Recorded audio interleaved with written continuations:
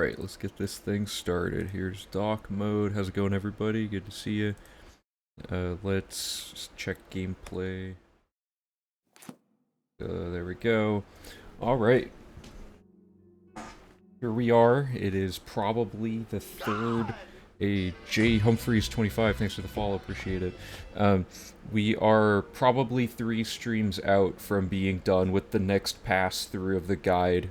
So where we left off last stream is we're in the middle of this big like anvil chunk of the route where we've pointed a bunch of quest lines and stuff at anvil and we're getting it all done at once. And unfortunately we're starting today with like 3 minutes of cutscene.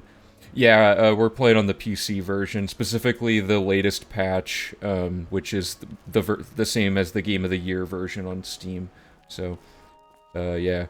So we are basically going to just finish routing out the rest of this quest, and if anyone can find a way to skip these cutscenes, that would be amazing, because this takes up like several minutes of the run just waiting for this ghost to talk to us. We tested a bunch of stuff, like the last pass-through of the route, and we couldn't find anything substantial. All we learned is that it appears that the cutscene stops advancing if you leave the room. Or rather, if the room completely unloads. So if you go like 2 loading screens away, it'll unload it. So, we're gonna get right into it. Let me open up the dock mode really quick here. I highlighted these instructions last time. This is where we left off, so I'm just going to get rid of this note. We're currently testing, yeah, we're trying to find, like, new glitches and stuff to skip everything, but, like, it appears that these cutscenes are programmed in a really unglitchable way. We tried it, we read, like, the construction set scripts and stuff, trying to find a way to break it. We couldn't find anything. So, this is our doc that we've been following with our like bullet points of what we should do at each point in the run, and we're basically taking each of these bullet points and we're pulling instructions from the previous route, adding new ones, reordering them, etc. to make a final interwoven list of objectives here. So we left off in the middle of Anvil's thing, so we just did a bunch of like Thieves Guild stuff while we were here and started a Fighters Guild quest. So we're going to finish Spirits, then we're going to do some more stuff related to, it looks like, what is this, Thieves Guild. We're finishing up the Thieves Guild quest, and we're turning in the Wandering Scholar quest, which is going to have a really fun spell stacking thing that we are going to test out here. So, let's test these 3 instructions. I'm going to leave the instructions up on the screen so I can read them on my monitor here. So, we're going to activate the altar, and just for fun, we're going to try to mess around to skip stuff. One thing you can maybe do is quick save, quick load when dialogue shows up to skip it. That's been proven to skip during certain cutscenes. Yeah, there's probably something. So far, we've found so many things that we were just... Okay, I gotta turn the voices down in this really quick. There's a bunch of stuff where we're just like, we can't possibly skip this, and we've just found all this crazy, like, really niche stuff just from doing a ton of random testing. So, like, we tried leaving this mansion and coming back and stuff to see if it, like, reloads the cutscene and whatnot, but we think it's tracking a variable that just picks right up where you left off. So, like, if I quick save and I start to leave this area, I'm gonna go back to gameplay mode. It's like if we leave this area, the cutscene keeps going because this area is still loaded in, as far as I know, unless I'm misremembering. So like it should go to the next dialogue. Or not, unless it's actually just taking this long. Maybe it's only if you're 1 zone away it stops working. So like if we go back in, it should kick back in, right? Maybe you also have to be a certain proximity to it? Or this just broke it irreparably and we have to try again. Okay, so that's inconclusive. I want to try this again. So let's load this here. We're going to activate the altar and then like immediately just leave and see what happens. It's always good to test this every time we come around to it in the routing, just in case we find something new. So if anyone has ideas, I'm very open to trying random stuff here. We've tried load warping out before. We've tried... I think we've tried this exact thing. that secret door open. Play on PS4. Alright, yeah, thanks. Yeah, the console versions typically have a lot of the same glitches. Oh, I've never used the actual key on this door yet. Waiting 24 hours. Yeah, let's try that. So far, though, this hasn't advanced anything. One thing that's a possibility is leaving and unloading it and going back in could keep, like, skipping the whole cutscene. That's a possibility. So, like, see, the thing starts when you're, like, within proximity of it. So, like, if we leave and then quick save, quick load, and it cancels it and we go back in, does that push the cutscene forward every time we step, like, right here? It doesn't appear like it did. So the timer is, like, running for this, thing, right? And we couldn't find any sequence break stuff where you, like, activate a later part of the quest. There seems to be no way to do that either. So let's just try waiting and see if that...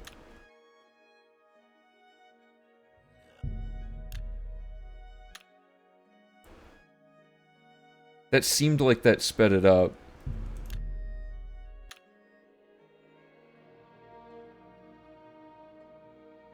Because you mean, like, if we wait 24 hours, it'll trigger, like, a scheduling thing, right? Let's just see if a full 24-hour wait does anything. I doubt that the in-game time tracker is advancing the same way as, like, the world time. Like, I'm pretty sure waiting doesn't advance variables that are timer-based. But it doesn't hurt to try it.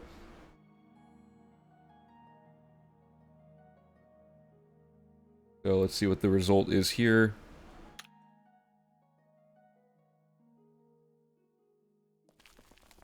Yeah, so the timer just keeps running now, because if you do console command, this, I suspect that this time here, which advances whenever the game is actively running the real, like, gameplay part, the time, not the gameplay, just the regular time, I'm fairly certain that is what the thing is using as its reference point. So, like, if we wait, it's not advancing that, even though... Oh, no, it is. Wait a minute. So maybe it could just be a totally separate variable that isn't tracking the same way. I think it was just like an integer that increments every, like, frame or whatever. But anyway, let's just run this normally. I don't want to spend too much time on this. I just like trying a few random things each time to see what happens.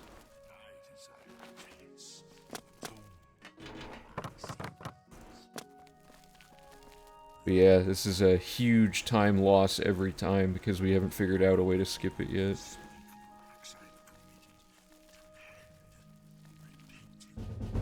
Oh, okay. I guess we're an expert in this.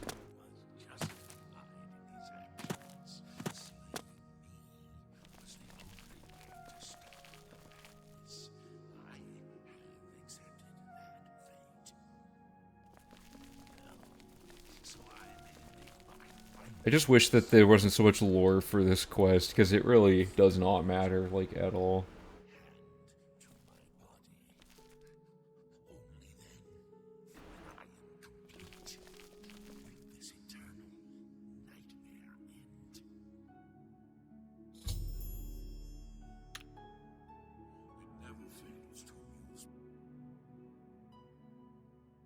So then he spawns here, and then I'm pretty sure we just one-shot him.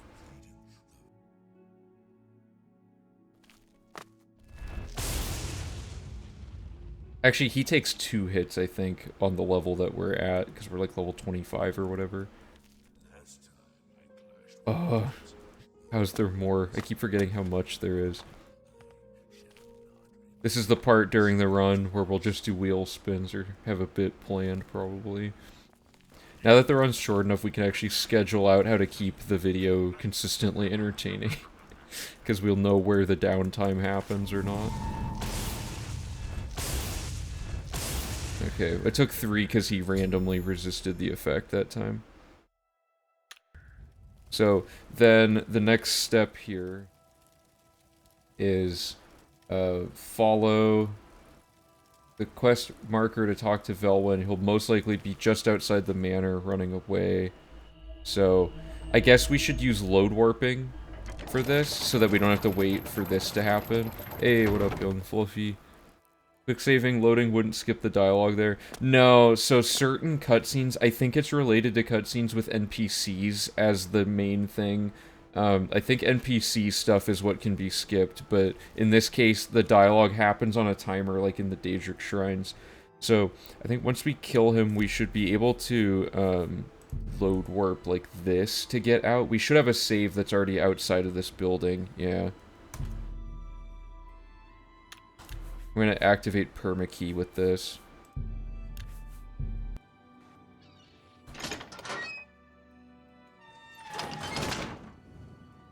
He's not physical. Yeah, exactly. Okay, so we're going to load warp the version of us that's in the altar room back through the front door. So that's what we're going to do. So there he is, and then we just talk to him. That way we prevent him from going to the Count's arms. So that should be quicker. That's a very mild time save. And the save we made... Did we write down to make this save?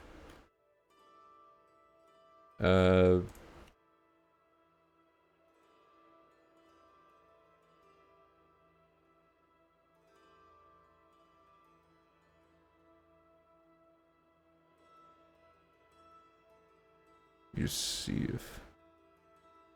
Yeah, Anvil Manor save. Have we did we use this, though? Yeah, we did. Okay, so we're gonna just make a new one when we enter.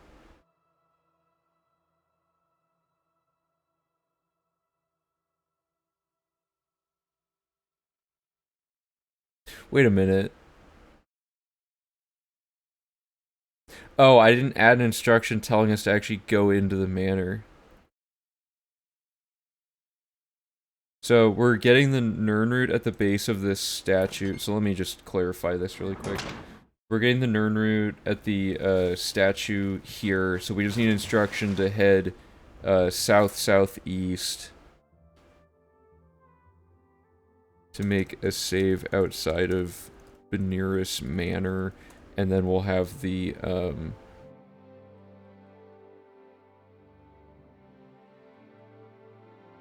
Then we'll have this business here. So head south-southeast to make a save outside of Beneris Manor. And then we'll just say this will be called temp save later.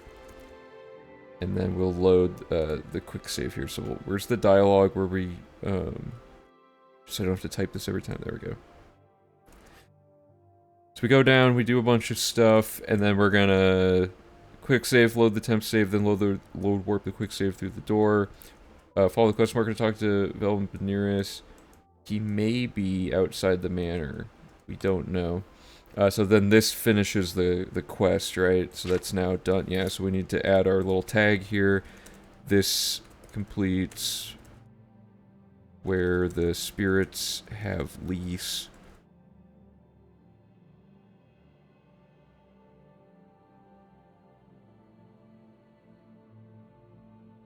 Okay.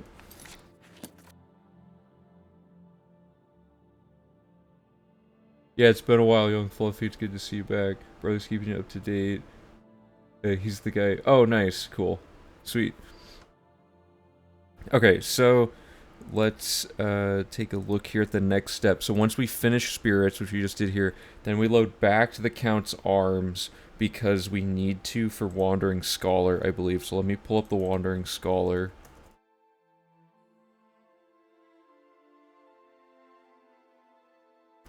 No. Why did we write that? Oh, it was probably just to get out of the manor in case he is at the Count's arms, yeah? But he probably won't be.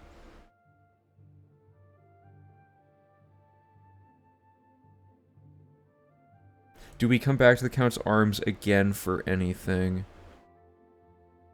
No. So...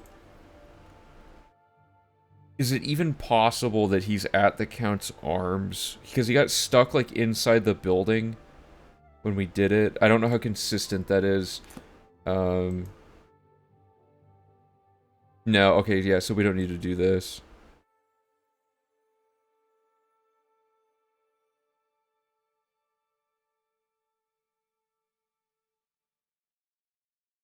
There we go.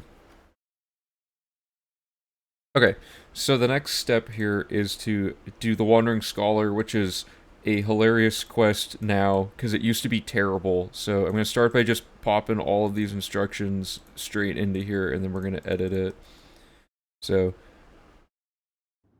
we'll get, I mean, the beginning of it's going to be pretty straightforward. So step 1, we're going to activate the Wandering Scholar.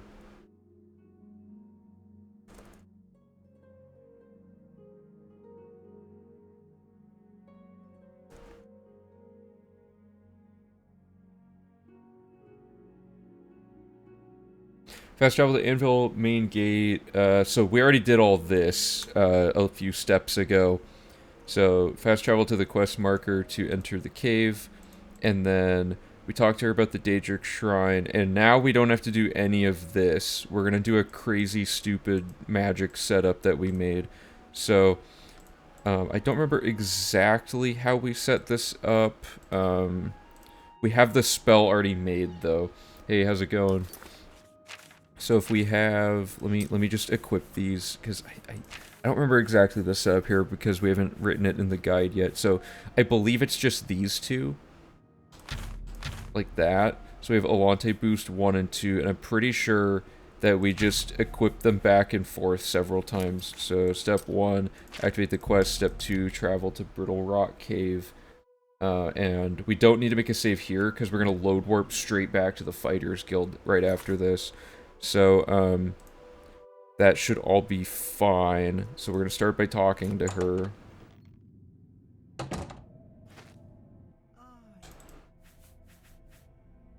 I think. Hold up. So I'm going to go to gameplay mode. We either set up the stack and then talk to her, or we just do it. So, I'm going to start. This should get her walking, and then I'm pretty sure we just go.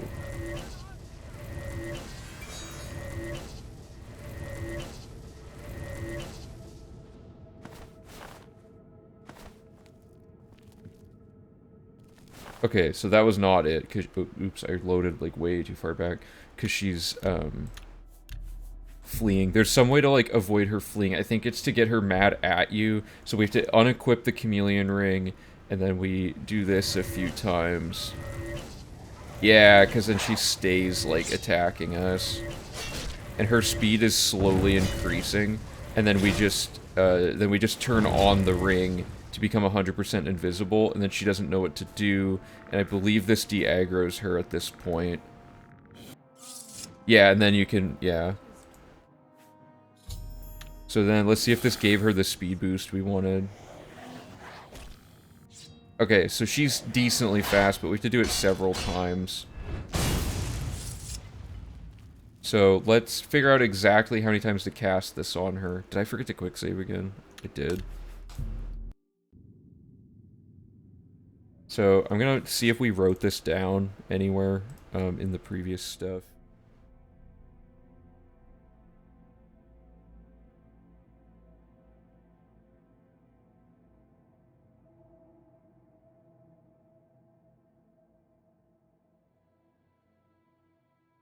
No, it's none of that.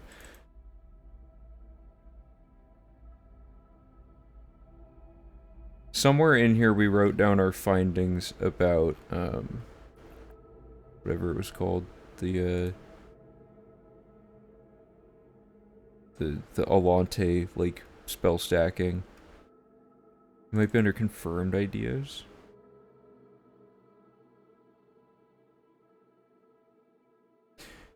Okay, here it is. 80% chameleon, use the horse spells, or in this case, our new improved spells. If you buff her too much, doesn't she get stuck? Why? Oh, because of the burden? Maybe. Well, but after 4 seconds, she'll just fly away, because the speed will stay for 2 minutes. But all the other stuff is just temporary effects on her to make her not move. So the goal is actually to burden her for those 4 seconds.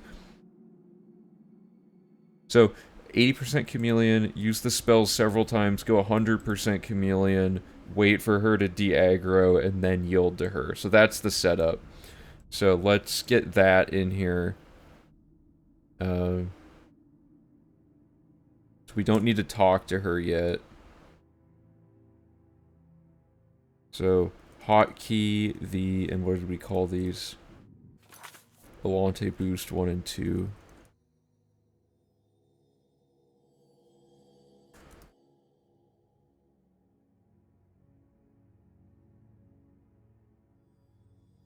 And let me double check that I already wrote these in during the Arcane University thing. Yep, there they are. That all looks correct. Just remember one time you buffed her so much she... Oh yeah, there is definitely like a point where it's too much, but the burden part is fine. It's just like, she'll get all like amped up, and then you wait 4 seconds, and then she just like disappears if you did it too much. So we're gonna figure out exactly how many times to cast it on her right now. Because before we were just making sure that it worked at all, so that we could add it to the general route logic, and now we need to make it very specific. So, hotkey the Alante boost 1 and 2 spells, cast, and then unequip your 100 chameleon ring, and repeatedly cast the 2 boost spells back and forth on Alante of Alinor.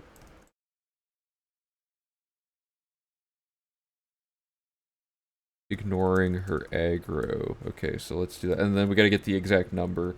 So I think it was like 11 or something, because it's exponential, so there's a very fine line where suddenly it's way too much. So... Oh, I didn't unequip Chameleon.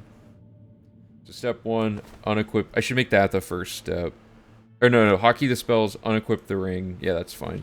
And then we go, 1, 2, 3, 4, 5, 6, 7, 8, 9, 10, 11, and then we go 100% Chameleon, and then we spam yield on her until she de-aggros. So now we're back in it. I think she'll be moving crazy fast after the burden wears off. So that's pretty fast. That's gonna speed this up pretty significantly. I think we used to make her go even faster, though. Maybe it's more than 11. Yeah, we can go more than 11.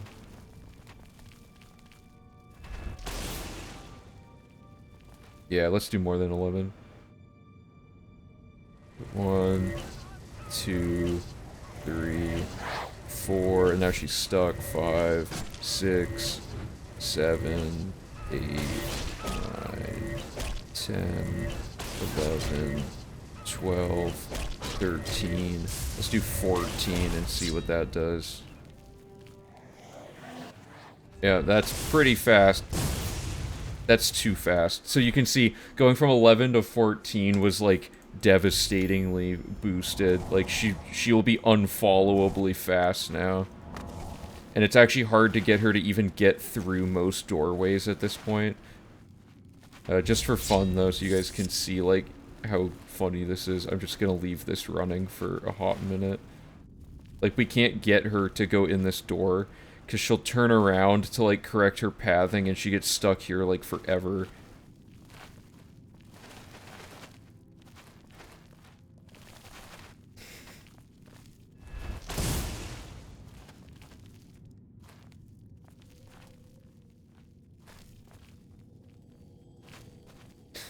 So 14's too much, 11's too little, so now we'll just try 12 and 13 and see which one's the most controllable. This is still faster than this quest would normally take, though, with all things considered. The other thing was the possibility of using Frenzy to teleport her next to us or something. Someone mentioned there was a glitch about that, so I'm gonna look on the Discord in a second here and try to find a... Oops, and try to find a ping about that.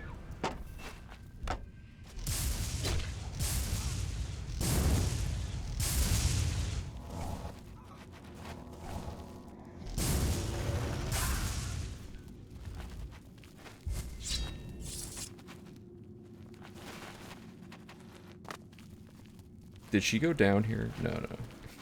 Dude, this doorway's massive. How come she can't get through this one? The pathfinding is incredible on these. There we... Oh, come on. Why would you turn left? There we go. She's gonna actually die of fall damage.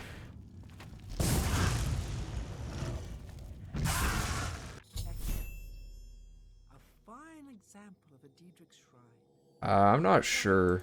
I don't know what the deal is with this quest.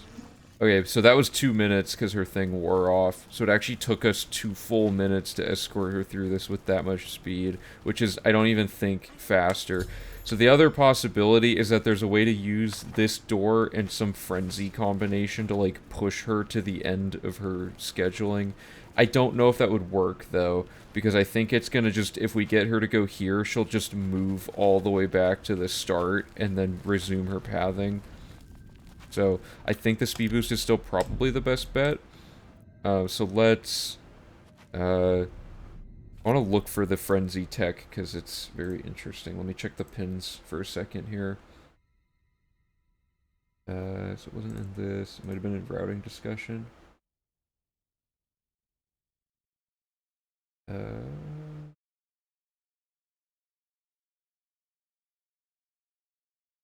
Where was this? Would have been in glitch hunting. Sorry, I gotta take a second to find this. Oh, it was Command Humanoid. Here we go. Command Humanoid is interesting because when you talk to him and finish his dialogue, he casts a spell on you which enables player controls. Oh, that was a different... That's interesting as well. I can't find... Let's just mess with Command Humanoid and Frenzy and see if either of those does anything interesting to her. So somewhere in here I think we already had a Command Humanoid thing on this run, even though we don't need it for the regular run. I'm just gonna add the spell. Let me find it really quick.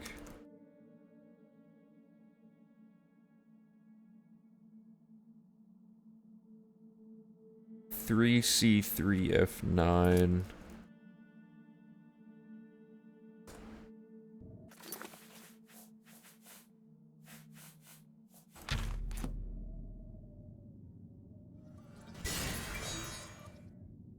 And then, I don't know, is there some way to move her to follow us at that point? Shouldn't she be following us right now? Maybe that didn't do anything. Because there was a thing where, like, if you go to jail, certain characters will just appear next to you for some reason.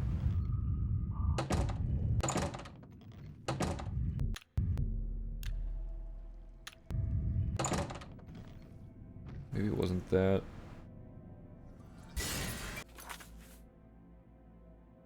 Maybe she's higher than level 9.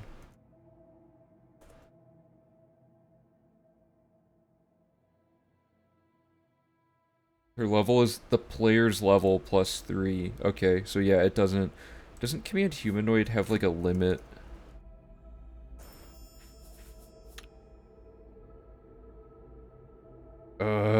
We can't quite do it. Because it has a limit of 25, but, her level's 29.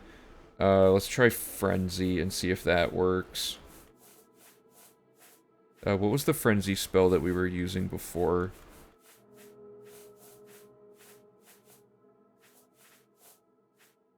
Am I blind? Oh, we don't have it, because on this version of the run we hadn't implemented that yet. Okay, so we want Touch of Rage, so A981C.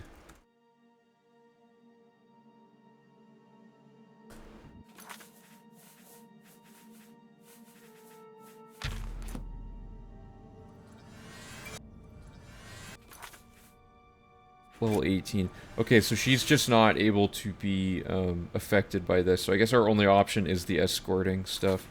So let's just roll this again.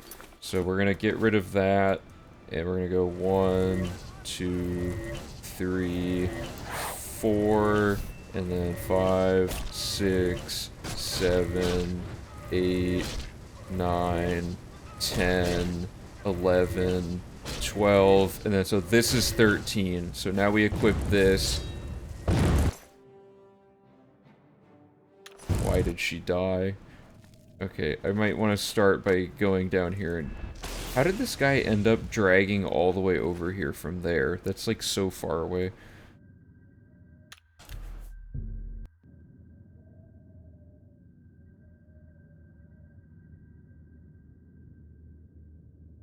It says 25, but I think it's actually unlimited. Frenzy also 25. Wait, what do you mean? Like 25 means anything? Like 25 and up for that particular, like the highest magnitude will cover everything, or? Well, so starting Chameleon means that this won't work, because the way the aggro on her works is we have to do this, otherwise she'll be fleeing forever.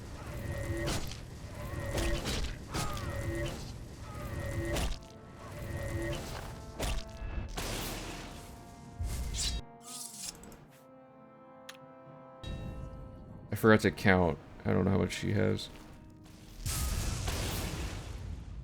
Also, I'm burdened for like 20 years, but I can't wait. Did she burden me, or did she like somehow reflect back at me? I don't know what just happened. Okay, 1, 2, 3, 4. So now she's stuck. 5, 6, 7, 8, 9, 10, 11, 12, 13. Re-equip the ring. Kill this guy. And then yield it. Okay, so that seems like that works. So this is 13. How controllable is 13? Still pretty rough, but slightly more manageable. She got through that on her first try. 13 looks actually pretty good.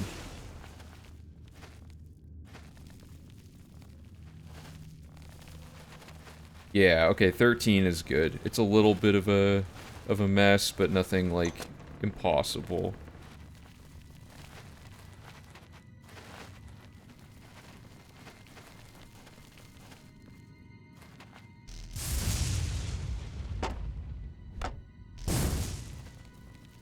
Where did she go? Okay.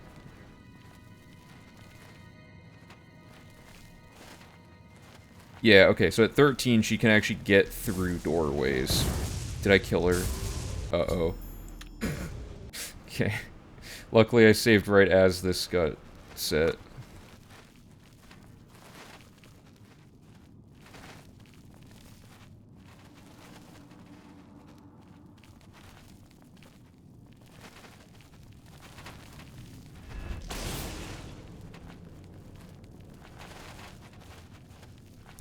Yeah, 13 looks pretty good to me. We can run basically at full speed, and we only have to stop occasionally if she, like, you know. This is not a good situation. Oh my god, please equip. Okay, there we go. Actually, did she even make it in here yet? I thought she was, like, right behind me and was just gonna die instantly. There we go. Dude, you were in there. Come on.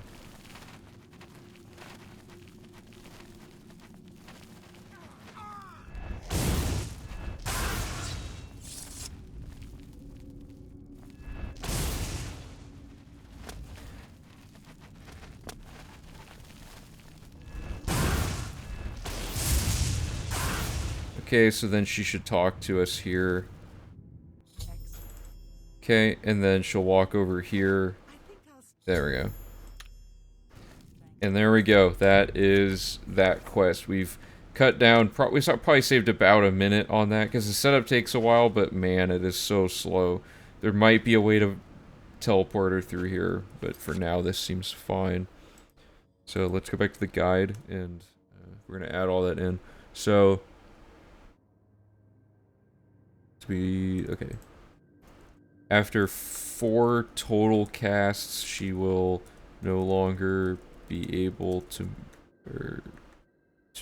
move. So continue casting on her until a total of 13 spells are stacked up.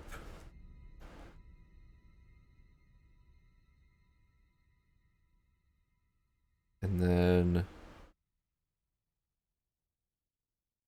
Okay.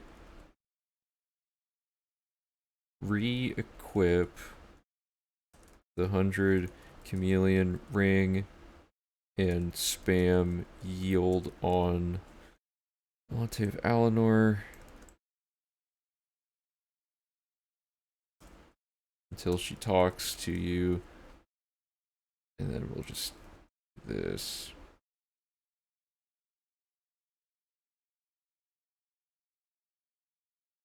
Run behind Relative Alinor. I'm gonna do this because on the website we'll want it to say her exact name every time. Run behind Relative Alinor as she goes through the cave system and kill anything in the rooms that she walks towards. Do not enter the second zone of this cave. Perform magic and acrobat. We don't need to do this. Once she stops and talks to you at the end of the cave.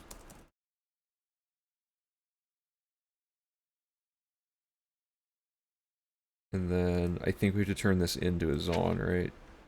Yeah, okay. And then we're going to read the book, which is 2920 Morningstar V1. Cool, so then we quick save, we load the Fighters Guild save here, and we load warp back in. How does weakness to magic interact with illusion spells? Oh, I'm not actually sure. Are you saying we could boost it with weakness to magic and then cast to make the magnitude of, the player level be larger for the command humanoid? Is that the idea? Because that might actually work. Wait, this isn't... Did I not make a Fighters Guild save?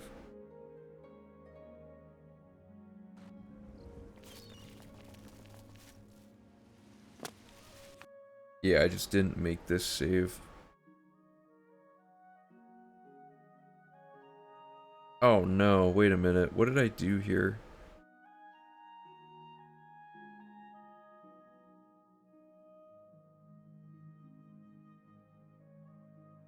I erased the Fighters Guild save, but I wanted to only erase this.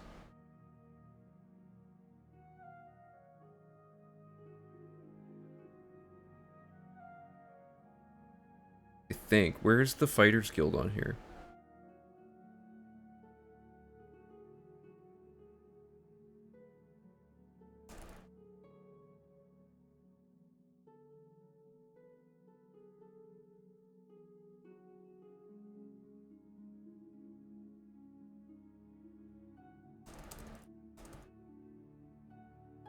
Okay, so then we want to do this.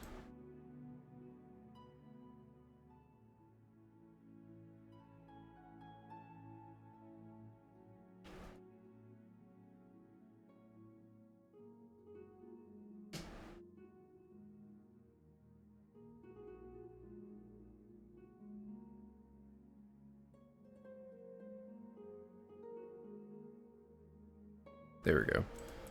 We say contract, advancement, contract. Alright, we can test that in a second. I'll just load the other save when we're back from this.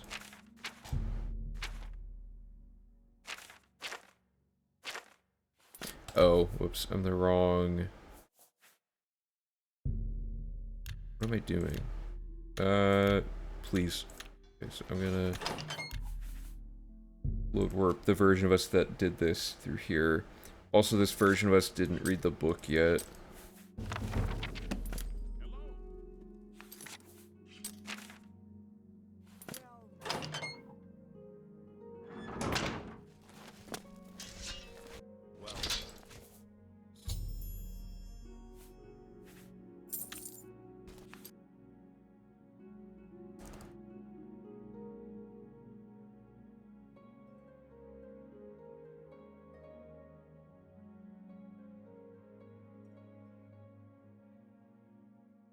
Okay. We read that book and did that. Fighters Guild, etc. So the next step is all this stuff, but before I do that, let's test this theory about the weakness to magic stacking. So I'm gonna make this save, and then I'm just gonna load the Alante save and mess around here. So the theory Shonky has is that if we stack these weakness to magics, and then we throw... let me pull up the 2 spells. So if we cast these back and forth over and over, so like...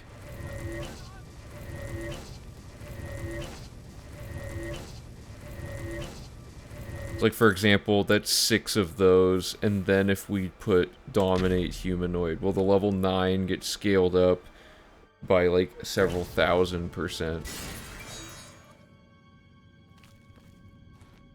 And this was inconclusive, I guess. How do we see active effects on somebody again? Does anyone remember? There's, like, a certain TDT menu or something that does it, I think.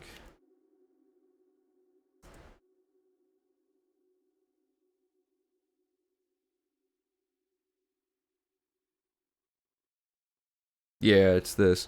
Okay. She has...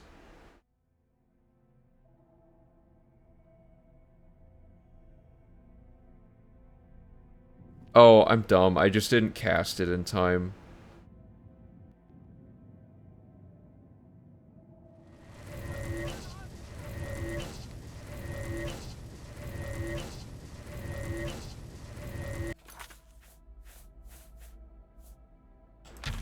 So she currently has... Sorry, this is hard to read. A 2000% weakness to magicka, right? So this should be 20 times 9. So that should definitely be enough. So we...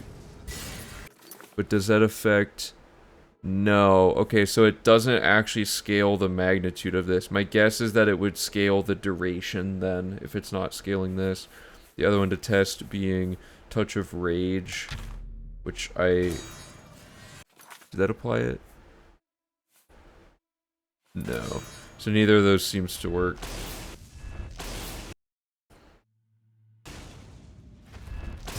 Unless my theories are... or my way of testing it is wrong somehow. That's a good idea, though.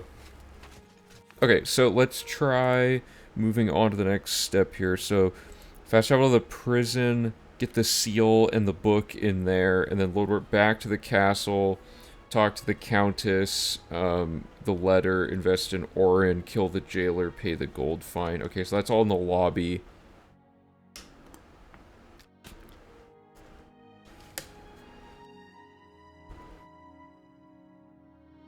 So let's find... We don't need this anymore.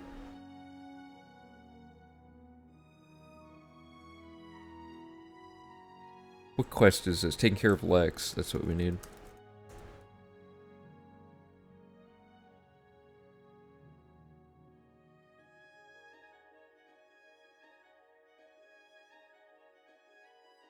Okay, so yeah, we need this.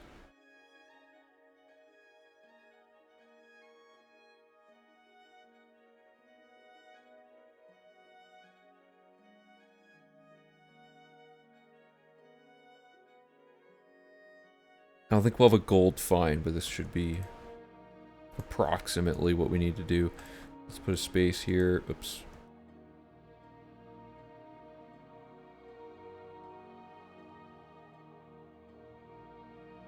Okay, fast travel to the quest marker. So step 1 is to activate the taking care of Lex quest.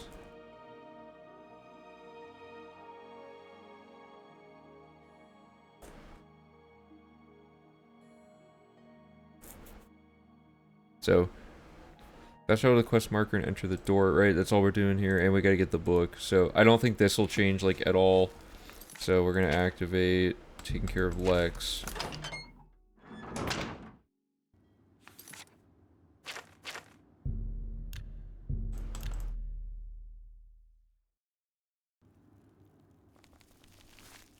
It says to go through the door past the one the quest marker's pointing to, which is correct. Activate the Imperial Legion seal on the desk. Head upstairs to the barracks and read Chimmervarvamidium on the top shelf in the southwest corner. Yep, so that's this. And it says pay gold fine to a guard. We don't need that anymore. We must have paid something else. some other time. And then it says, fast travel to the quest marker to talk to Malona Umbranox. That's probably actually about as fast as having to set up all the load warps and stuff, so let's just do that. Because we're just going to enter the castle. This loses, like, maybe, like, 5 seconds to do this at most. And then wait till 9 a.m., I guess.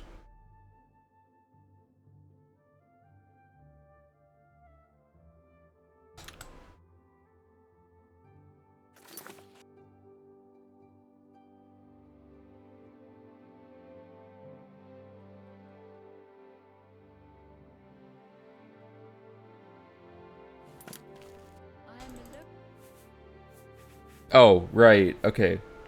So she has aid for Bruma, right? That's Countess aid plus the letter. So we need to add aid for Bruma in here.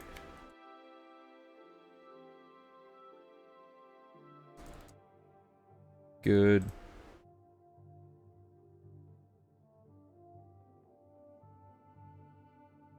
Well, we did write Load Warp Castle Anvil. Did we make a save for Castle Anvil at the start of this?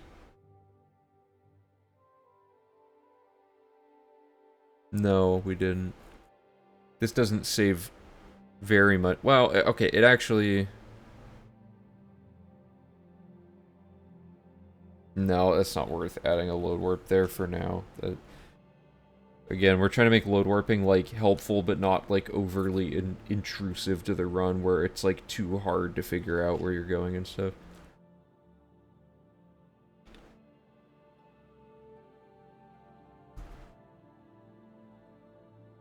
Certain spells, like Paralyze and stuff, all they do is increase the duration. So it's possible that, like, for some reason they programmed certain illusion spells to behave differently when boosted by weakness to magic so that their duration is increased and stuff like that. So, 8 for Bruma and the new guard captain. Okay. And was there any extra non-quest related stuff here? Invest in Orin, kill a jailer, and then we don't need to pay a gold fine because we're invisible, so... on your way to Castle Anvil, head northwest just before the main exit to enter the smithy. And then invest in Orin.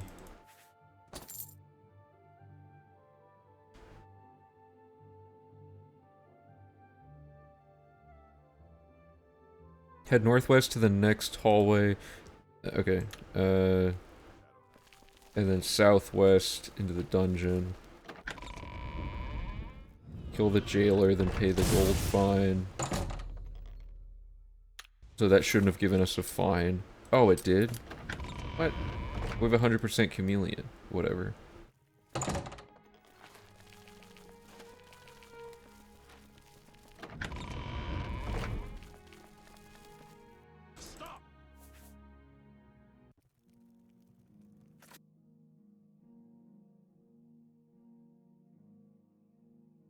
Oh, right, we have to pay the gold fine immediately because we had talked to Lex. Are we doing the next part of the Lex thing?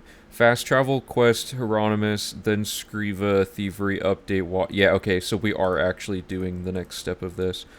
So, we're gonna just finish this quest up, it looks like. Because Hieronymus can be kind of anywhere, so we can't really see how he moved districts. So we can't really rely on exactly where he's going to be for this particular quest, and whatnot. This prevents being hunted down. Oh, interesting. Well, I figured people wouldn't be able to, like, catch us, though, but anyway. So, we talk to him. We say new guard captain. Cool. And then we're going to fast travel to Scriva.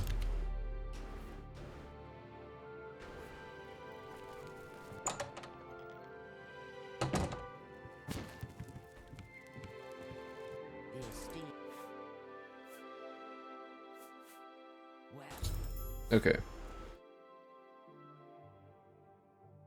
So that was fast travel, quest, Hieronymus, Scriva blood, thievery, update, waterfront, Methadol. Okay, so...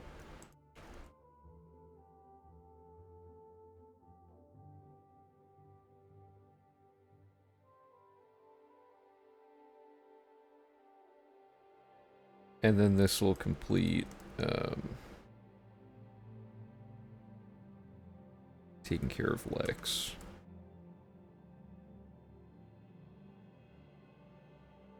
Okay. And then Thievery update and go to the waterfront to talk to Metherdel. So this is just like a little bit of cleanup. So I think it'll just update it for us at some point. It's gonna be fast travel to the waterfront, wait for Thievery to update, and then wait for Metherdel to approach us.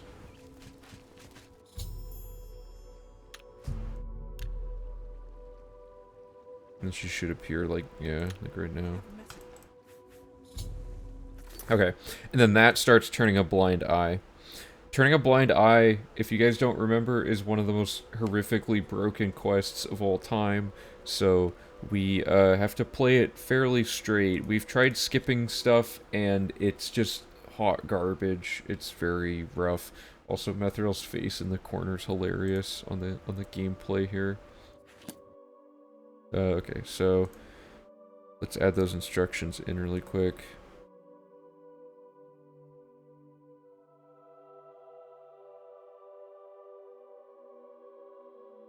Okay, so that is the end of the anvil chunk of stuff. So now it looks like we just did a bunch of cleanup quests here to make sure we have everything we need in preparation for random skill books next. Because basically, the only real thing left to do now is a bunch of places are telling us to go to Bruma all at once. And in the middle of all the Bruma stuff, we're getting random skill books as a reward. And we need to get those before we start looking for the truly random skill books through loot, so that we know which ones we don't need to look for, right? So, I guess these are all just... this whole split will just be called, like, quest cleanup, I think.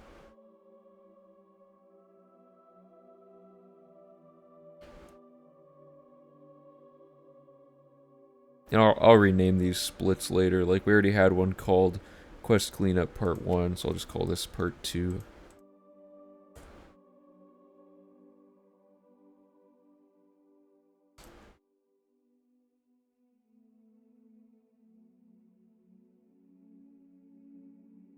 Because there's ways to, like, break turning a blind eye out of order, but it, like, messes up other aspects of the quest is the problem. Okay, so... Step 1, we're going to do Fighters Guild stuff. So we're going to do the Trolls quest that we just got in Anvil, load warp back to the Anvil Fighters Guild to turn that in, and then start the Elysia quest, and then that tells us to go to Breville, and then, or to Bruma. And since the next step is to go to Bruma, we're going to also finish lifting the veil up to the part where it tells us to get back to Bruma to talk to the Countess. And then we're going to go to Kvatch, because we're already doing stuff, so why not? And oh yeah, because Bruma's gonna be our last aid that we get, I believe. So we'll get aid from Savlian at Allies for Bruma, and then that makes it so the last step is to go to Bruma for the actual fight for the main quest. And then the other small thing is we have to clean up the main quest stuff to be able to go to Bruma. Since the main quest isn't quite at the point yet where we can do the big fight and everything. And then once we get to Bruma, we have this crazy thing. Someone made a meme out of it. Let me find it.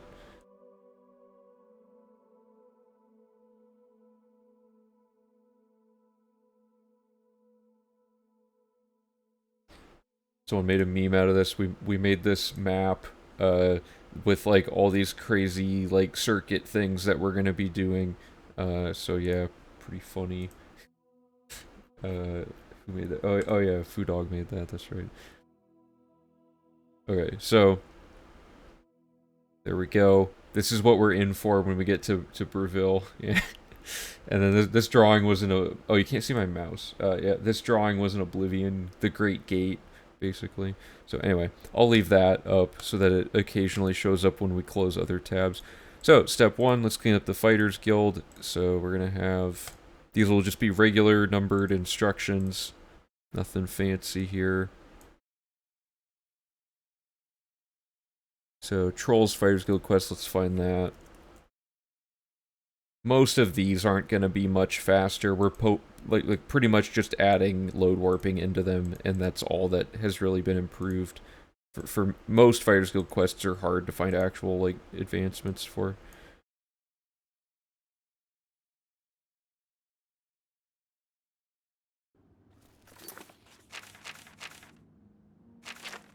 Oh, we haven't even talked to Modron yet for this, huh? So, do we have a save outside of Modron's house? I think we do, in the Coral Circuit. Yeah, Modron save.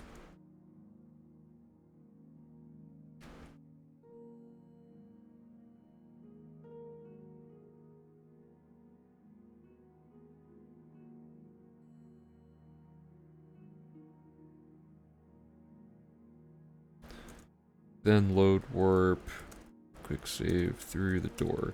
Now, I don't remember what save number this is or if I even made one, so bear with me here for a second.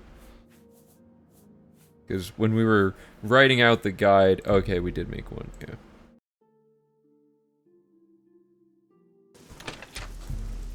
So Modron should just, like, be in here, I'm pretty sure. No, okay, we gotta wait till...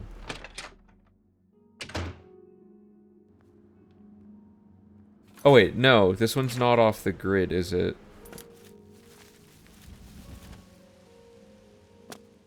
We don't want Modron save, we want, we're just gonna go to the Fighters Guild, like, for real, I'm pretty sure. Yeah. Okay, so let me change the instruction here. How is there a quest marker for this?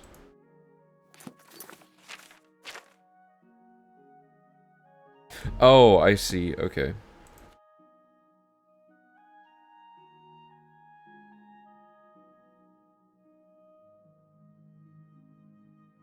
I forgot that talking to the other guy, Azan, like, makes you go here. Let's go from... Oh. Yeah, let's go from here.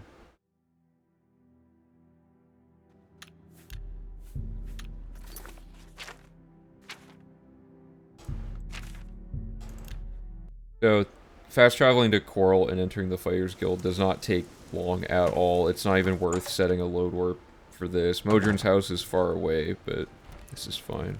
So we're gonna talk to him about duties, and then Varanus, and then...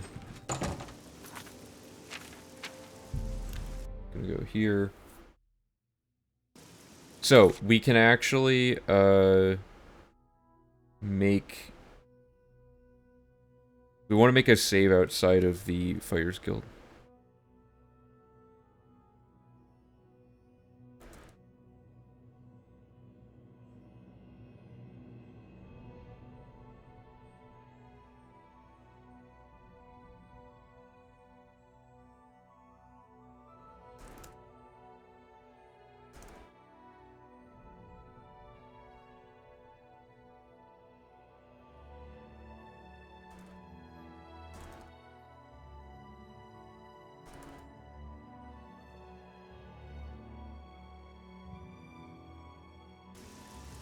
Okay, so we're gonna enter Forsaken Mine. Hug the right wall and go down the... Oh, no. The Fighters Guild save... the Fighters Guild save doesn't work.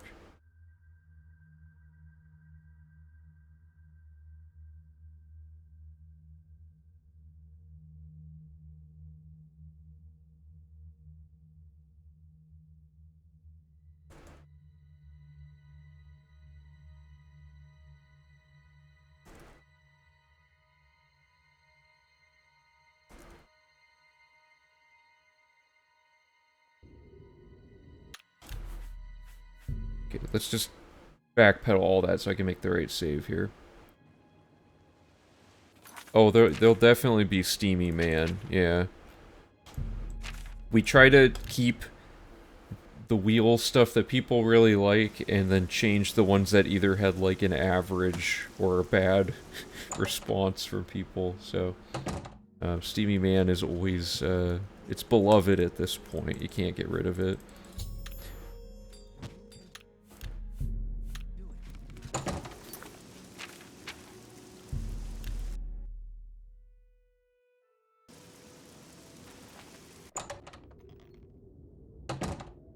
Hug the right wall and go down the partially hidden path. Yeah. In front of Ashes' corpse. Yep. And then... Uh-oh. Oh, okay. It looked like my OBS was going to crash for some reason. Follow the quest marker in the second zone.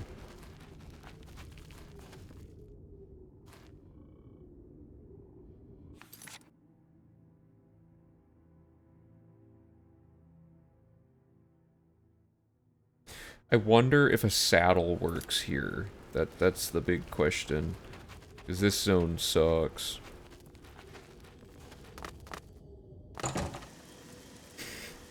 Yeah, people like chaining steamy mans together.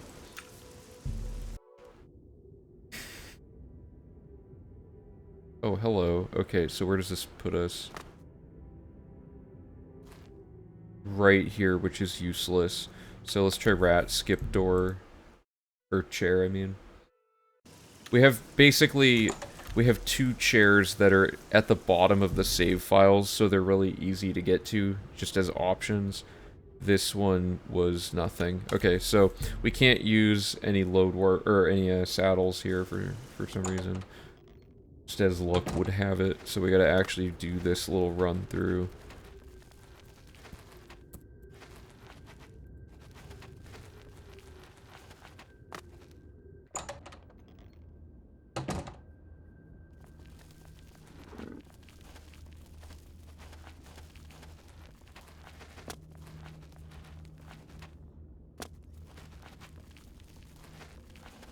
Okay, and there we go, and then it says, and I don't need to say you don't need to kill the enemies. Quick save, then take, oh. Then take the bloody journal off the corpse, stand around the corpse until it updates. If it doesn't ever update, try opening and closing the inventory or quick load.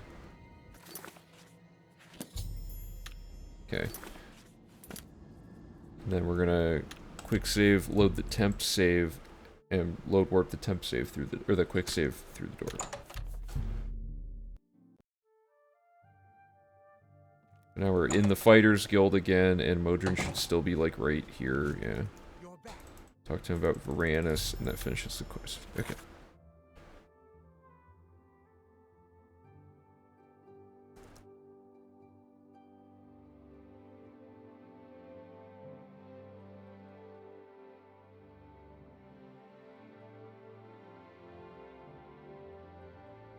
So, quick, let me just find the temp save blurb, because we use it so often. There we go. And we'll just call this follow the quest marker to talk to Modron. This completes Trolls of the Forsaken Mine. Good. And then next segment, because we just did all that. So, now that we've done that, we need to start the Elysia quest. So, we need to... Okay, so we need to start one of the other quests really quick. So this part is where we couldn't really avoid the slight inefficiencies of certain quest lines, like going back to Anvil, even though we were already there, instead of layering all three of these. Some of that stuff was just kind of hard to do. But you'll see the first step is to talk to Azan, and then the next step is to talk to Surik, right? So...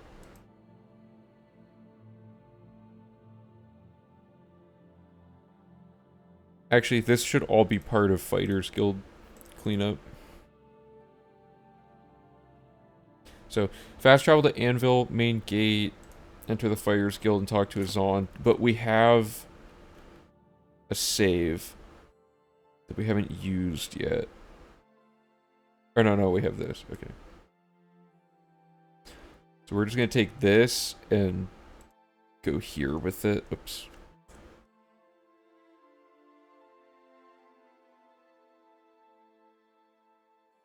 Yeah, there we go. Okay. So, quick save, load the Azan save wherever that may be. Oh, I didn't make, like, a real one. I keep forgetting to do it. Oh. Did my chat freak out? It says, welcome to the chat room, but I never left. everything's probably broken.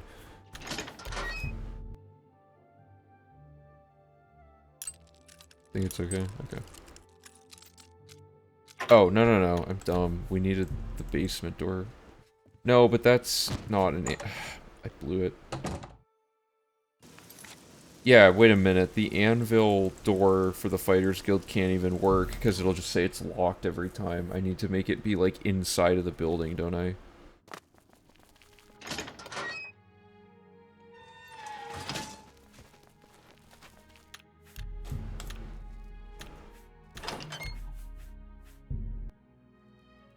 This should be good, yeah.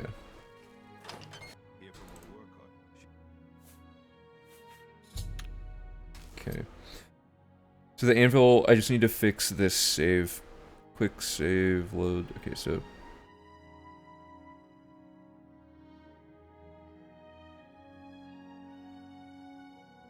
to enter the Fighters Guild, and then we're gonna move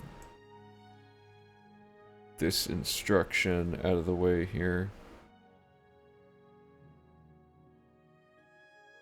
Talk to Zon, he may be upstairs, blah blah blah. And then I'm gonna make an instruction, make a save facing the door to the second floor of the Fighters Guild. That way we avoid that stupid thing where the lock is happening on the door.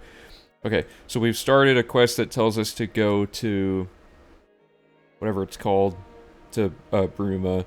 So the next step here is to... we've done all the Fighters Guild stuff, now we need to do lifting the veil things, and we found a sick saddle that skips like half of the traveling of lifting the veil.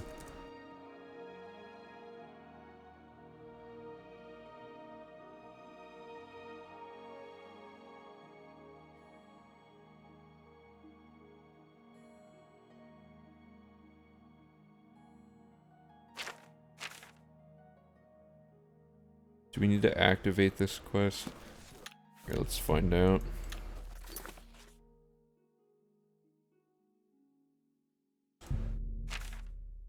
Yeah, there's no quest marker. Maybe Twitch is just breaking. Maybe that's why chat freaked out. Okay, so let's just do these steps and see. I'm pretty sure the saddle skips to the door to Pale Pass. Step 1 is to... oh yeah, we don't have Serpent's Trail, so we're gonna say Dragon Claw Rock, and then we're gonna find Serpent's Trail, and then we'll have all locations discovered.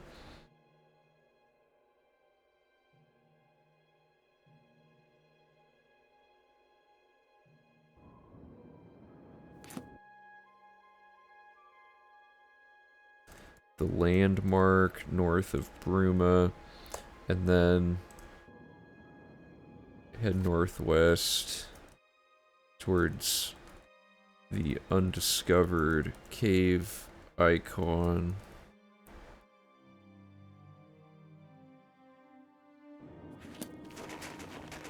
So this is the last travel section of the run, because I think we have 366 locations. Yeah, we have 366 locations. So this should be the final place to find.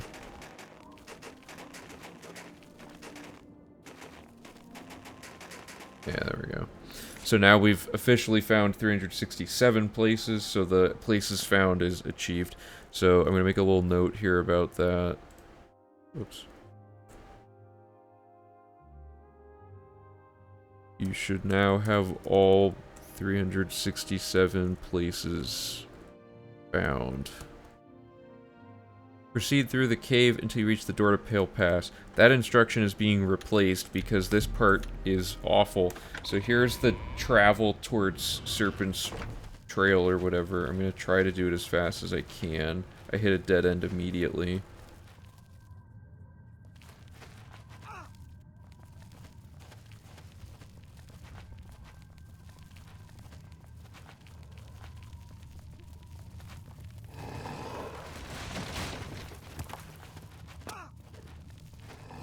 So you can see the problem here.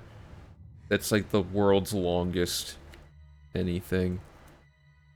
Oop, nope. It's a pretty brutally long walk filled with a bunch of annoying dead ends and stuff. It just keeps going. Like, look at all that.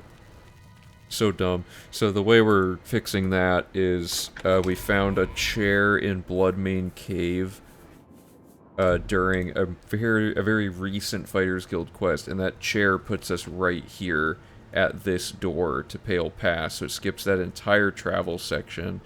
And then the next step is to load warp the quick save of us into Pale Pass. Like that, so now we're in. Oh, no, now, unfortunately, we couldn't find something that launches us all the way to the end of this section, as far as I can remember. So...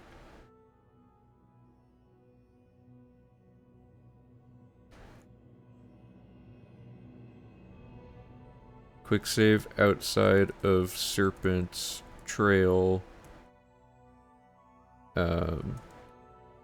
Load warp the Pale, or the Bloodmane Cave. So where's that? Let me find that really quick.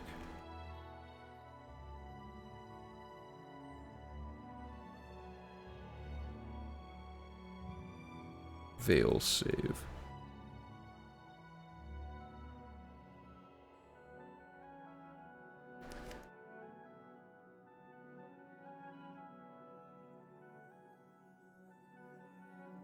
So this is saddling, and then it'll say, and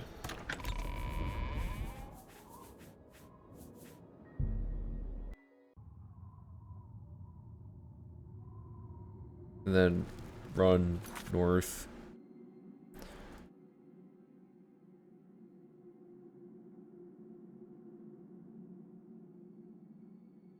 And load warp the quick save through the door to Pale Pass. So this... oh, sorry, you can't see the instructions. So what that does is it puts an old version of our character at the end of the Pale Pass cave... or the Serpent's Trail cave system, so we don't have to do all that running.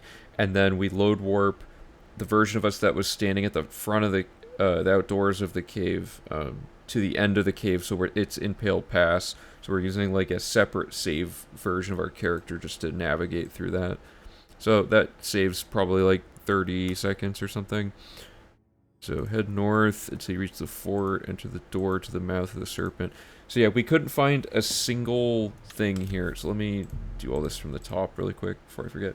We couldn't find a single location that skips the walk to the end of Pale Pass, unfortunately.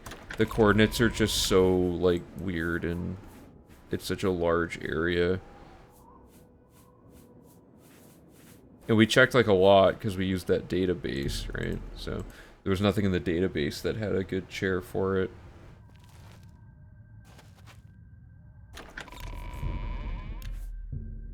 Okay, so this puts us at Pale Pass. So then, it just says to head north, so we're gonna do that.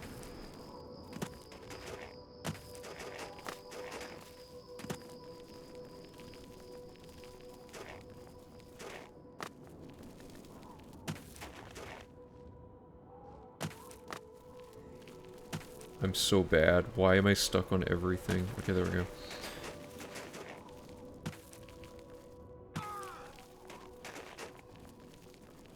Wonder if there's a sick item launch that can work here.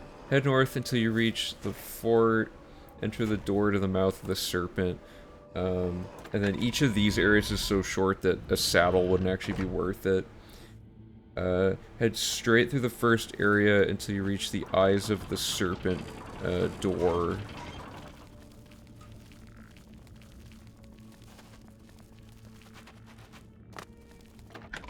That's that. Hug the right wall until you reach the Fangs of the Serpent.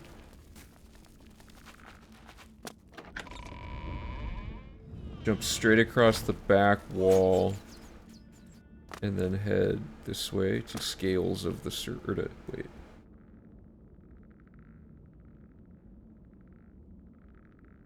Yeah, Venom of the Serpent. Sorry, I read the wrong instruction. And then, do we need to kill the Akavari commander? Because all we need is the Mad Stone, which is right here, which is connected to this needs a key door that permakey can't open.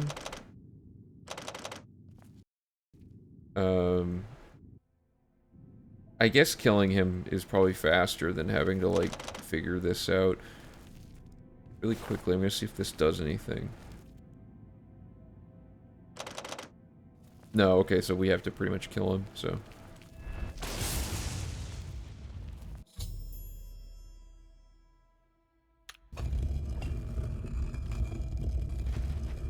Okay, then we get the Mad Stone. And then what does it say to do here? Make it the long journey back to the Countess and Bruma. So, we don't need to, like, exit Pale Pass anymore, because, you know, load warping, which is sweet. So this door would have been locked anyway, so... now that we have the Mad Stone, we just quick save and we go do our thing.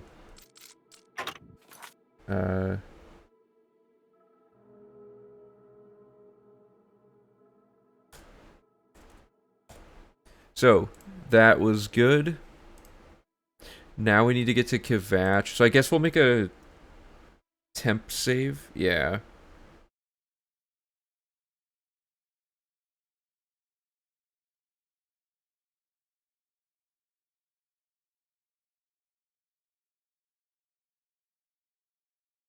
Oh, sorry.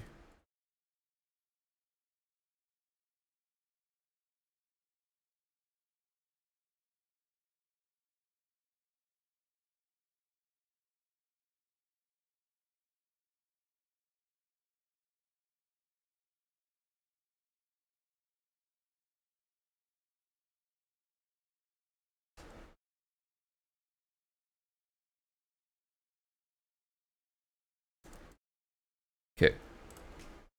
So get out of here, we're gonna quick save. We're gonna load this save that I happened to make outside of here.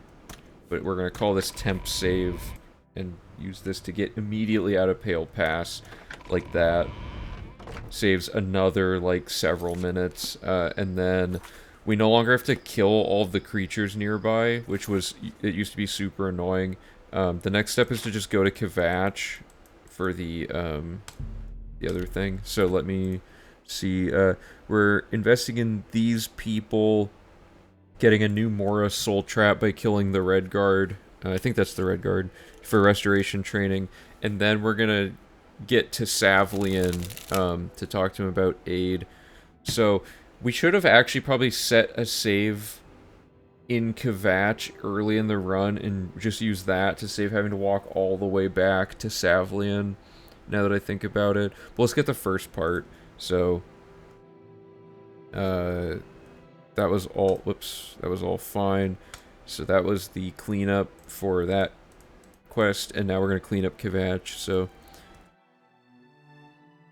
Fast travel to Kvatch.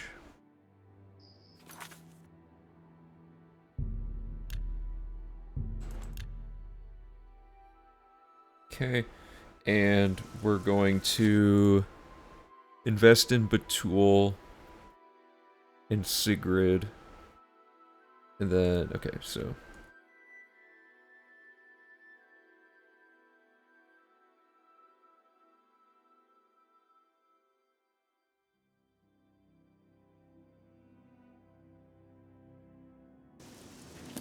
let's find them.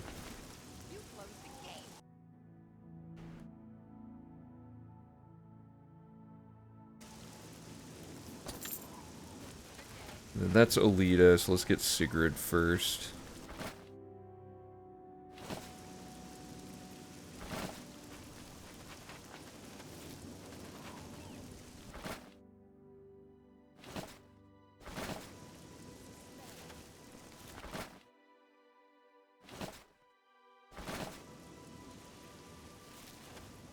Oh, there she is.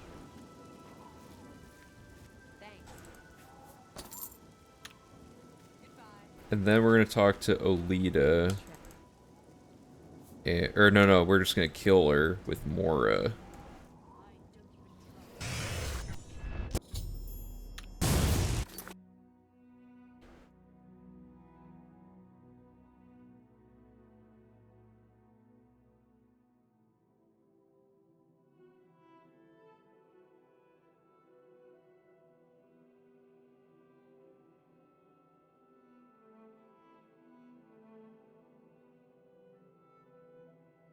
Okay, so that takes care of yet another soul we need for the Hermaeus Mora quest, and it finishes restoration training because she dies, so win-win right there. And then we're gonna go talk to Savlian to get his aid for this quest. So this completes, whoops. This completes restoration training.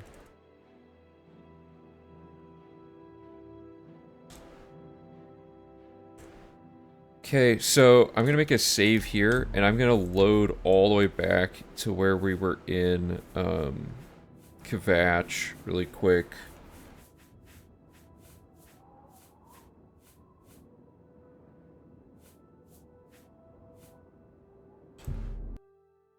So pretend I made a save here, right?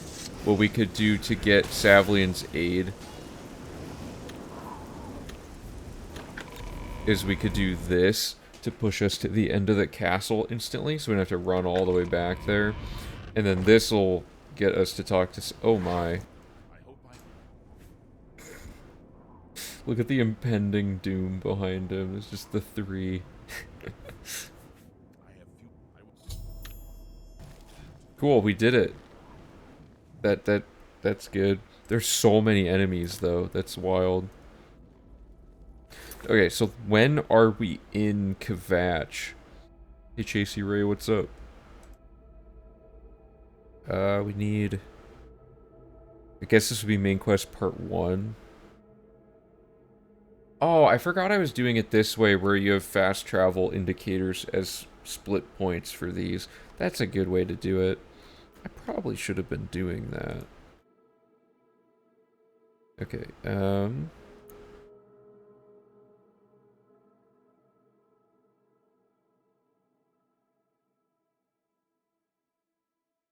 okay.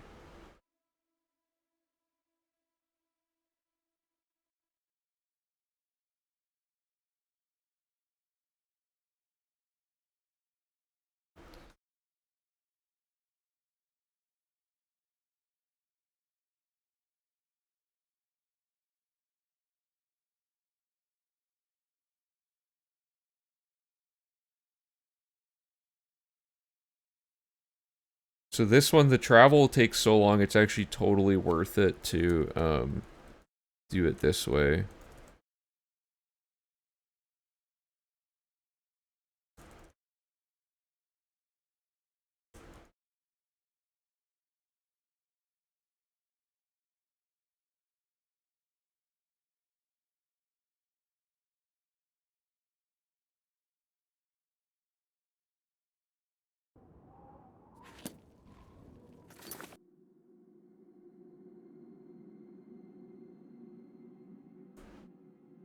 There we go. Hey Pennell, how's it going? Welcome. So we got talk to Savley and aid for Bruma. Did that finish the quest? I believe it did. Yeah, so this completes allies for Bruma, finally. We've been slowly chipping away at it for like a million years. Okay, so that cleans up the Kvatch related stuff there, which is nice.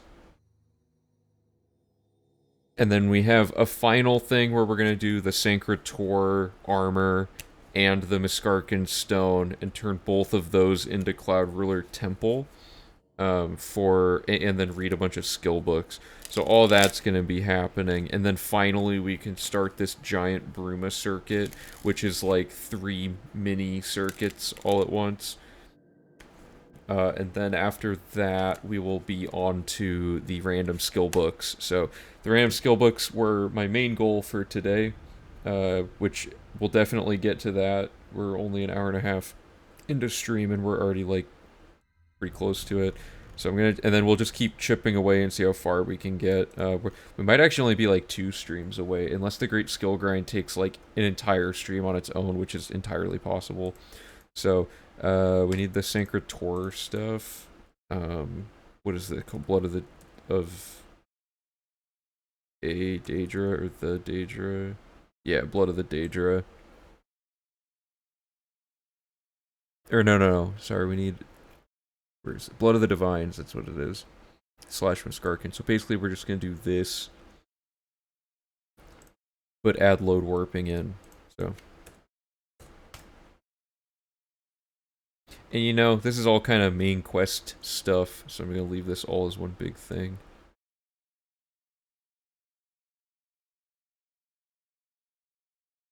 So, do we have Blood of the Daedra active? Or, like, able to be active? Sorry, Blood of the Divines, yeah.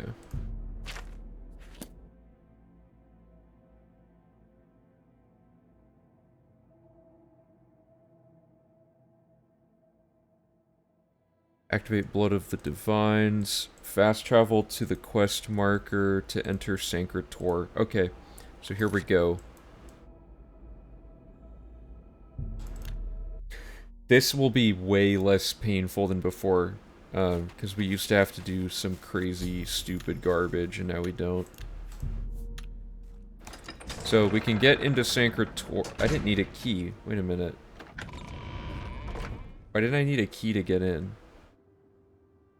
Usually you need a key to get in here, even with permakey. Oh, it used it. I didn't see that. Okay. But we're gonna clip and skip like all of this basically is the main function here. Like this, but with skooma and then fall down there. We might also, there might actually just be like a saddle, unless this door doesn't work, so.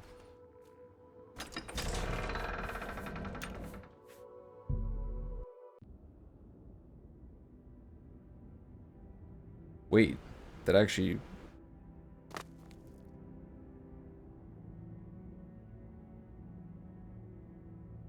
Is that faster?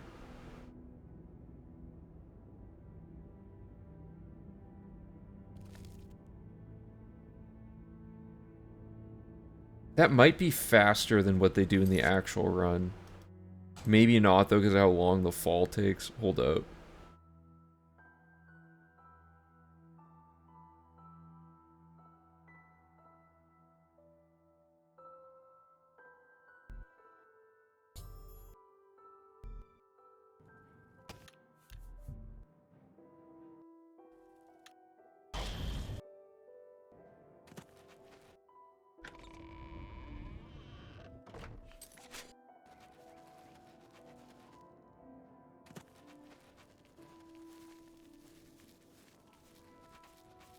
This... Yeah, this is Sanctuary, right?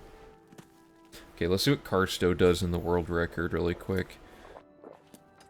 The skooma clip might be faster. This is way easier, though. Oh, that's totally faster than the load warp. And then, yeah, and then he just uses this.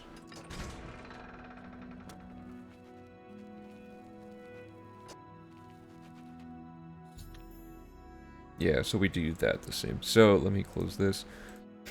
I'm pretty sure this is better, though, for our purposes, because we're going for consistent strats, and save clips are notoriously not always consistent. So I would say we should go for the saddle skip here, because we can guarantee that we'll void warp back to that door. So activate Blood of the Divines, and we'll say fast travel to the quest marker, and load and approach the entrance to Sanctuary. And then we'll say load warp the, and what did we call the very beginning of this?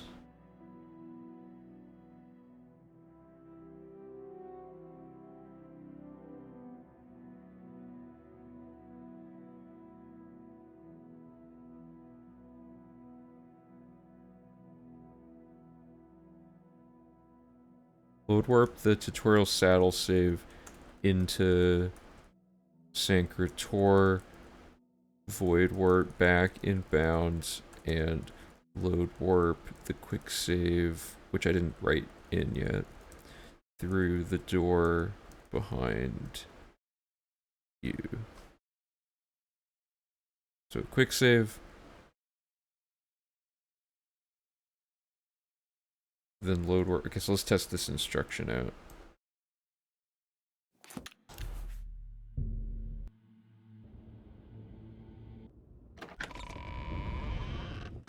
So, quick save.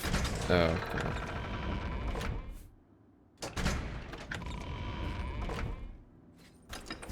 Load warp the tutorial save into Sancrator. I'm gonna press nothing and see if this void warps us where we need to go. Oh, there's like a dude under there. That's weird.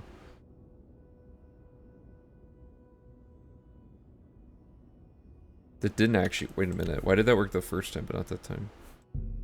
We have to run forward.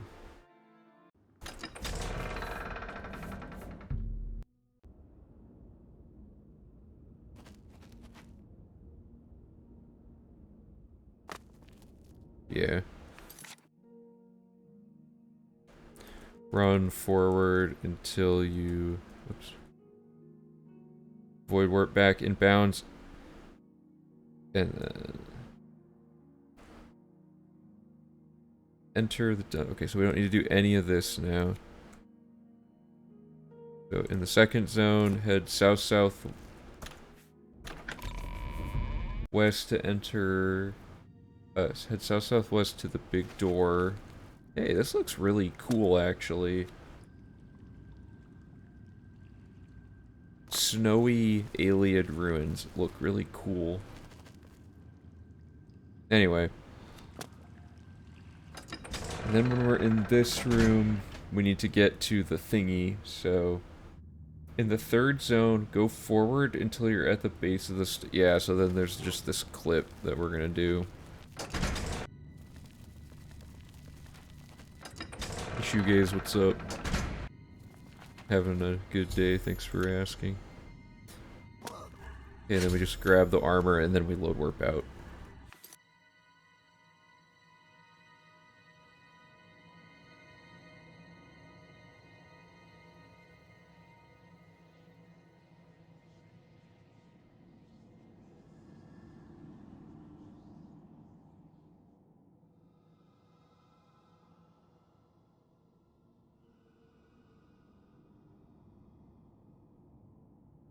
Okay, so the hard part is getting out of here. So we can just skip this. I'm trying to think, what's the best save we have access to?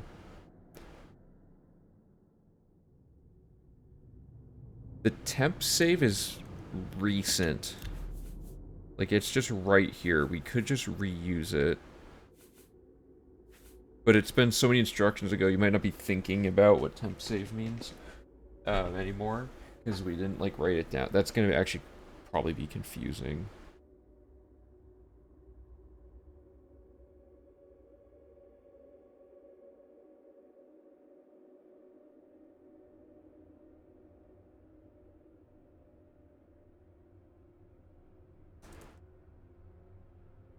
Make a new temp save then.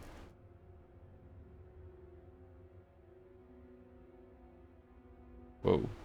What just... Oh, yeah, it's the scale of the web page. Whoops.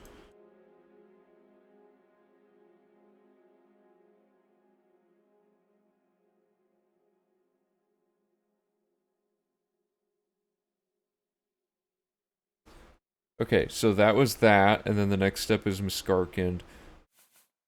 So we quick save, we load this save to get outside, and then we load warp the quick save back in. Grinding your strength stat, nice. Instruct to name the temp save something specific. No, so these are saves we only use once. We use them to... temp saves just mean we make a save outside of a dungeon, then we go in and do whatever's in that dungeon, and then we immediately load warp out. It's just so we don't have to, like, have a really long list of save names that aren't going to be reused ever. So temp saves are typically only used once or twice in a very short span of time right after you make them.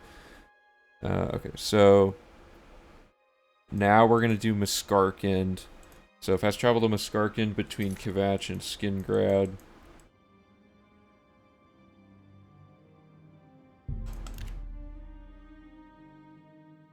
I'm gonna write that it's an Iliad ruin, just to be clear.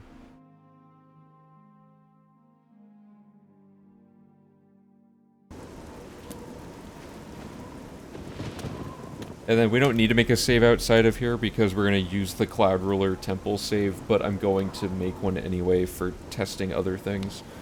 So, in Miskarkin, safe clip through the left corner to avoid... Yeah. So there might be a way to, like, to saddle here, but basically you can skip most of this with some tricky business.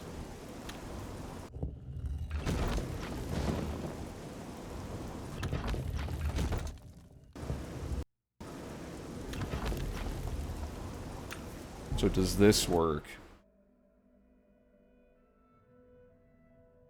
Whoa, wait. It does. Why? Okay, I'm gonna ask the Oblivion runners if they use this.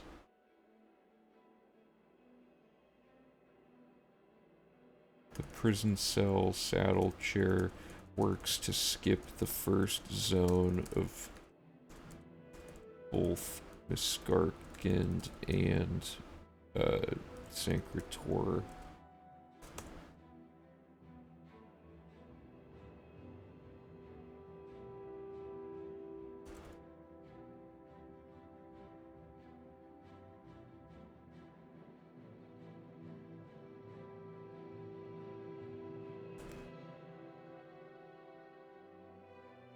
Okay, so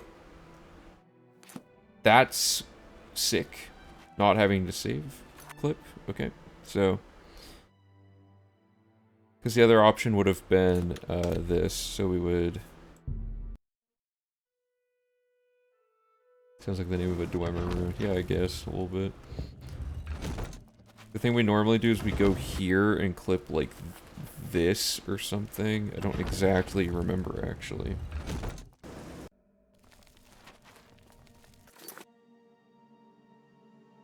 Oh, the left corner before the first arch. Yeah.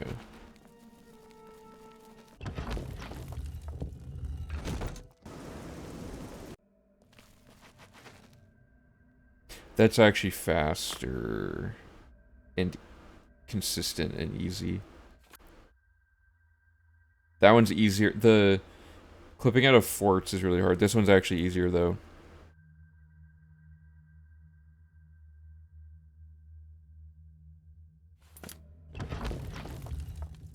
And the next zone, safe clip through the wall to the right of the door you just went through.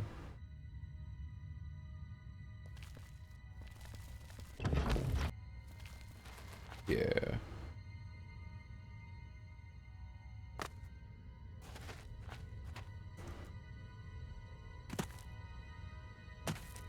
There we go.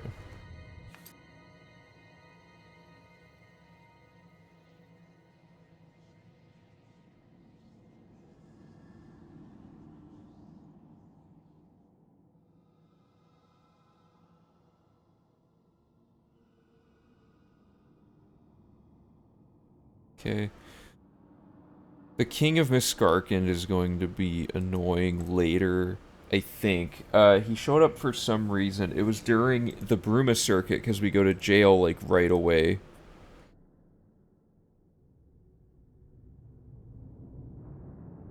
I'm trying to see if... Yeah, okay. Let's just keep the instruction to kill them here, I think. Otherwise they chase you, like, forever.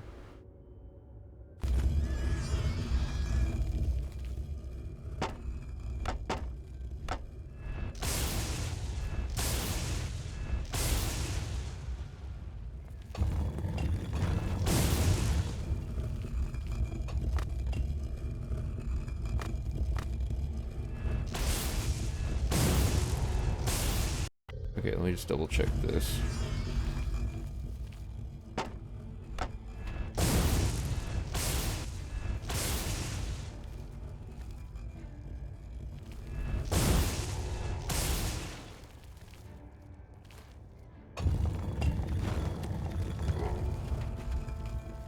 That one shouldn't be problematic.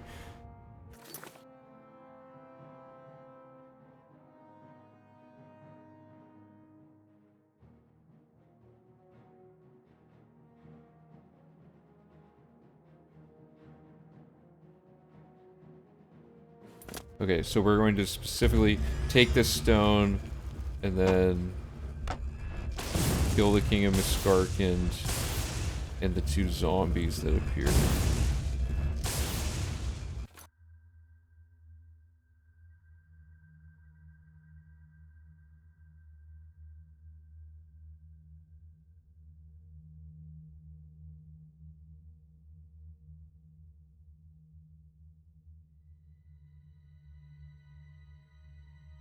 Okay, and then let's double check my instructions. So they're gonna appear here. Then he's gonna appear there. Oh, okay, so we can just kill them all from where we're standing. This is horrible RNG. Okay. And then once we do that, then we're going to quick save and go back to the Cloud Ruler Temple. So, do we have a Cloud Ruler save? Yeah.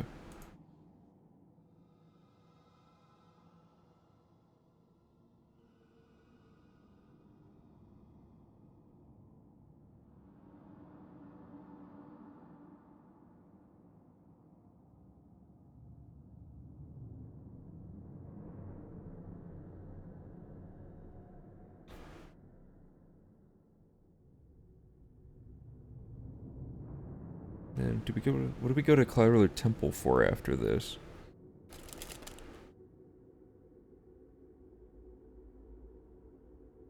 Okay.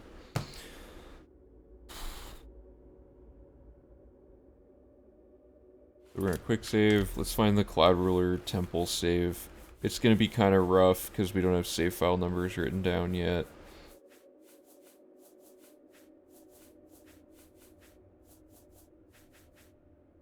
Is that it? No.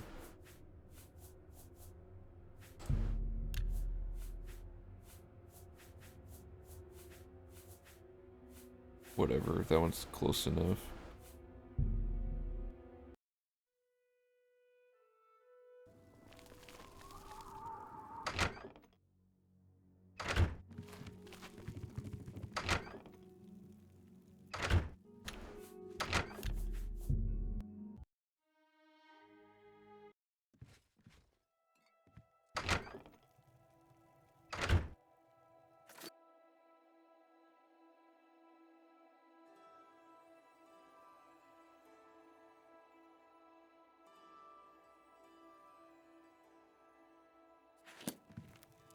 Okay, so talk to him, and we say Armor of Tiber Septum.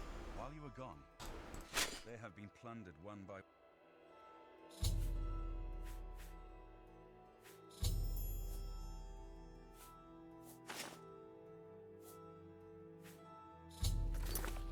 That completes both of these.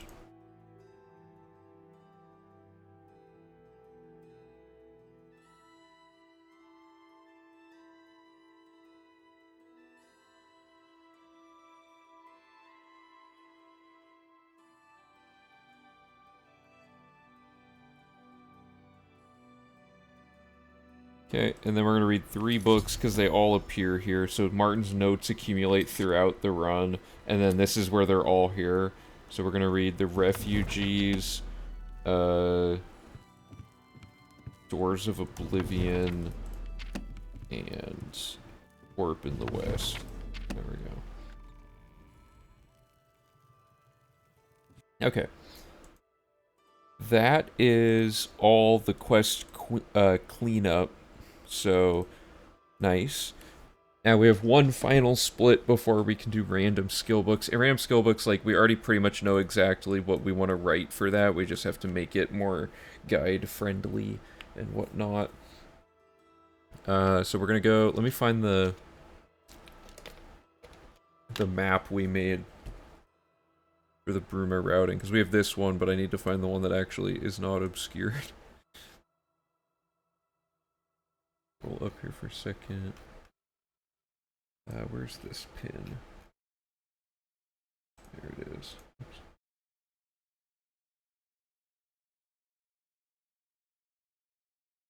So here's the game plan, guys. We are... I believe... What's the first color? Yeah, okay.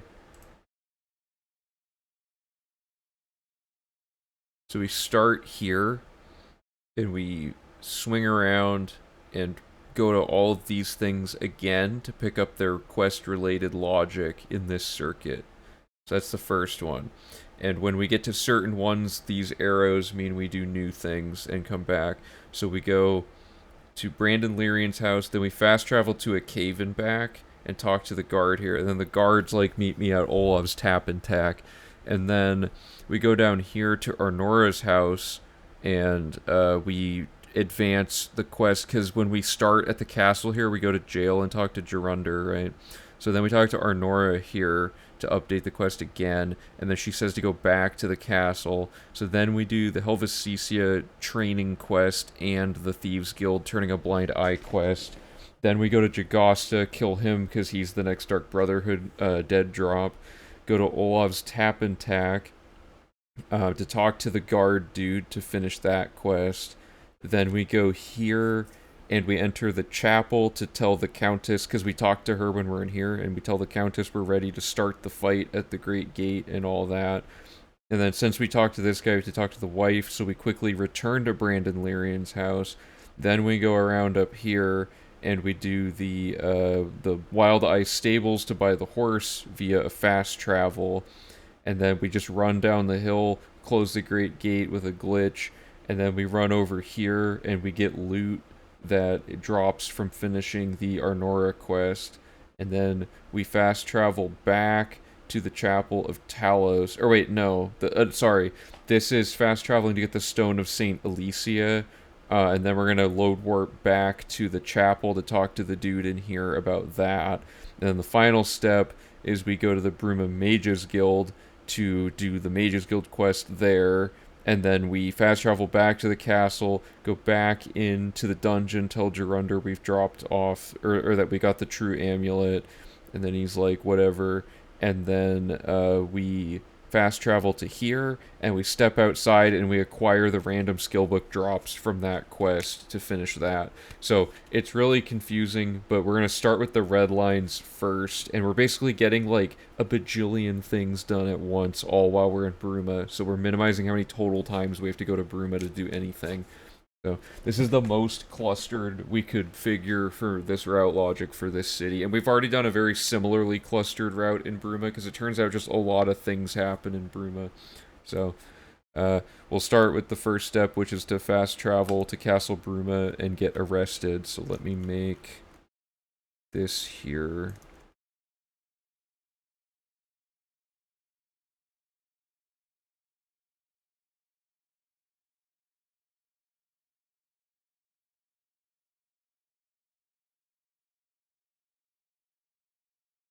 Okay.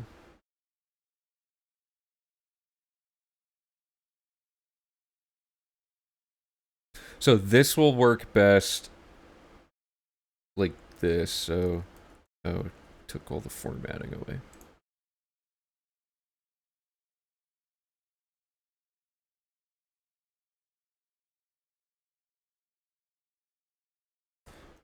We're gonna do these kind of things. Oops.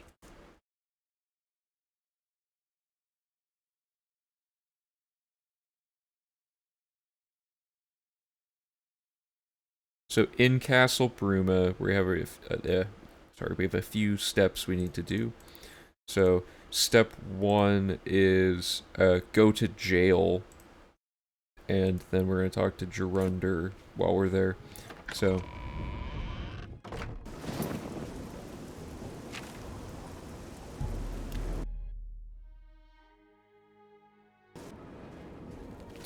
I think any guard will arrest us. Or, wait, do we have a bounty? I think we are, yeah, I think we cleared it already.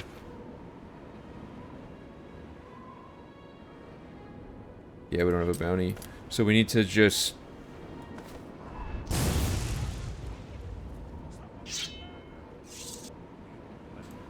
Oh, I have to commit crime the right way here.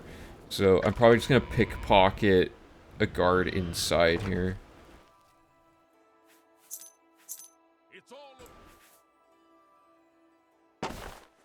Yeah, there we go. That's probably the best way to do this.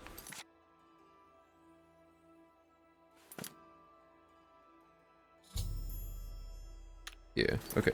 So let me get the two sides.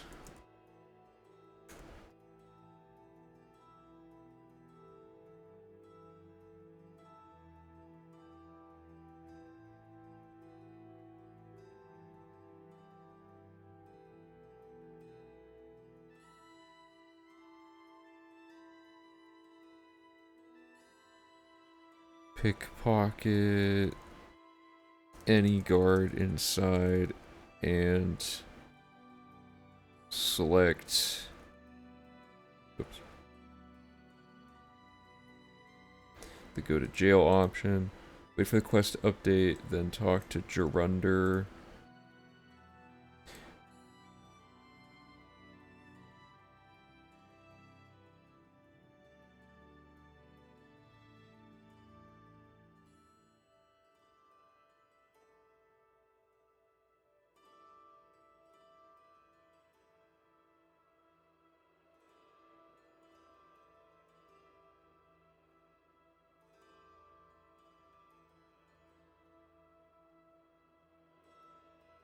Okay.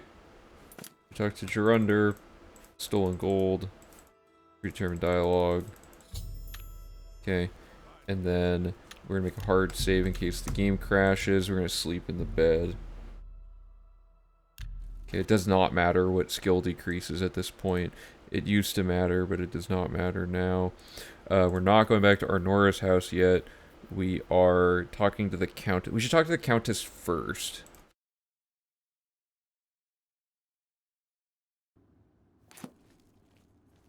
Wait. Yeah, because we want her to get to the... Okay, hold up.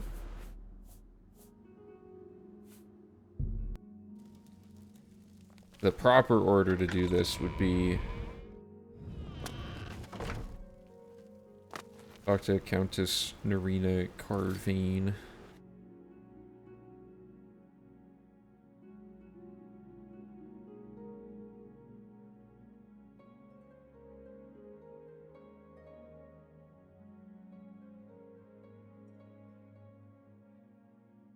What is this quest called?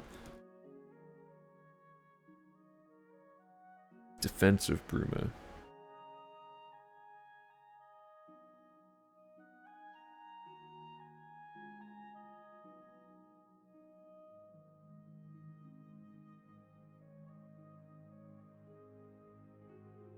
Okay. So... we're gonna say... I already forgot what it said. Battle plans. Yeah, is there anything else here? Oh, and we want to turn in the veil, don't we?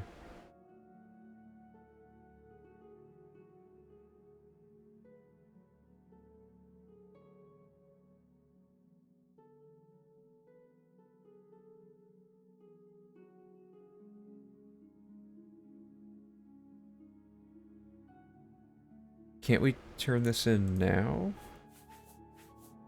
The mad stone away.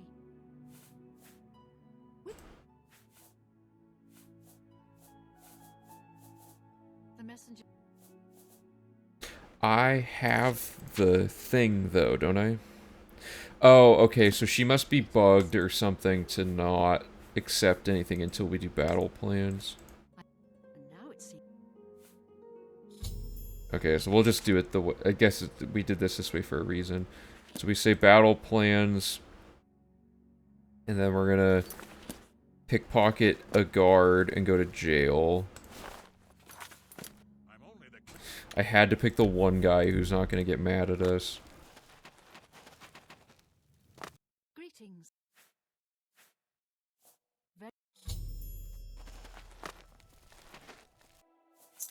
Stop!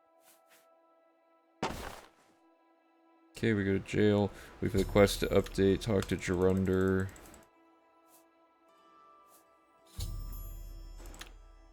Then we're gonna quick save in case the game crashes and serve our time.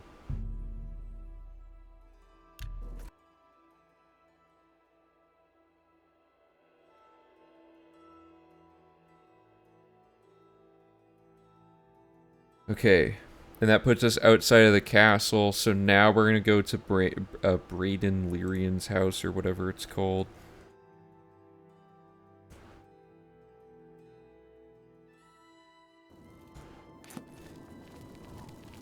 And if we hadn't killed the Muskarkin people, they would appear here and start killing important characters. Very bad. So Lyrian's house is right here. Braden, Lyrian, yeah. Oh dear lord, why does it have to do this to me every time? Okay. And the next step of this quest is to talk to Curious, right?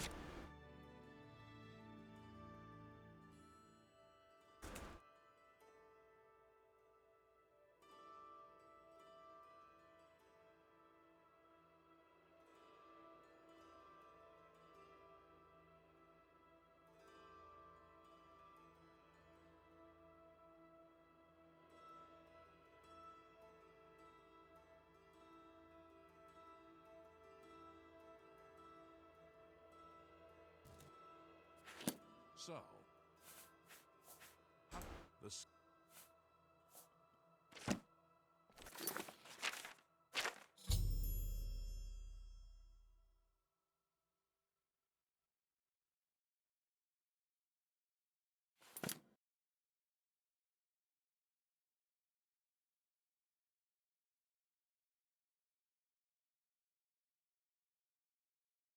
I'm confused about this quest. We talked to him to start the quest, we talked to the lady. This is why I need the wiki thing written up. What's this quest called?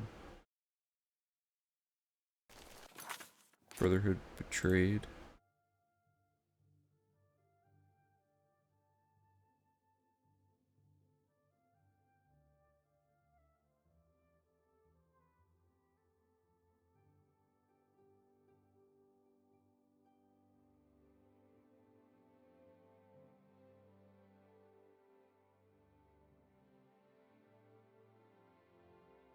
Yeah, so we had the journal, and we just gave Gelborn the journal. So now we have to go to Olav's, but we don't. Don't we have to kill the dude now, and then we can talk to Curious?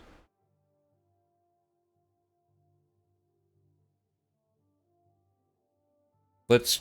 Okay. Oh no, the game's gonna crash.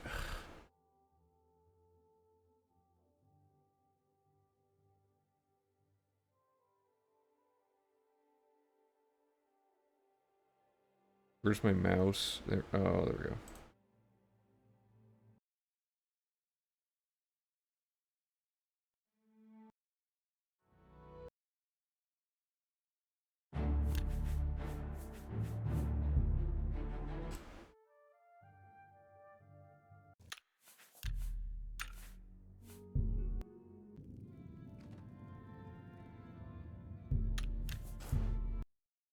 Okay. So what I want to test is we just gave him the journal, and he says meet him in an hour. Now we can just go kill the dude in the cave, right?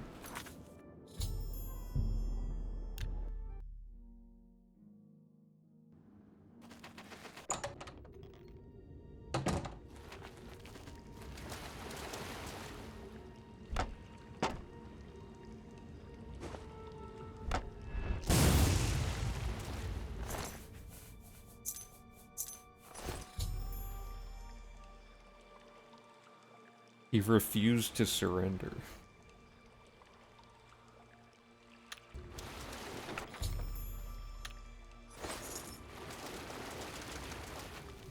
Yeah, and then we would... Did we go back to Lyrian's house, or should we just go to Eastgate, and then we can just... Yeah, okay. Here's the actual best way to do this. So we go to Braden Lyrian's house, and we do the thing we said we were going to do first.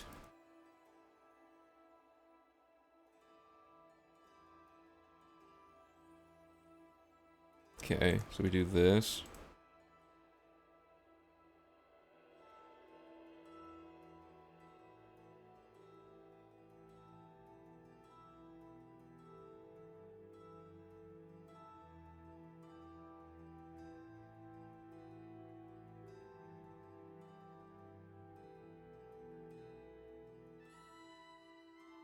Then this will just happen somewhere down here, asynchronously from this. That's all we wanted from that part. Because now we need to kill Ernora to get the amulet, so we need to go back to 2 sides.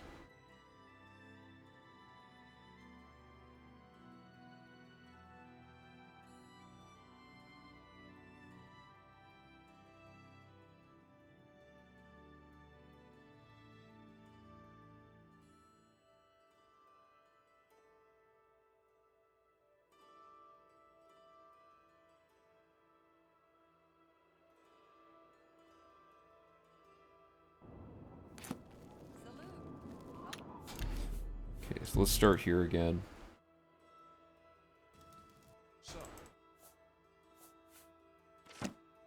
Okay, so he wants us to meet him there in an hour. So right before we do that, we're gonna go commit a heinous crime. So we're gonna go to Arnora's house.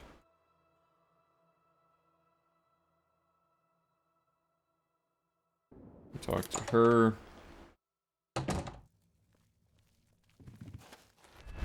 So, we So we say stolen gold, predetermined dialogue, and then we say Gerunder's way, and then she starts attacking us.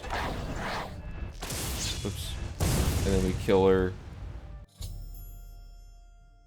Couldn't I just kill her without doing this now that we have Chameleon? I think we can.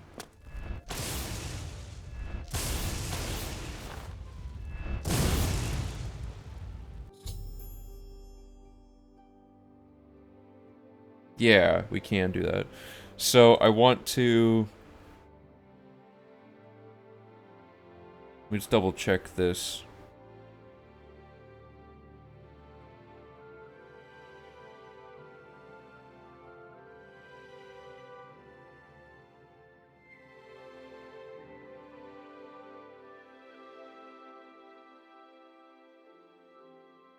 Yeah, okay, so this was just to aggro her. We don't even need to do this.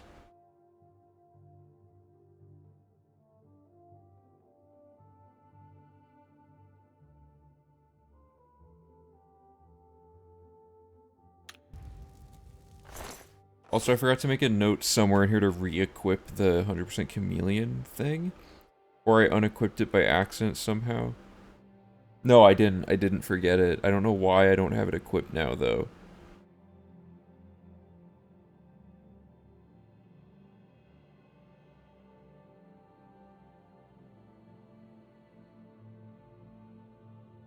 I don't know. I can't find it. Okay, so...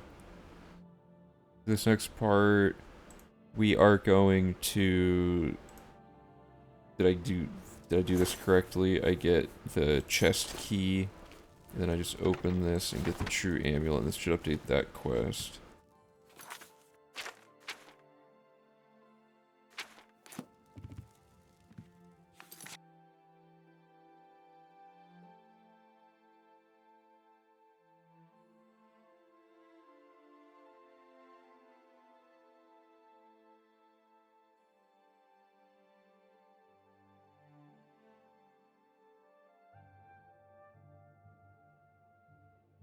Okay, so now...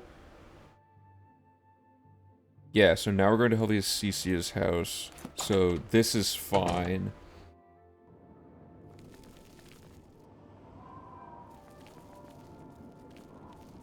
And we can't do his training yet. But we can after we go do... So we have to actually go do this entire quest.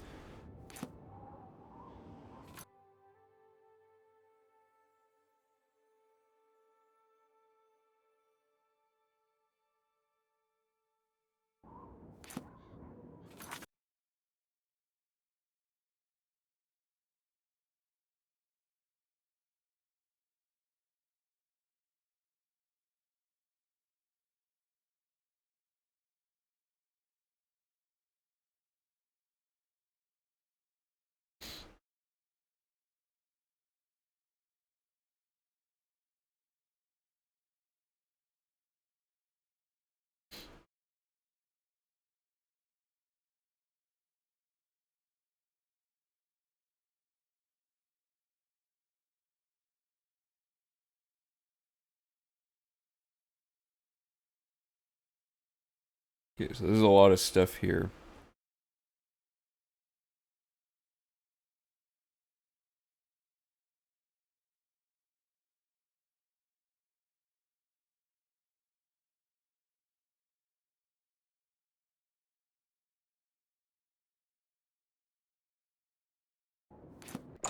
Okay, so we're gonna talk to the gray fox.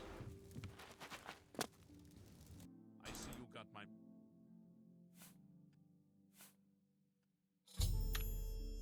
That does that, and then we'll just see.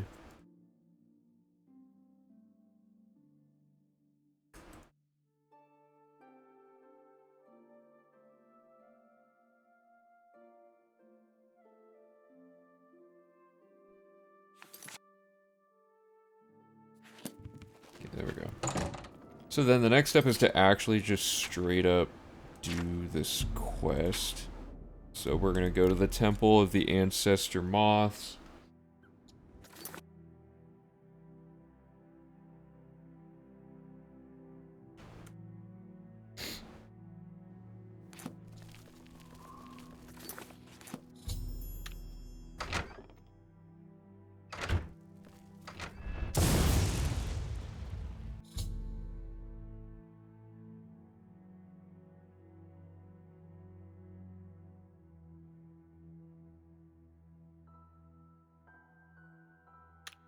Okay.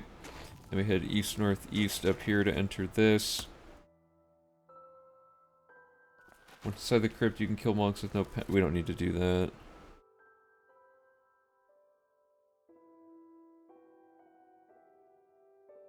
Okay, so that we could maybe speed up getting through this dungeon, because it's pretty awful. So step 1 is that this activates a quest, but we could easily, you know, just do this.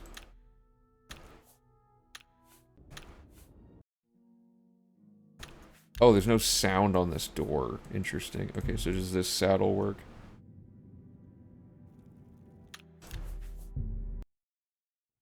This is gonna be annoying.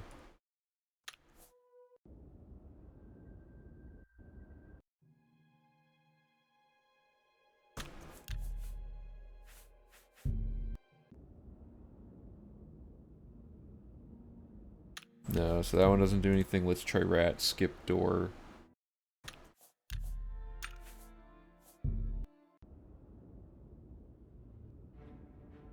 No. Okay, so we're gonna do this zone normally.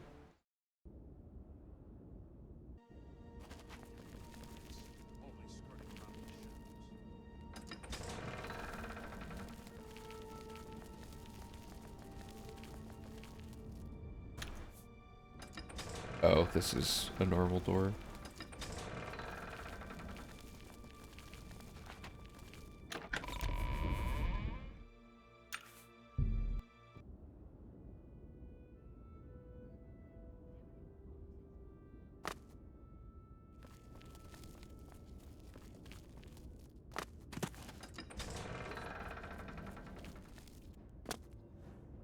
This is too slow. We're gonna have to do this one.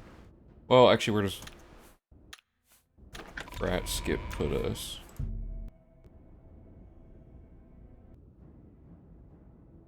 Nowhere. Okay. We have to do... Okay, all these zones, I guess we have to do normally.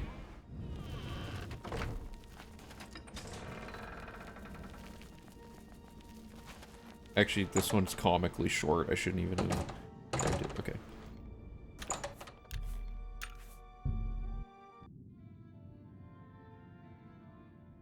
Hey, is that the end? Or is that the beginning? That might be where we came from. This might not actually be... Yeah, okay, so that's not the one we want. Did that say critical damage? You see that pop-up that appeared? Is there critical damage? Or does it just mean holding, like, an attack down to do more damage? There's no, like, crit chances in this game, are there?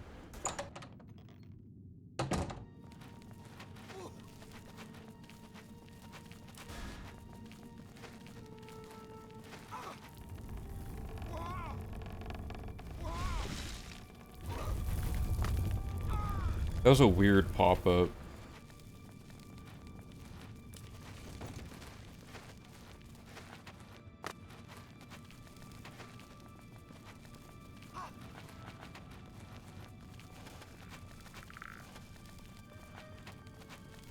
Oh, could this dungeon suck more?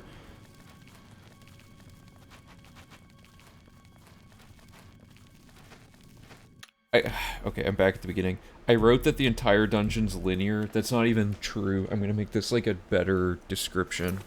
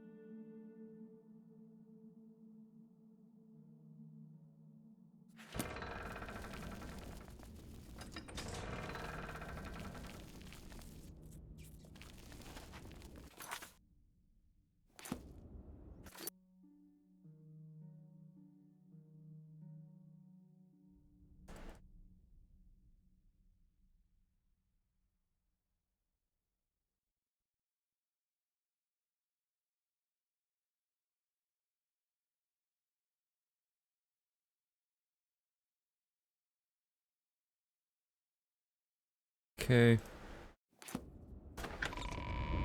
So it's those two zones. They got rid of it in Daggerfall. That sounds right.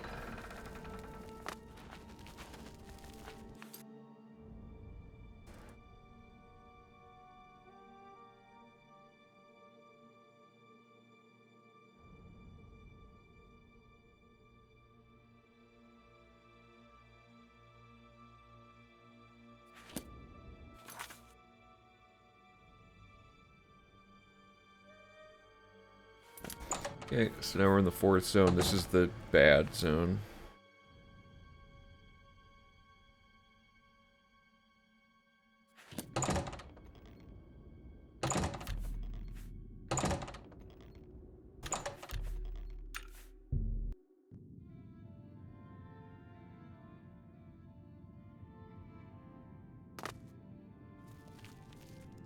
Oh, I just tested this. I forgot already.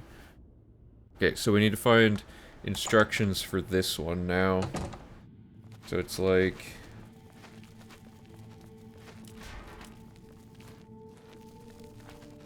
probably just gonna be like, hug the left wall for a while.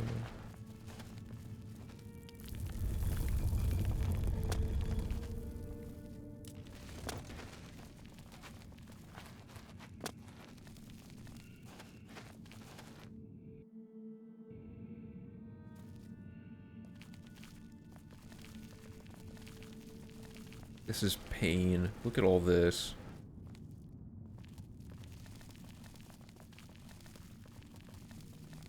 Okay, so left wall for...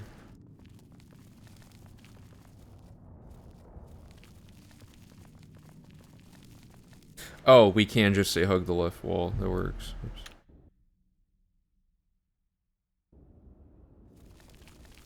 Oops.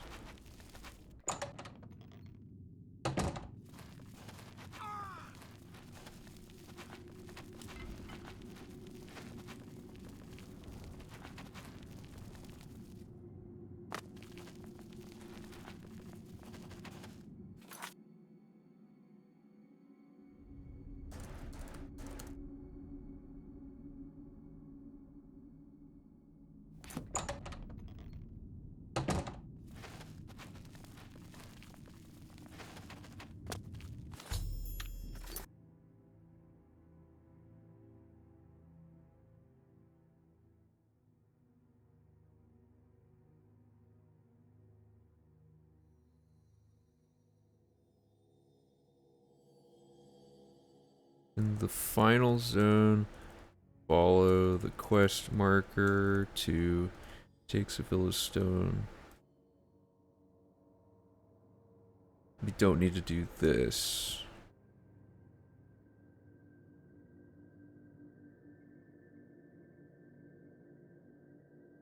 We should make a temporary save.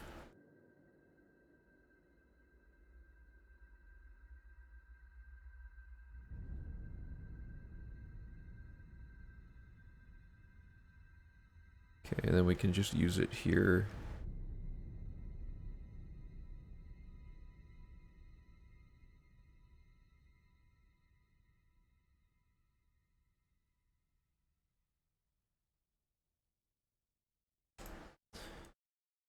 Okay, so I'm gonna make a quick save here, and I'm gonna just do some stuff really quick to make a save outside Helvacicia's house, make sure there's no weird issues with the door being locked or anything.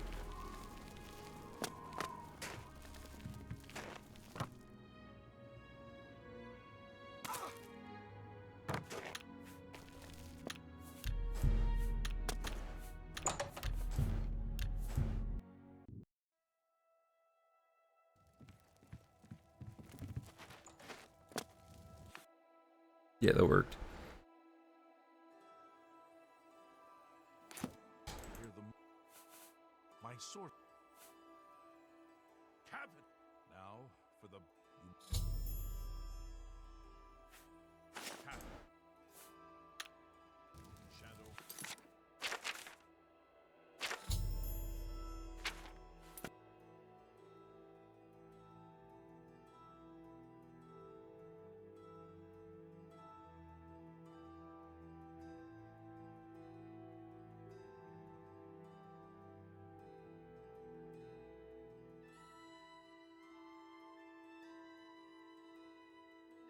Okay, so that's that, and then we exit the house, and the quest will update twice. Hey, that was instant. Okay, cool.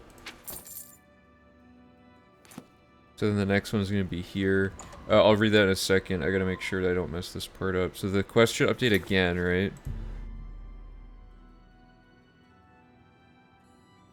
Yeah, so we gotta wait for a second update. There we go. And then go back into the house. Right, okay. How would you feel if there was a voice acting contest for ESO? Just ask, I'm not saying that it's happening. Wait, a contest, you mean like for people to be characters in the game or something? That sounds kind of cool. Why do you ask?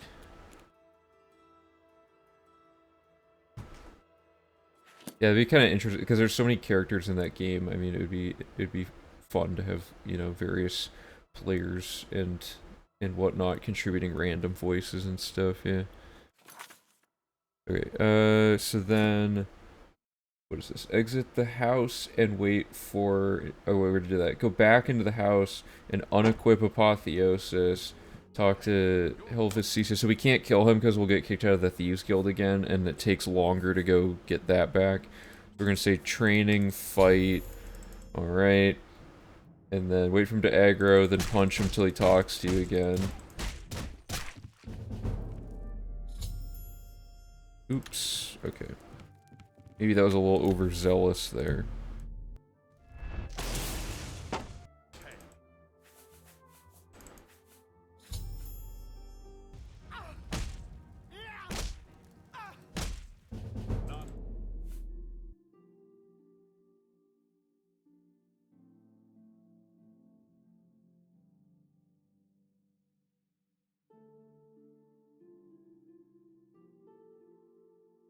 Okay, so that completed hand-to-hand training. Okay. There we go. Yeah, so we can kill him, but if we do, it'll kick us out of the Thieves Guild again, even though we already got kicked out for killing Jabana in the prison. So, we have to go all the way back to Armand again to get reinstated. It's just too much of a hassle. It's a lot better to just, to just take 2 extra seconds in this case.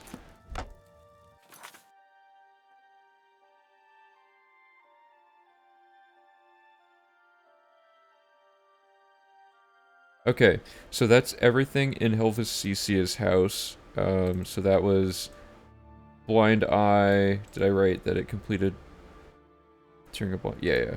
So we completed Turning a Blind Eye, the Blood Price, and the training. Lure Cicia outside to fix? What does that mean?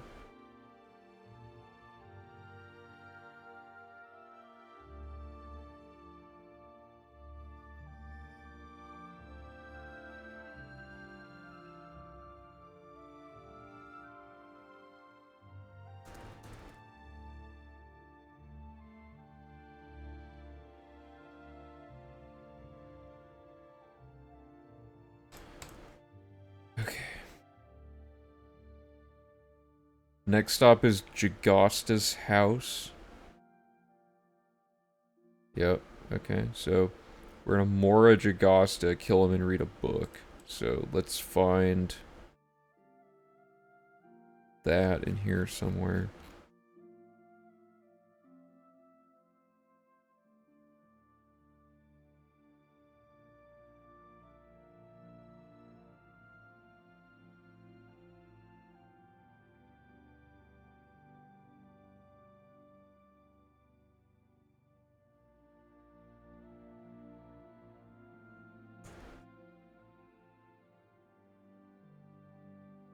Okay. Wow, that was a lot of stuff.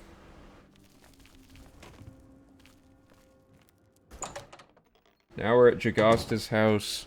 Head downstairs and enter the trapdoor underneath a lot of cloth. Killed Jagosta.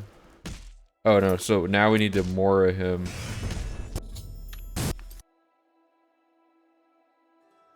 Cast Mora's Soul Trap on Jagosta and then kill him.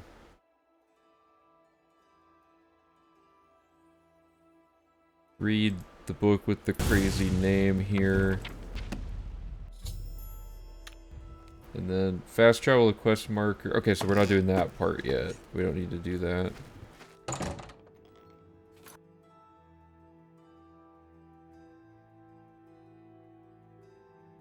When do we go to the bridge?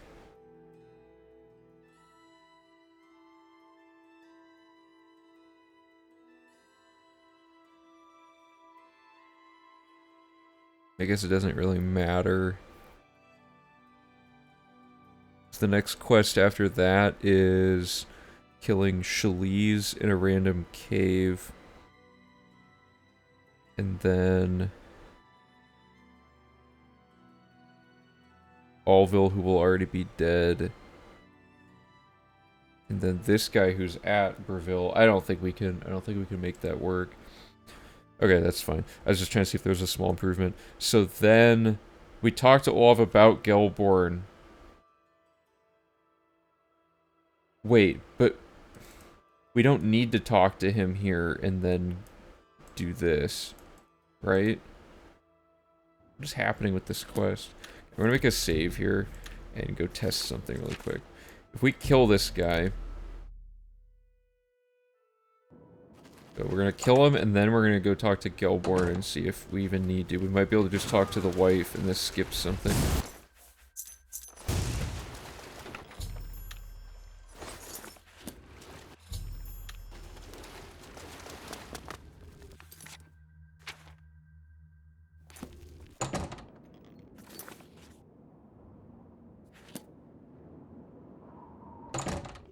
I may have gone too fast here.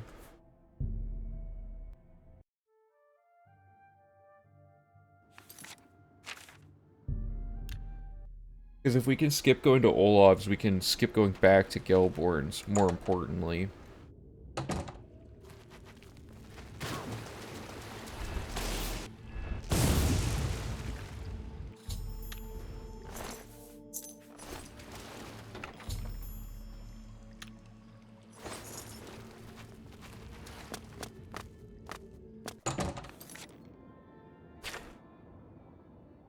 Yeah, the next step isn't even to talk to Gelborn, it's to talk to the lady. We might actually be able to do this, without having to return to his house again. Let's double check the fame here. 175.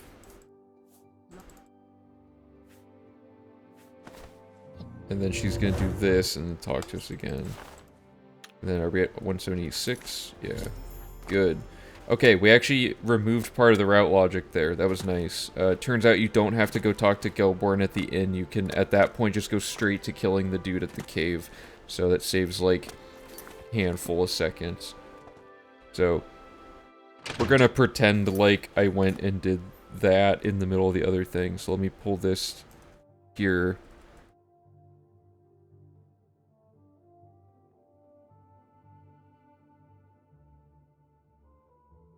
Could I have done that before even talking to the dude?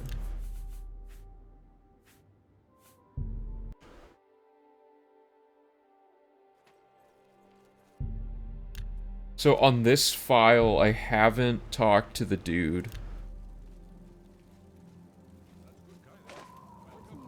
Oh! I need to re-equip the ring when I go to jail. That's what's happening.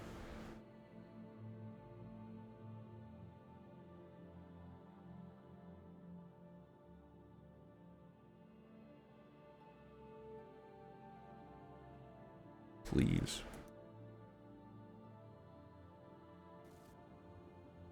But anyway. So the next step is to talk to Lyrian, yeah. But let's say... Let me just double check that that's the current state of the quest. Yeah, okay. So let me just... Instead of talking to him, can we just... Is the dude already at the cave?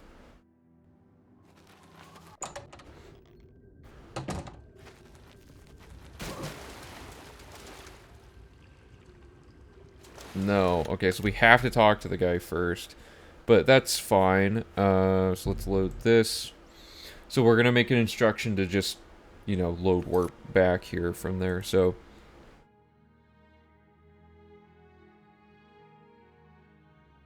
Make a save outside the house. This will be called temp save later. Talk to him. Fast travel to the cave. Inside the cave, take the 3 keys. Follow the quest marker to unlock the waterlogged chest. Take the amulet. Quick save, load the temp save. Load a quick save through the door. And then... Oh, whoops. I copied over those instructions. Let me go find them again.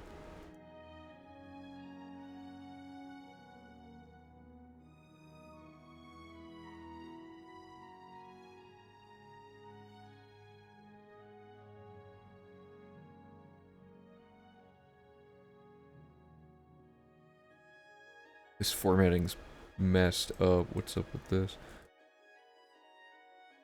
Dude, seriously?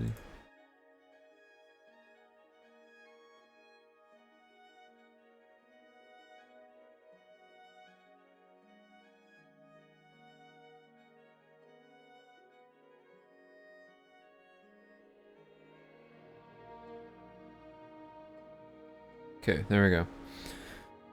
That's more efficient that way, that's nice. So then Jagasta, we did this. We no longer have to go back. So... Wait, why did you physically make the map wider in here? Is it just funnier because it's stretched slightly? Anyway, so, we go here, there, boom, boom. Then we go here, then that. Boom, boom, then here.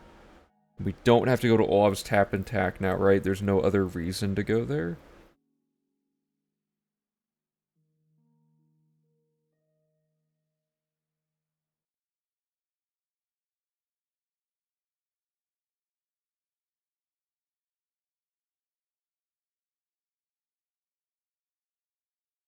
Oh, I see. Okay.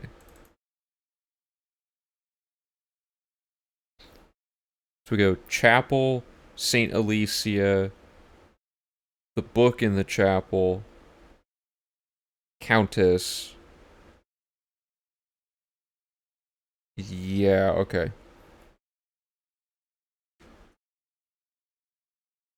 So, on our current save file, we're gonna pretend we're at Jagosta's house, because that's where we should be at. Just double check that this is the one that just completed. Good, okay. And it did that, and it updated that. Okay, yeah.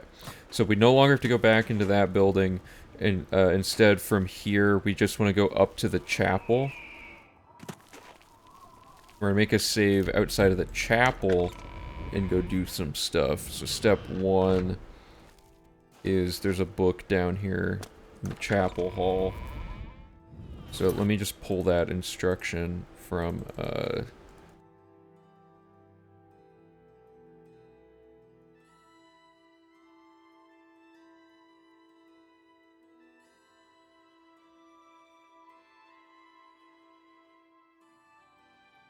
what's this chapel called?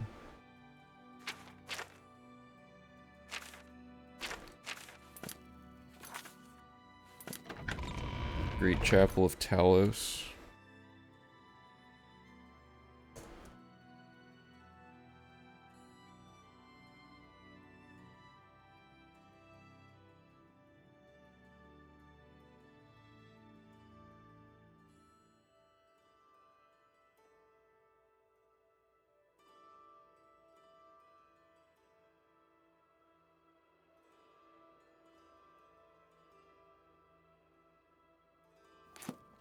Okay, so step 1.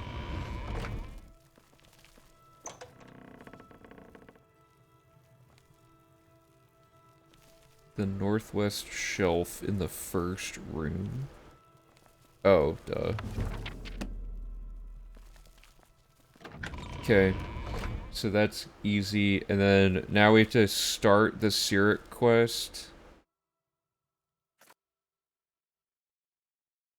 And the Countess thing.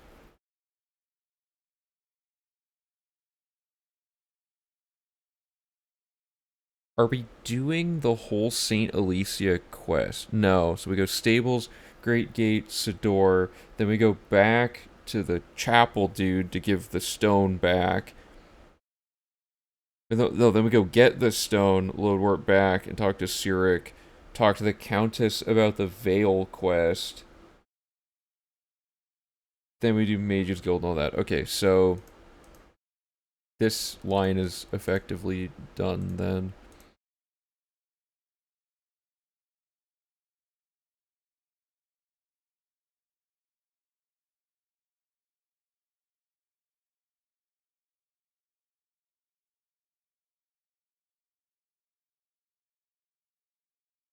Right?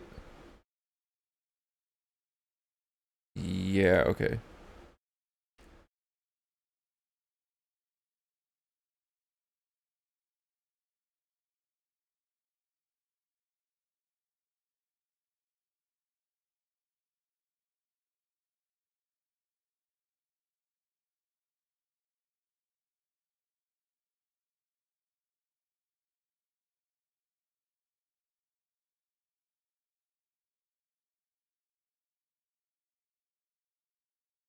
Okay, so we get the book, and we start the Alicia quest, and we talk to the Countess. So where's the Alicia? Let's get this while we're here.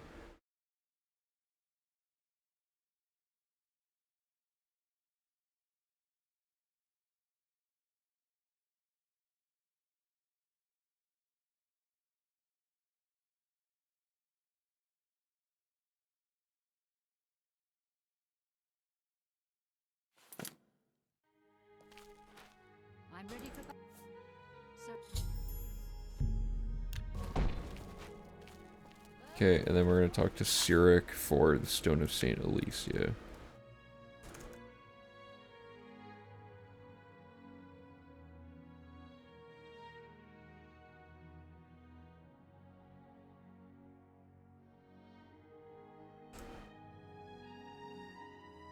And we do have damaged attributes like personality and stuff. So, let me talk to him. Stone of St. Alicia bandits. Okay. So that is that circuit. We've set all the gears in motion here. So now we're on to the next thing, which is this blue circuit. It's not really a circuit at this point. This is just going to be a set of instructions that we follow, and then we'll have like a mini circuit at the end here. My cable is all messed up. Okay.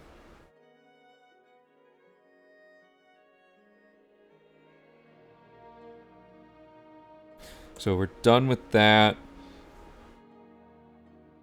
So stables, Great Gate, Sidor, back to Chapel.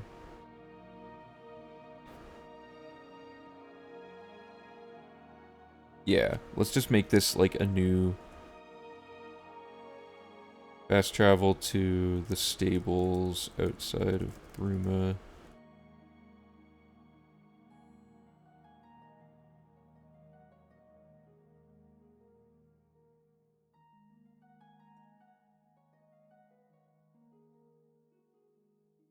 Yeah, so now we're just doing things. So we're gonna go to the stables. Do we buy the horse? Do we already have the horse?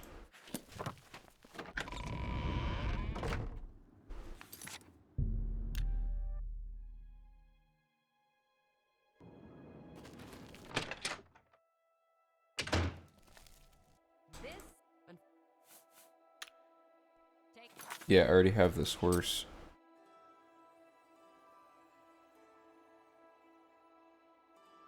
We're missing a horse. I don't know which one it is.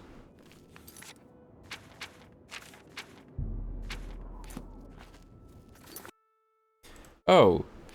This is actually... No, the stables are closer.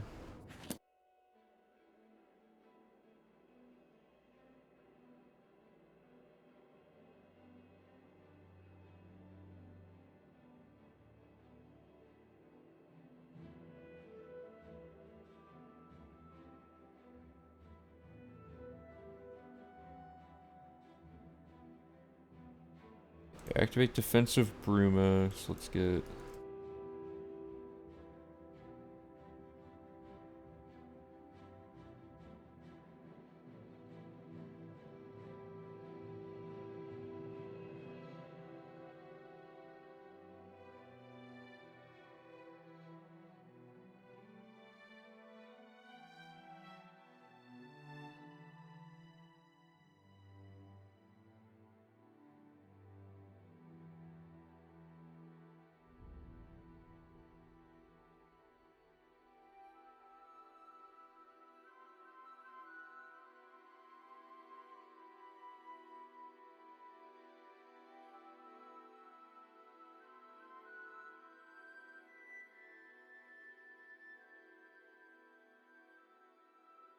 Okay. So we're gonna run over here.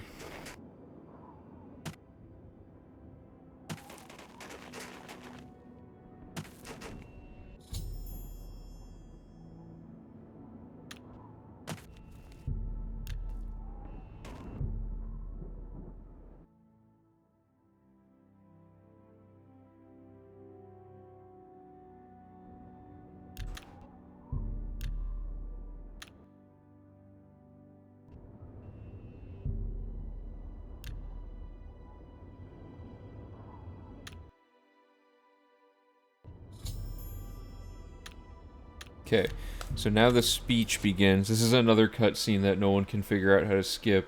If you can find a skip for this cutscene, you save time on No Out of Bounds and on No Dragonfire skip, so you can get some of those official category strats locked in.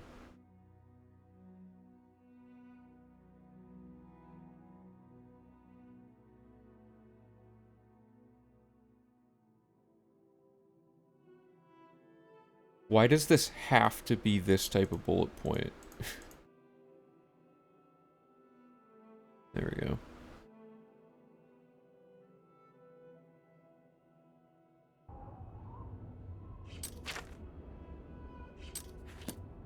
Okay, so the speech begins. You know what I want to do?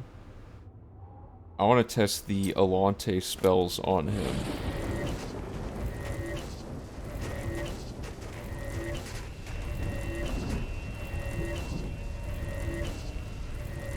Is he, like, immune to this?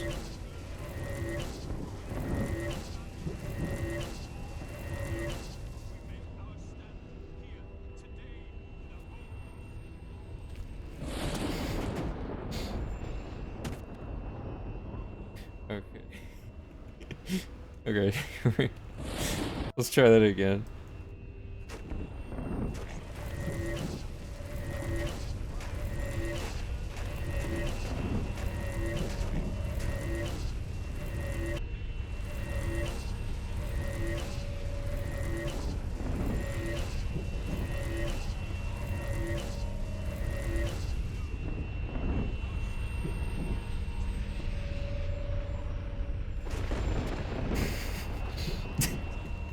He's just gone. Well, that prevents him from dying during the fight, I guess.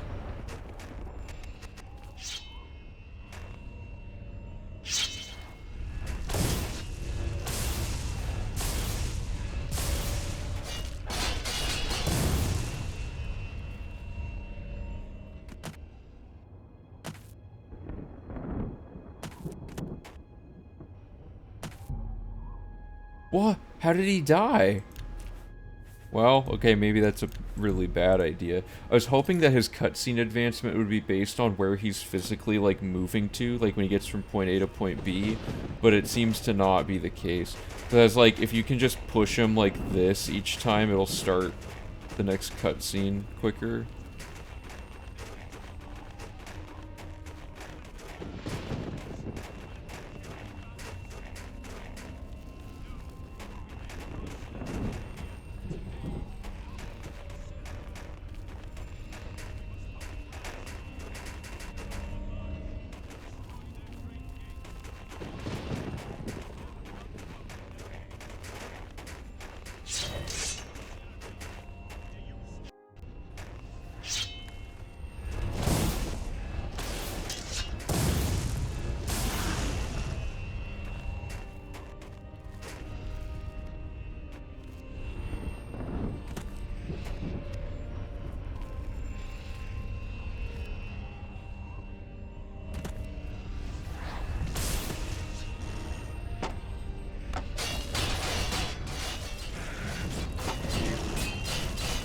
Did my apotheosis just happen to decouple here? Great. I'm so glad that happened during the one important fight where things can actually go wrong.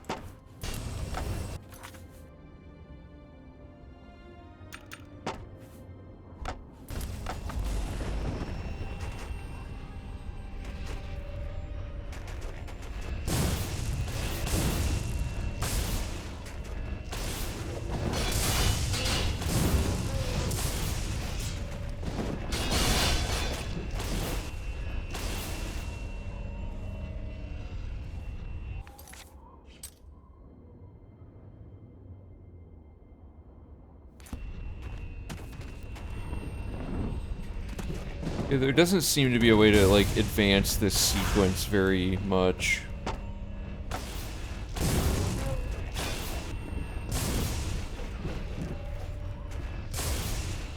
I'm getting good Zivoli RNG, though.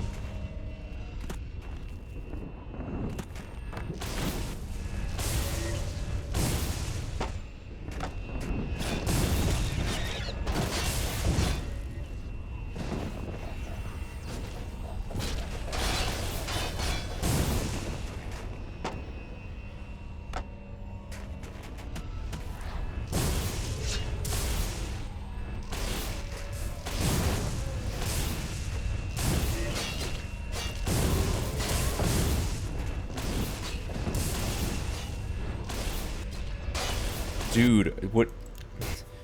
This guy is, like, immortal. Did you see that? Like, 20 shots went through him.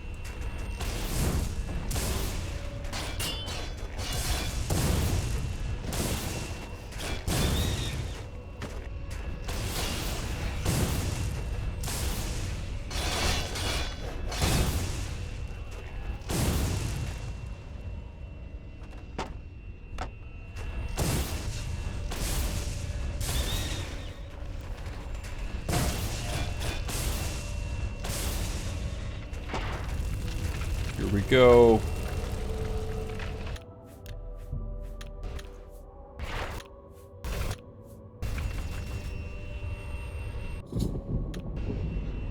Okay, so once the enemies start appearing, fight off the waves, focusing on enemies that go near Martin. Make sure not to hit any allies. Recharge apotheosis and quick save between each wave of enemies. As soon as the Great Gate appears and the quest updates, enter it. Quick save, load the sigil save, enter the sigil door and press escape on the same frame. Load the quick save and the gate will be shut. So we can change the wording of this, I think. So let me... First of all, is it called the sigil save now? Yeah. Oh, I just wrote that. Kvatch sigil save. Okay.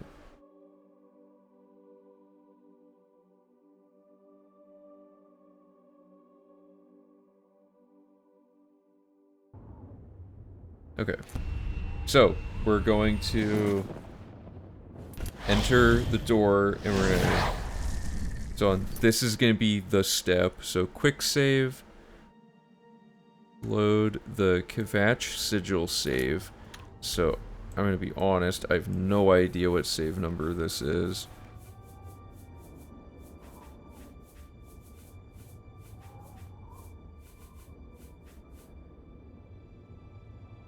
I believe it's this. Are we in Kvatch here? Yeah. Okay. And then load warp the quick save into the sigil save. Good. Okay.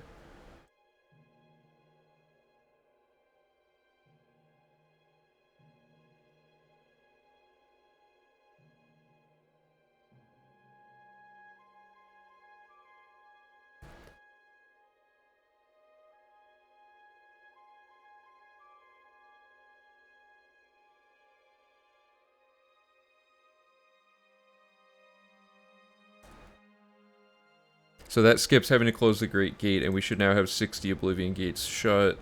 So let's check that stat. We do.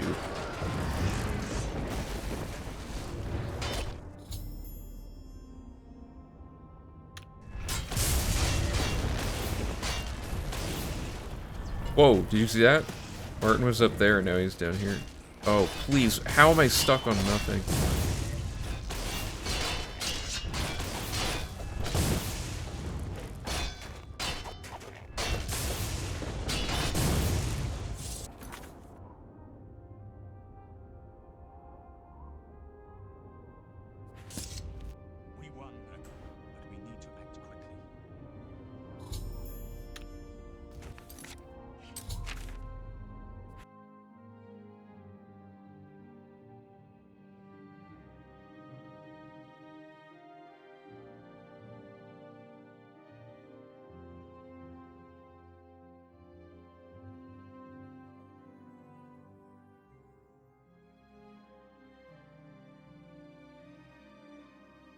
Actually, I'm pretty sure defensive Bruma finished as soon as the Great Gate opened, yeah?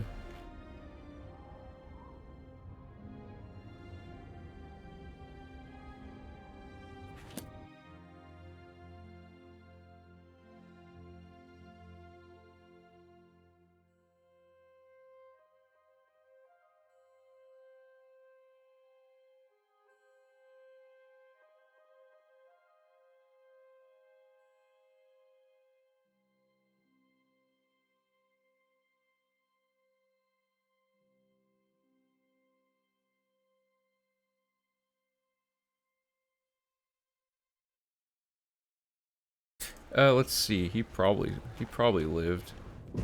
Well, so Bird died. I don't even know who that is. The 1,000-yard stare from Boris here. Just looking straight into nothing. Oh, Joffrey like totally died. That's unfortunate.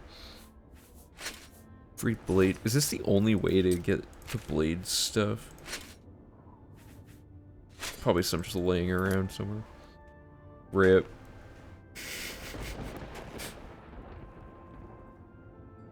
What? Why is there a sigil stone just sitting out here? Weird. Anyway.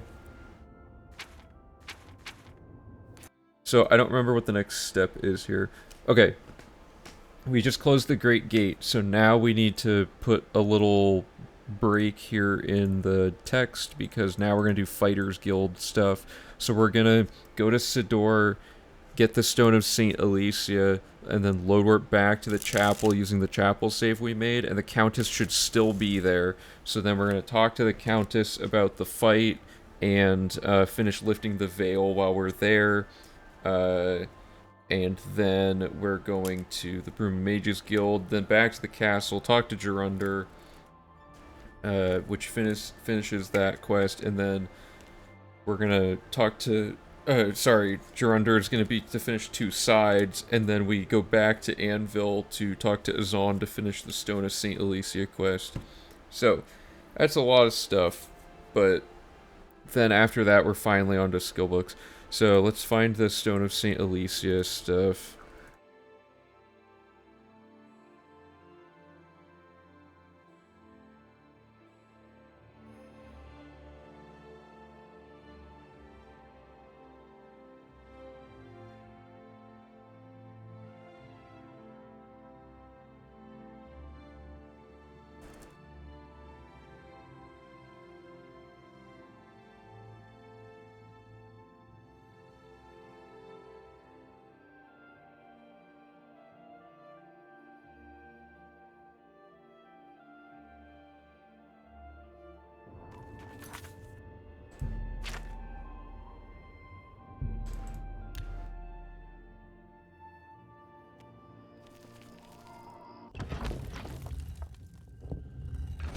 Go straight through the dungeon until you find a locked gate.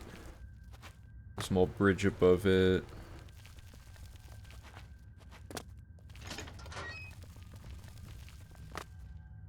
Boost jump up, hit the button, go down. There we go, there's the stone. Okay.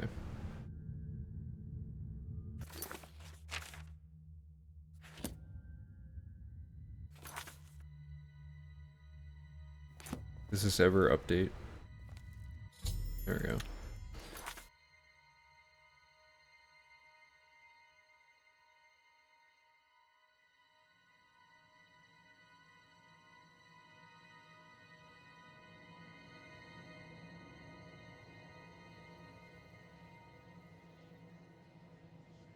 We're gonna do quick save, load the Bruma Chapel save, then load warp the quick save through the door. Okay, so now we're in the chapel, so let's do that sequence. Is it the right? Yeah.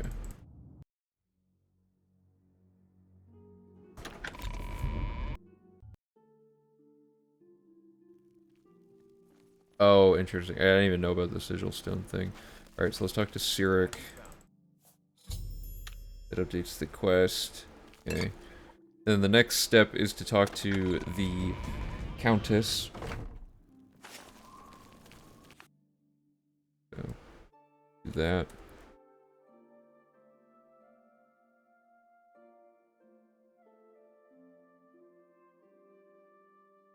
What is the formatting here? How does that even happen? Exit the chapel and talk to the Countess. Or talk to Countess Elite. Yeah, I gotta say the whole name now.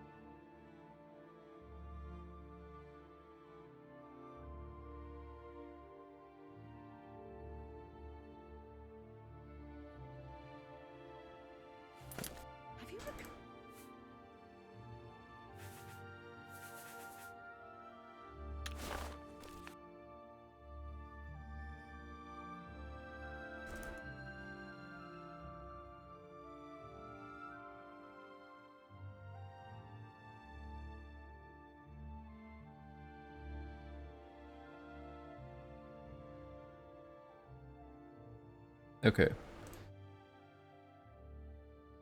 That's lifting the veil, and then we're going to go to the Mages Guild here. So let's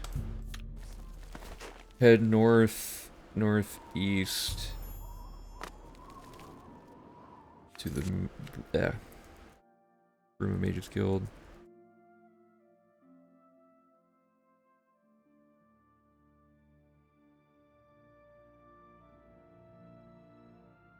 And this quest is called...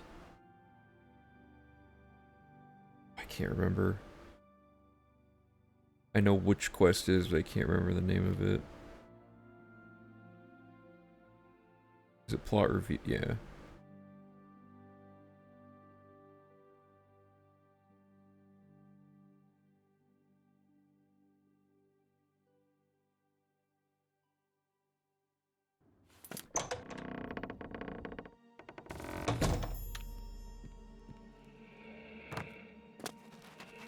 Come out wherever you are.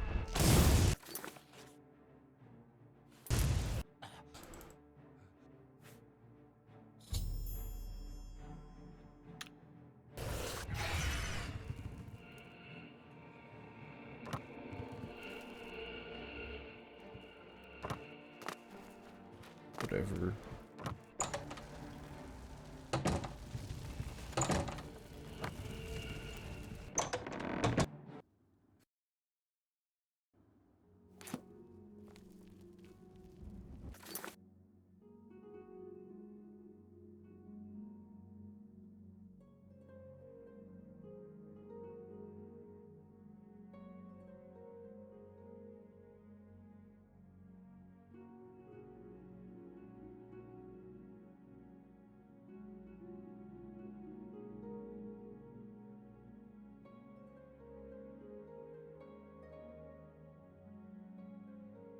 Okay.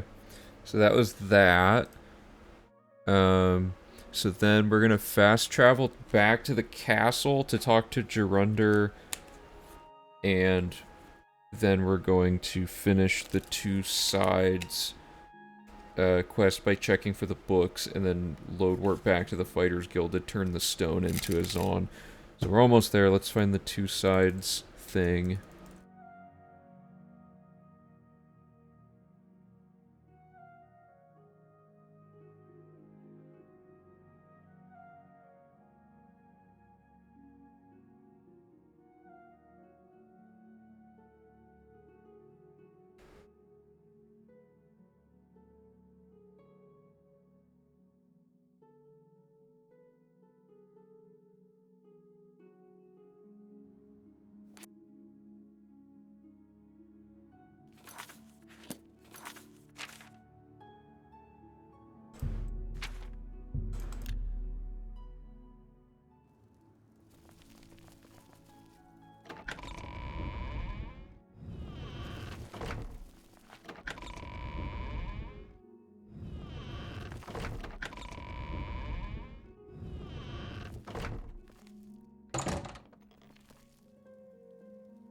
How did I end up here?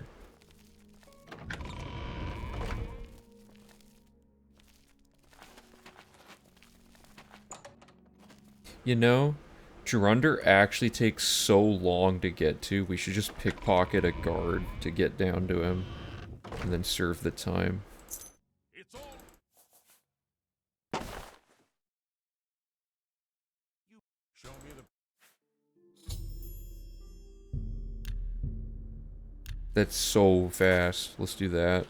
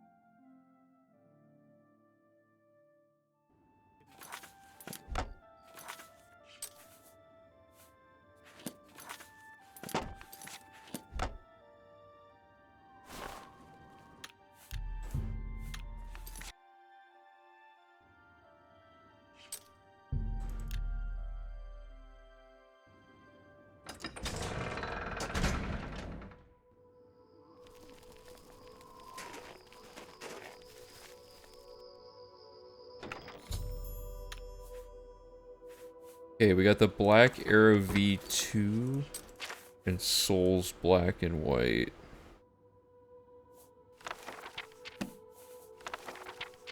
Which I guess neither of those were good.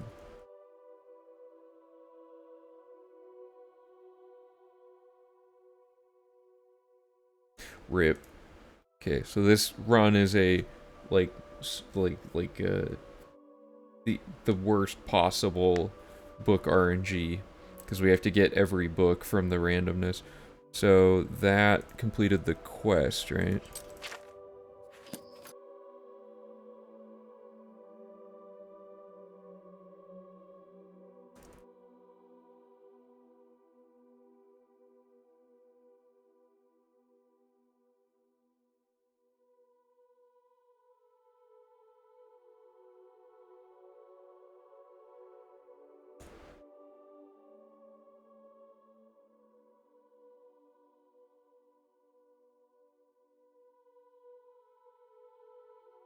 So the final step here is we're going to pull the Fighters Guild, Anvil Fighters Guild 2 save and do this.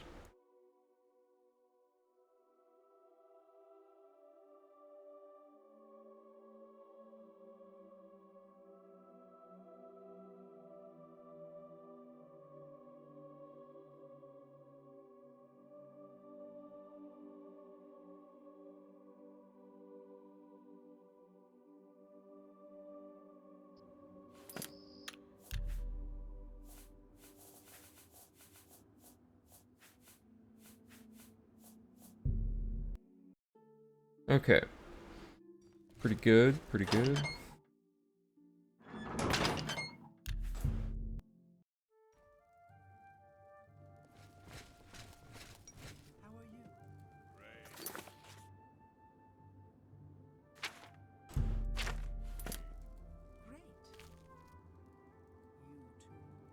Good evening. What's this?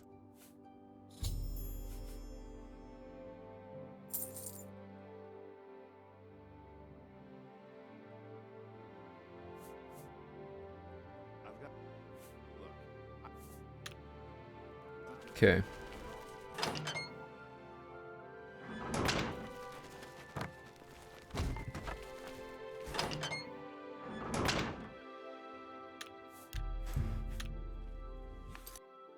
Wait, I forced the weather to be snowing, or I guess it could be snowing in Anvil, I don't know.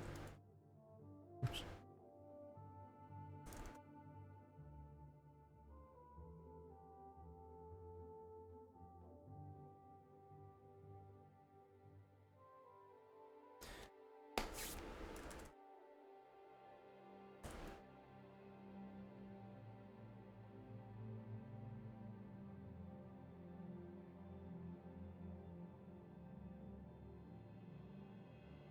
Okay. It is finally time for... This was the next big checkpoint that I wanted to get to, so it's good that we're here now. Am I missing anything? Doesn't look like it. So, we finally... The Oblivion Gates were, like, the first... Slash the Nern route. This was, like, the first big checkpoint, right? Was to get to here. Because we had all this questing garbage we had to get all cleared up. So we finished that, and now we've finally chipped away at this much larger chunk of quest logic and gotten all the way to the next checkpoint, the random skill books. So, the next thing I want to do then is with this in mind, we're gonna convert this, like, shorthand notes of how exactly this works into, like, a series of loopable instructions that we're gonna have the player do. And then we are going to, we're gonna, do we need to play test? I guess we should play test it again just to make sure. So let me pull up the checklist. I'm gonna uncheck all the random skill books because we didn't find any of them.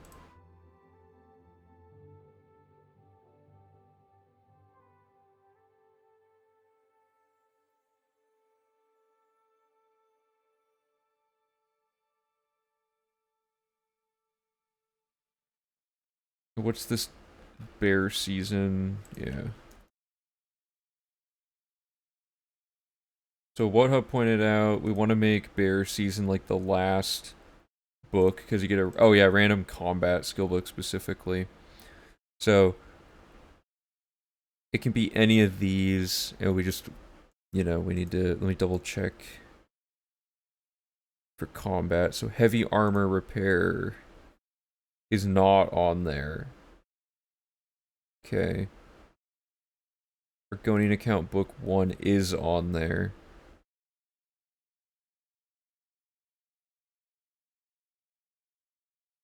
Mace etiquette, yes. Isn't armorer a combat skill? Master Zorium's Tale, yes. Mystery of Talara V3. Oh, that's not, yeah.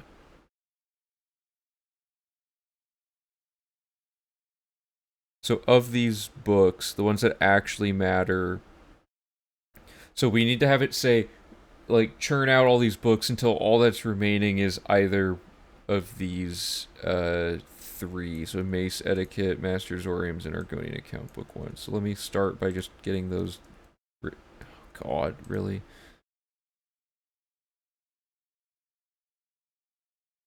Argonian Account Book 1, Master Zorium's Tale, and what was the last one?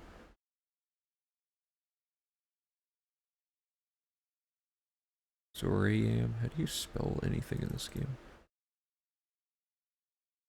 Zoarium. Okay, and then Mace Etiquette.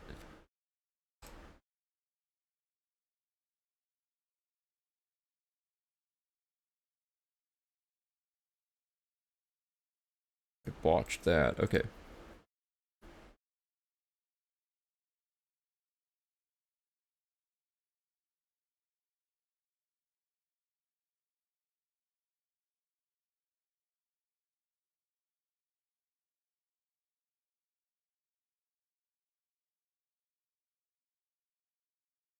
I'm trying to think. We're gonna end up in a situation, aren't we, where like there's a slight chance that the last combat skill book that gets found is heavy armor repair, and then at that point you get nothing out of Bear Season, right?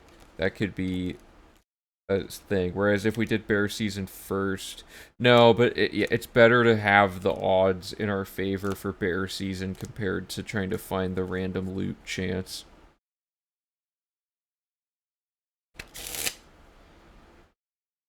There's not that many random skill books, I guess. Okay, so let's start by making our split header here.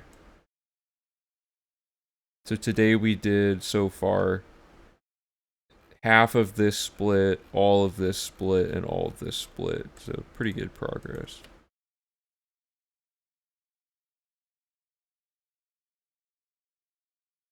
So random skill books are going to now be a series of instructions, just like with the Oblivion gates. So we have phases, right?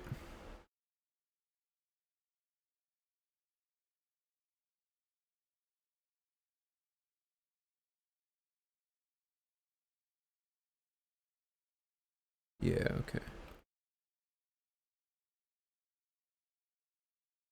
So phase 1 is the setup phase for this whole thing. These are going to be numbered instructions, like so.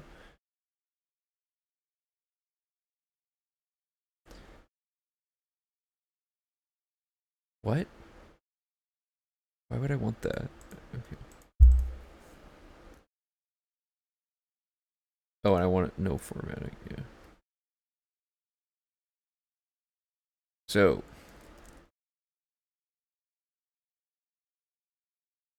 step 1, fast travel to Seatatar, which is, I probably already made a save here, yeah.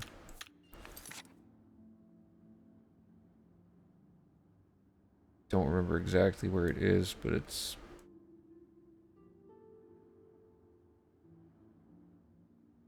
somewhere around here.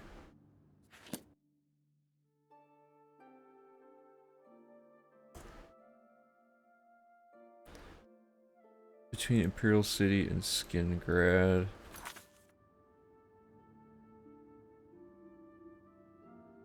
Yeah.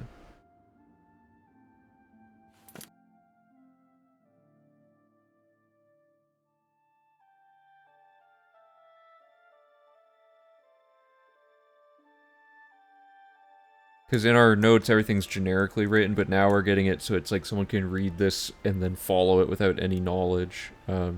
So, step 1, fast travel to Sadatar, an Iliad ruin between the Imperial City and Skingrad.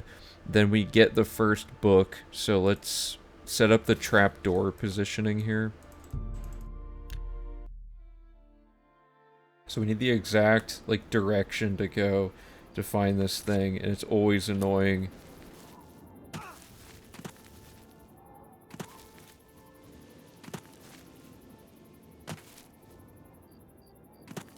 Okay, so it is, like, this direction.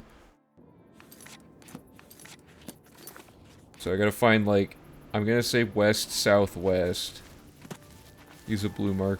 Yeah, but if I reload the file, then... Or I guess I could just fast travel back to Seadatar. That's true. Wait.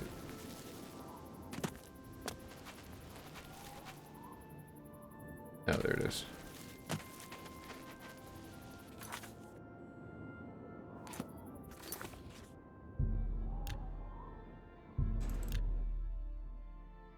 How's it going? What,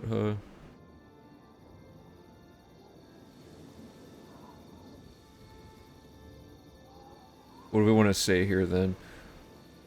1.5 notches to the right of southwest. Or 2 notches. Let's just say 2 notches to the right of... Oh no, that would just be west-southwest, yeah.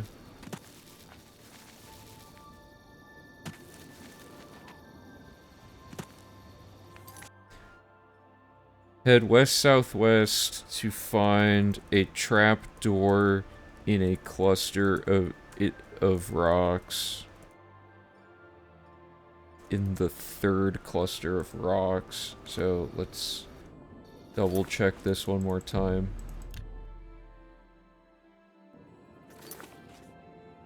Oh, I actually didn't know that. Okay, let me do that.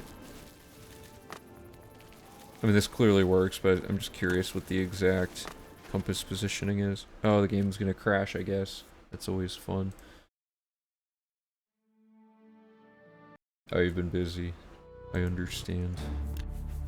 That's why I've been streaming like once a week as well. I get it. Okay, so let's get the game back up here.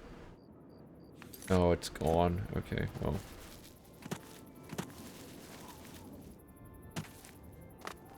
So it's this cluster here, yeah.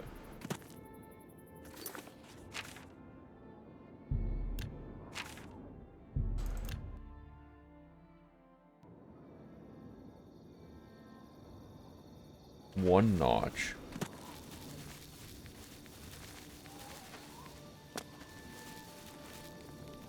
Hey, that's actually perfect. Okay, thank you. So, head 1 notch to the right of southwest on the compass to find a trap door in a cluster of rocks. Okay, so now okay, so quick save outside of the trapdoor and repeatedly enter the...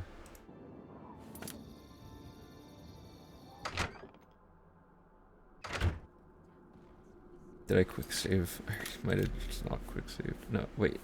Yeah, I didn't. Okay, I guess we can test this. So, right there, and then...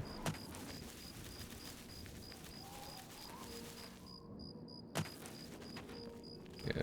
We're gonna quick save outside the trapdoor. We're gonna check this repeatedly.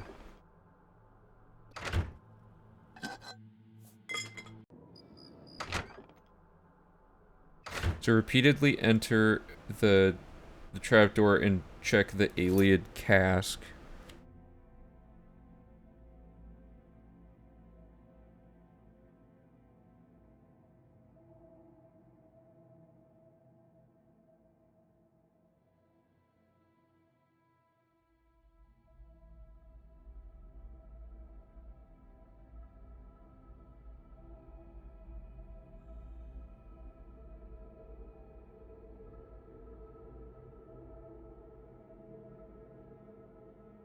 Okay, so now we're gonna make a list of all the books that can appear in here. Off the top of my head, I can't remember. They are listed on the wiki, though.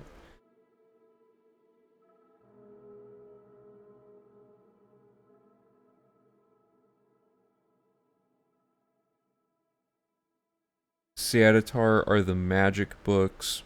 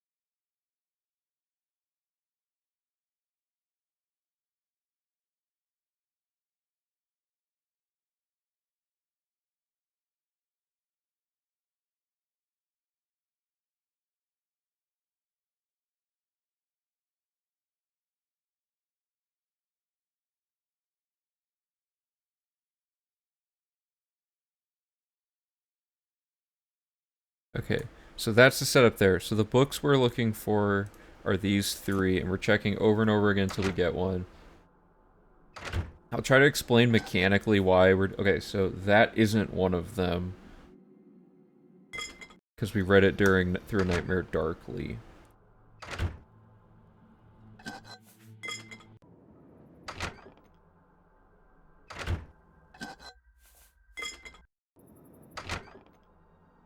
It's Talara or Warrior's Charge are the main two. And there's like a 10% chance this cask will have a book in it, and then from there it has an even chance of being any of the books of the type that it has.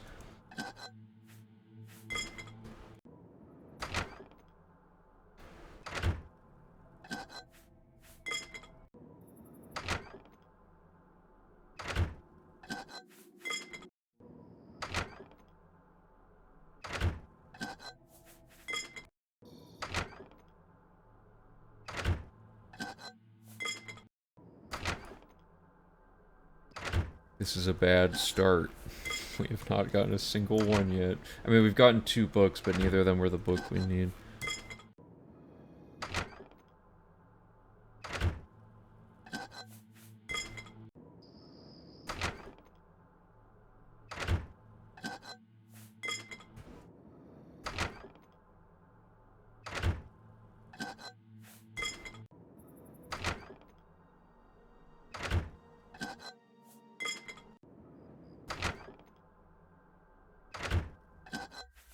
This is so bad. This is like the worst first book luck ever.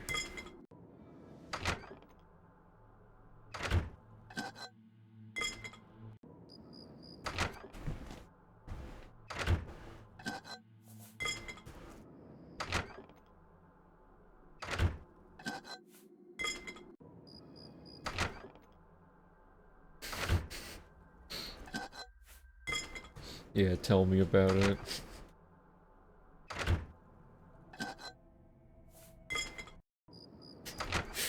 We'll have an air horn during this stream, the main run, and every time we miss, the horn goes off.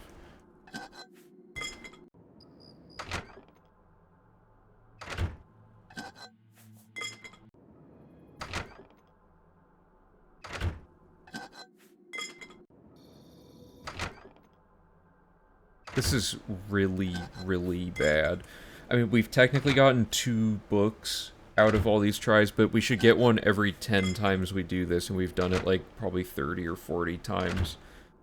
We've only got it twice. So we've done half of the amount of books we should be expecting to see. I'm opening the right one, right?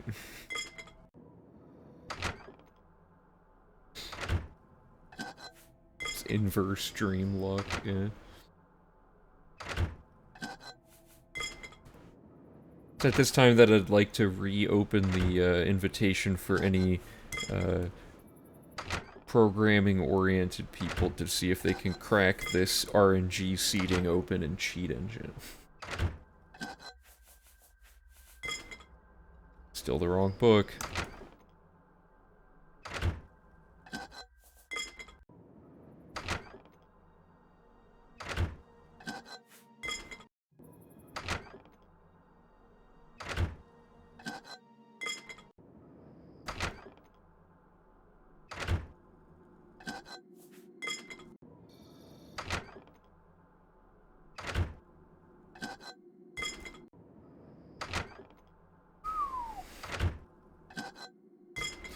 Please. This is gonna... We're gonna lose the actual... Like, all the time saves that we've made, we're gonna actually just lose when we get to this part during the run, if this is the kind of luck we're gonna be getting. Anyone see any patterns yet in the RNG of this? Do a little spin here and wait and see if this...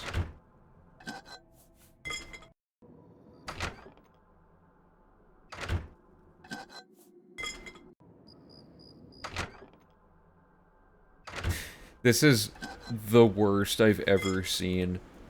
And I've done this several times.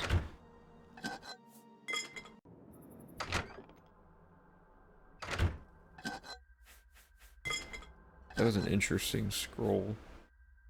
Jeez, that's a long time to water walk. No, this is... For a first roll, like, this is really bad. The fact we've gotten 3 books that aren't the book we need in a 10% chance of getting a book every time we open this thing. I'm starting to wonder if, like, the way it picks loot is that it picks types of things to spawn in, and then a separate RNG seed is picking the thing, because we seem to be getting apparatus, scroll, gems, and gold very often, but not books. It might be like the initial loot is chosen from, like, a different pool or something.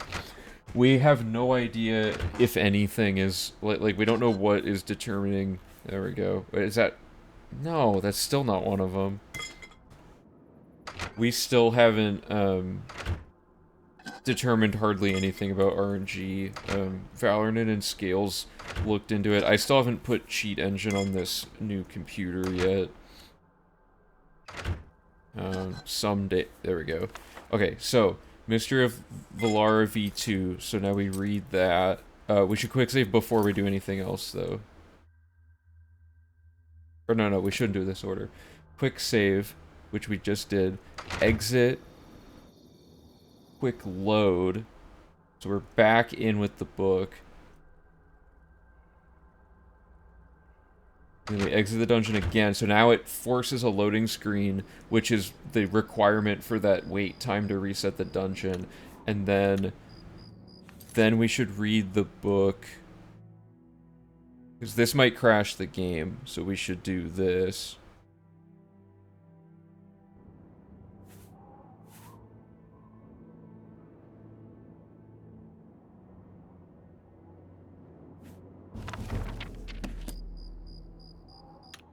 And then we make this save. Okay.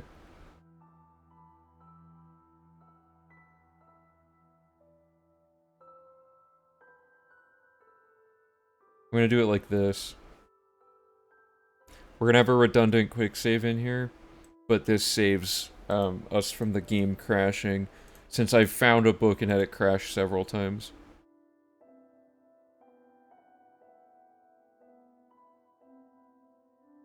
Okay, so that was step 1, is the Seatatar setup. So we've done that. The next step is to go to Underpaul Cave now, so...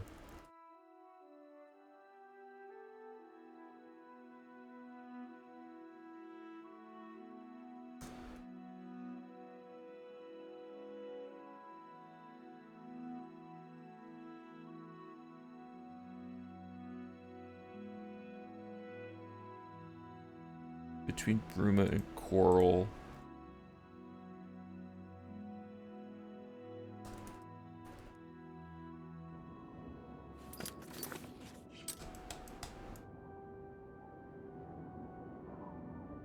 Or wait.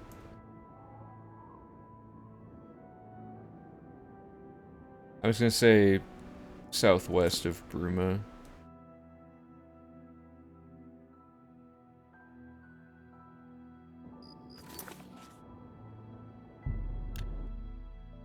And we're gonna get this book. So this one, I don't remember the exact setup here. Let me double check the looping phase.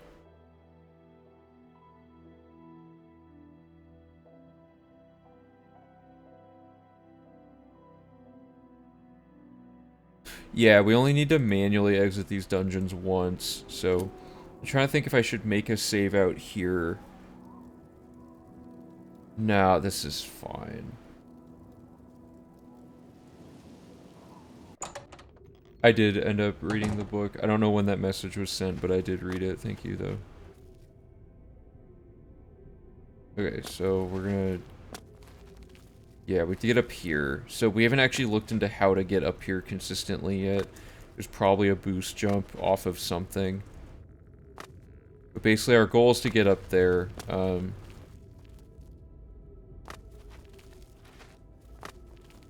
wonder if there's a saddle that does it to save time. That might actually be pretty sick. So let's try this.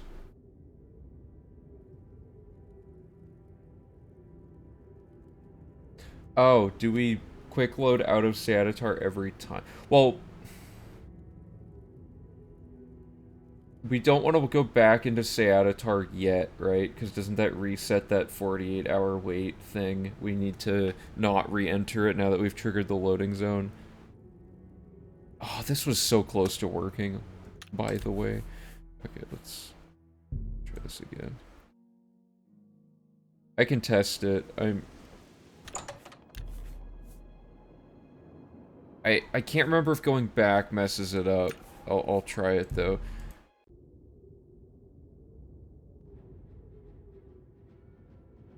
Okay, so neither of those.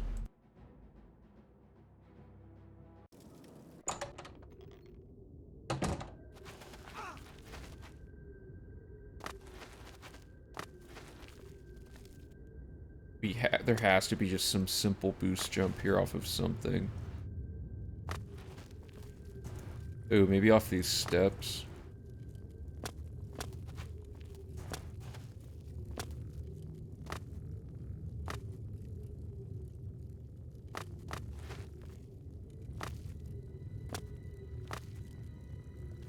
Program these steps.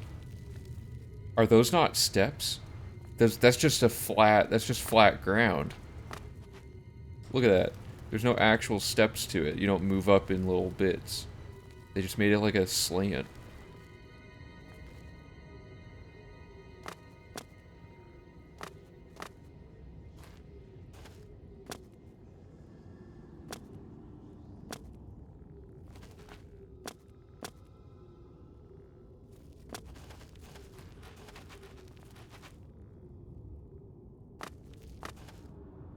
Okay, I hate this, so I'm going to find a way to not have to deal with it.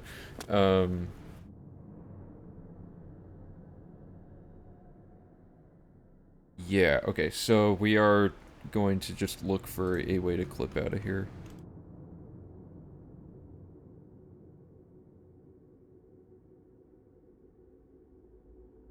Okay, our numbers are 2485, 499, 5919.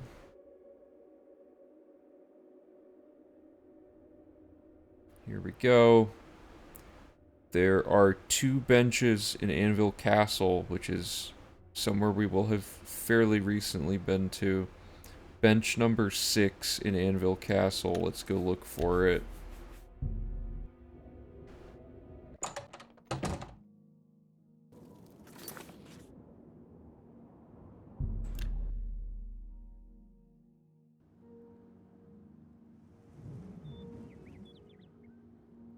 No, yeah, you're correct about that.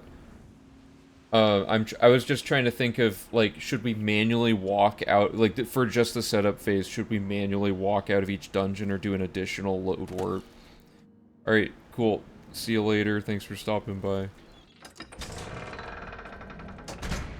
Okay, bench number 6. What does that mean? So it's gonna be 2222x. That's our main indicator. I think it's this. Yeah.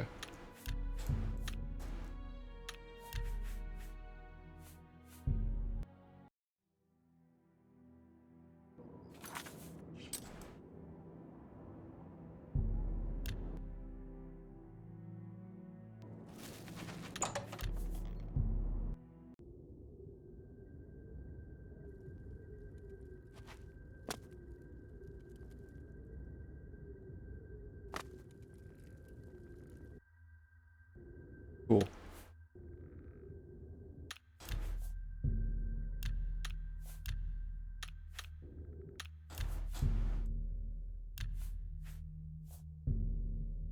So when do we make this save? We should make it when we're on our way to Orin, is what we should do.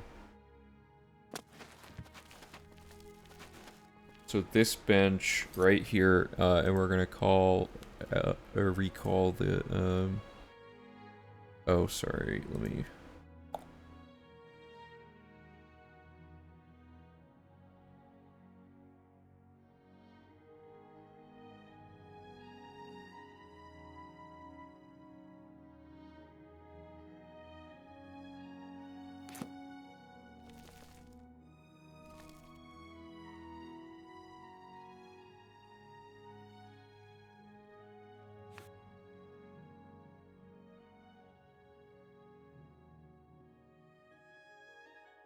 Head northwest to the next hallway. Okay, so on your way out of the castle, head, sit on the bench to the right of the entryway to the smithy.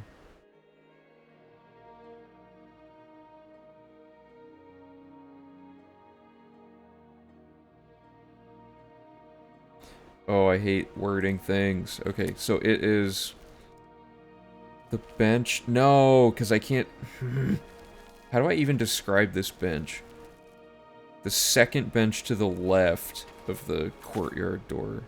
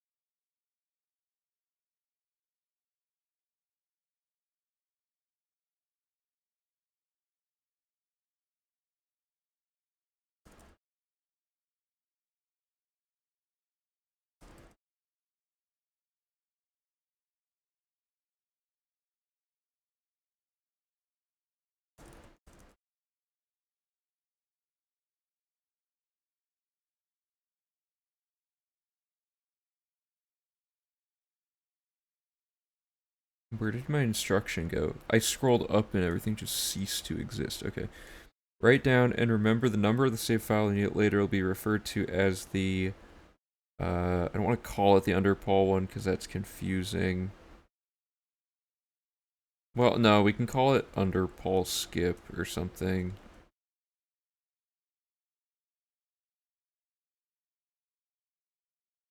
Underpaul saddle save is probably fine.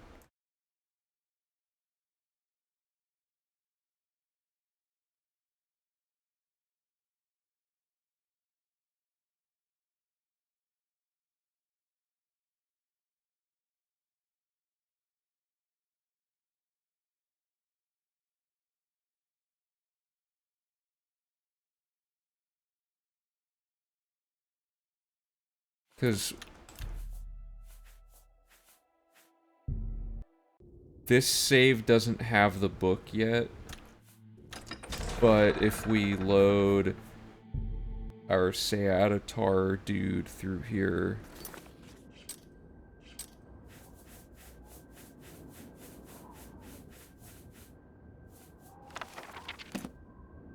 and then we load warp our... Uh-oh. No, we don't want this. We have to set up the saddle and do it during this part is what we have to do. So let me find that again. I'm just gonna undo a bunch of this. I hate this.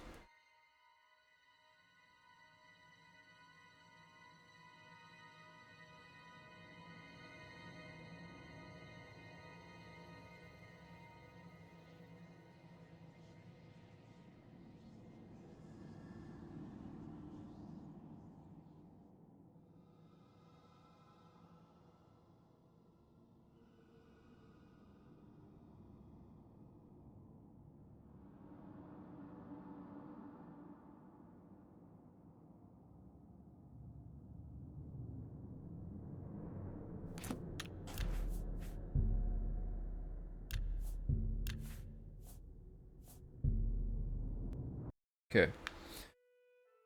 Sorry, this part's complicated. So we're gonna go... Castle Anvil. Because we need the most recent version of our character for this. We're gonna go to Castle Anvil and enter the main hall. Your immediate right in the corner are two...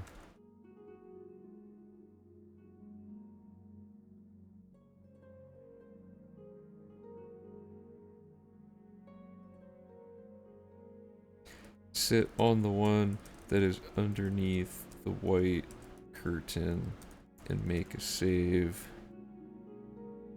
This... Oops.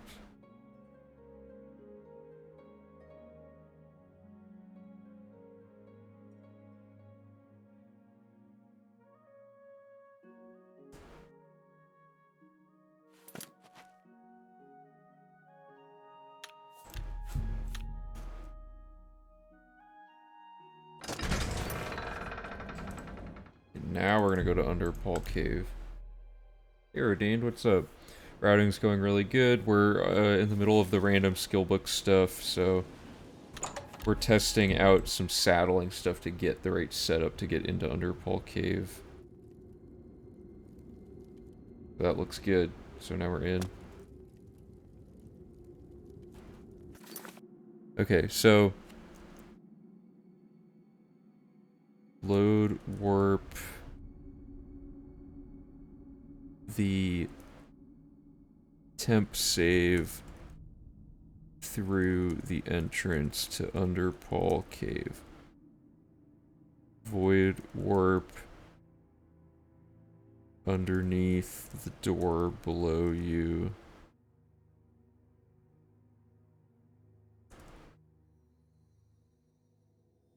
Then face the door. Okay, so then... Yeah, it's almost there. There's not that many quest-related things left. This might be one... There's like one or two more streams. Skill books are very time-consuming, so that'll probably take up a lot of the rest of today, if I had to guess. I want to test it all the way just to make sure it is consistent. So, quick save. And so now we just need next to the door and repeatedly. So we need this business again.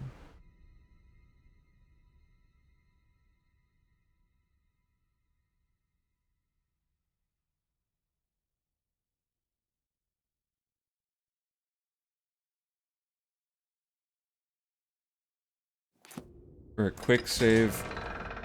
Go in, cough into your right, check, quick load. Let me make sure the loot is actually randomly generating. It is. Good. Okay, so then I'm just going to change what books this has listed. So, under Paul is combat.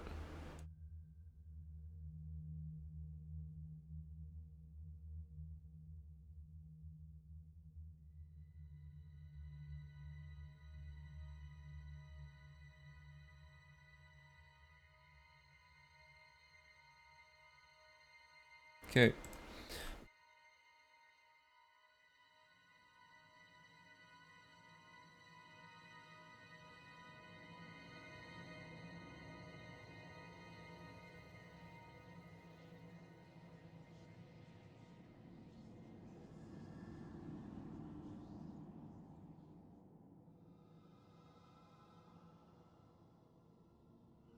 Why did I write to set a load warp at this door here?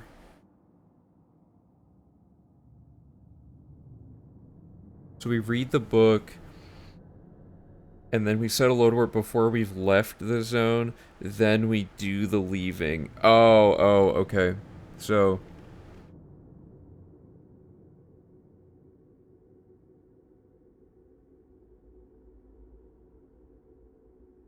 now we want to...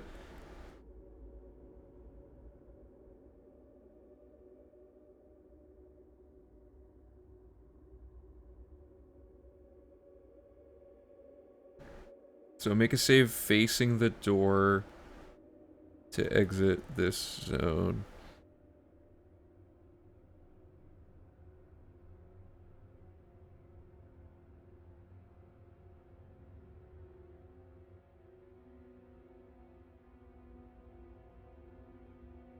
Okay, then we quick save, exit through the door, and quick load, exit the zone again, and then we're going to quick save, load the Seatatar, save.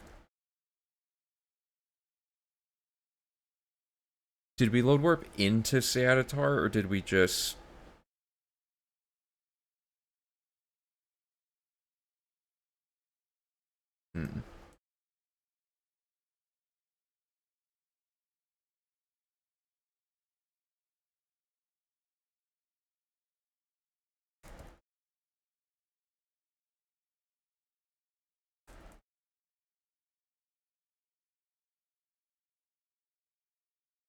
Okay. So let's do this till we get a book. That should all be good. So we're gonna quick save outside. Check the coffin until we get one. This shouldn't take nearly as long. There's only like 1 or 2 books that we don't actually want.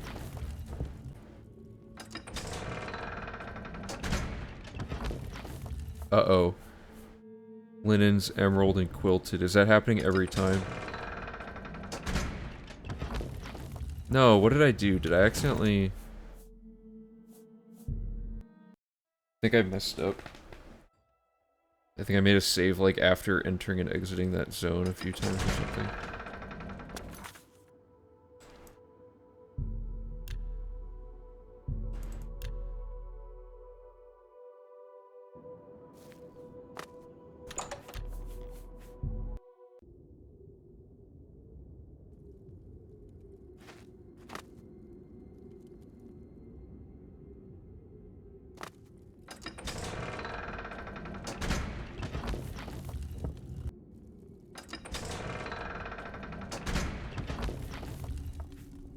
Grieve sundering linens. Are we getting that every time? No, okay, good.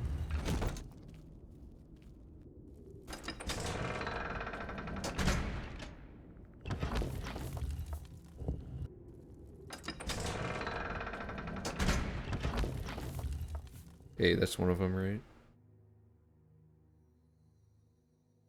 Master Zorium's Tale, quick save, read the book.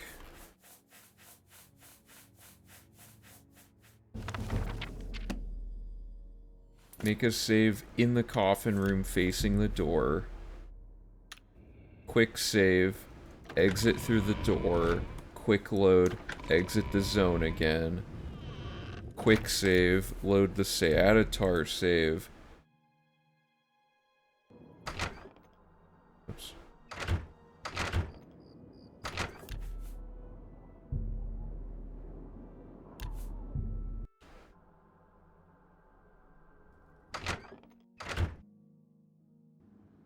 Okay, I think that was all good.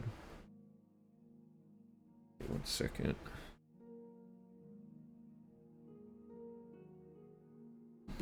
Okay.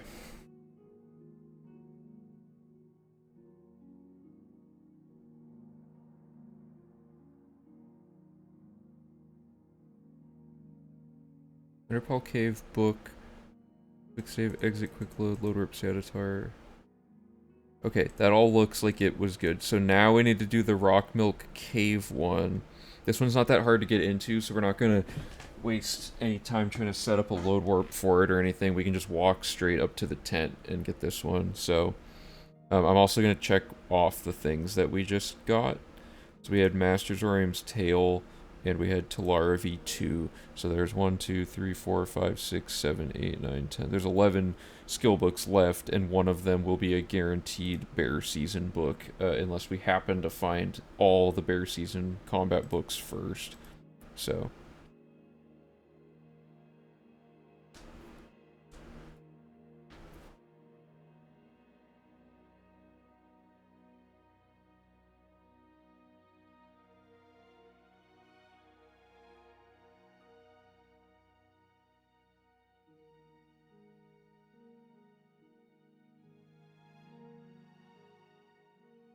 Okay, so let's get the Seadatar set up here for the Rock Milk Cave one. So fast travel to Rock Milk Cave.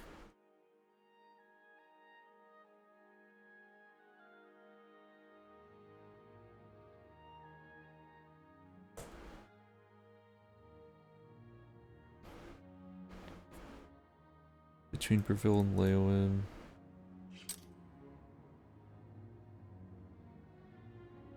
I'll just say northwest of northwest of Leowin. Northwest of Leowin. Jesus. Okay.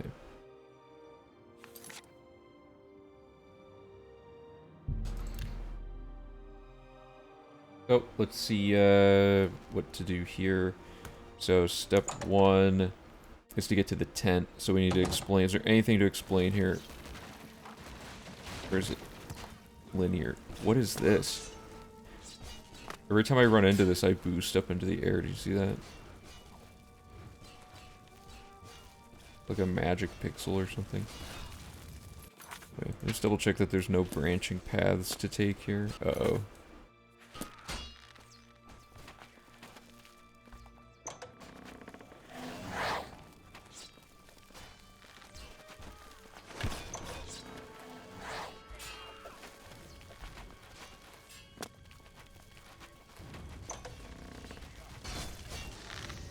Yeah.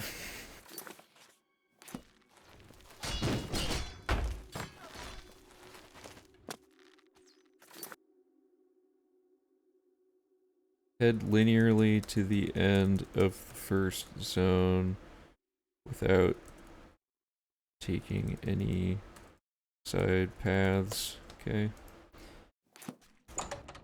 And I think it's just in here. We'll say, like, where did we spawn? Head south to the main clearing.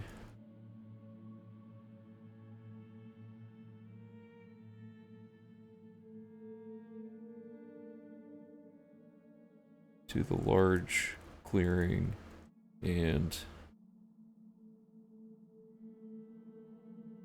click save.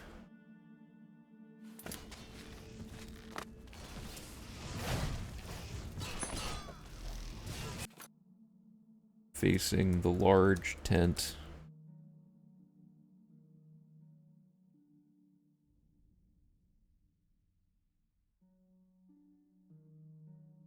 I can't remember. Did we want to save inside? Yeah, we want to save inside the tent so that when we load warp back in, we're on the right side of the door, don't we? Alright, sorry, I gotta check this really quick. Gotta check something from work for a second.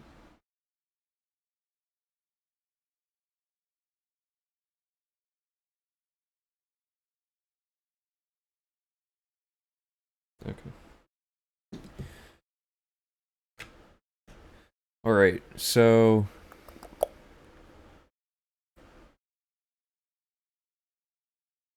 large tent door, okay.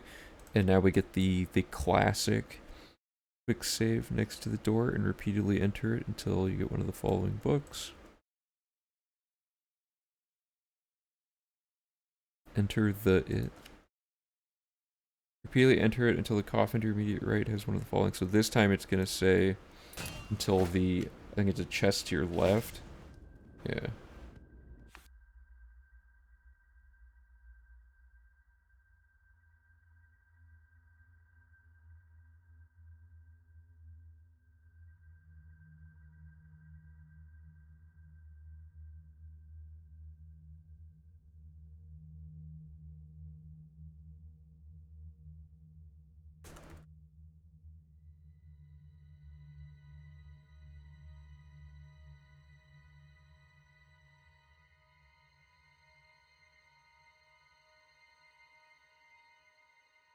Hey, that was nice. It colored them all good. Okay, so let's get rid of the word stealth on all of these.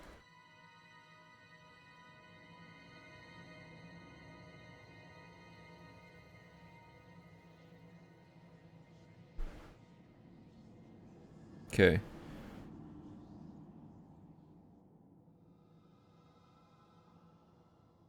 We need that instruction, and then we specifically want to make a load warp inside the tent, and then do the other stuff. So we'll do all this.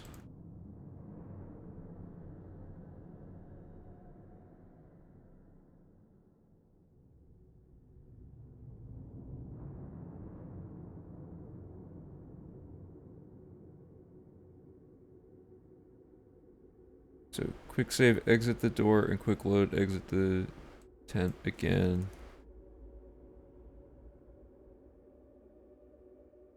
And then quick save, load the Seatatar save, and exit Seatatar. And then the final thing is to wait 24 hours 3 times, right? That adds, no, then wait an additional hour. So that should be good.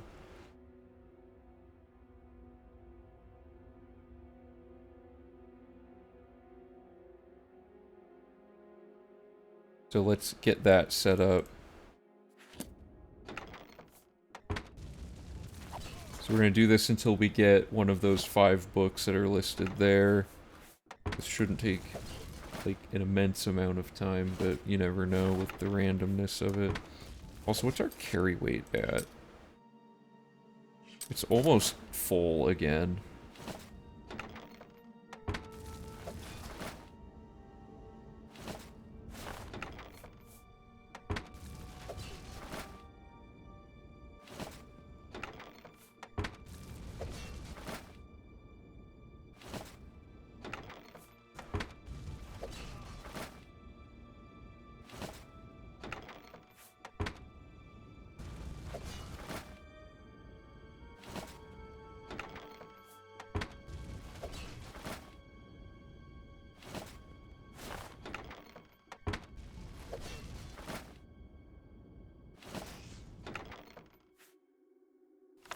Surfeit of Thieves. Okay, so I'm going to quick save.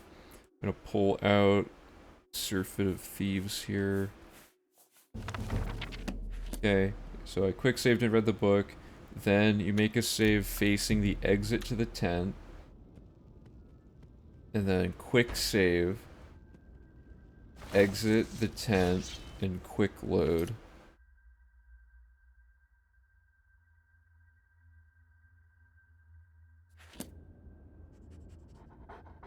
And then exit the tent again.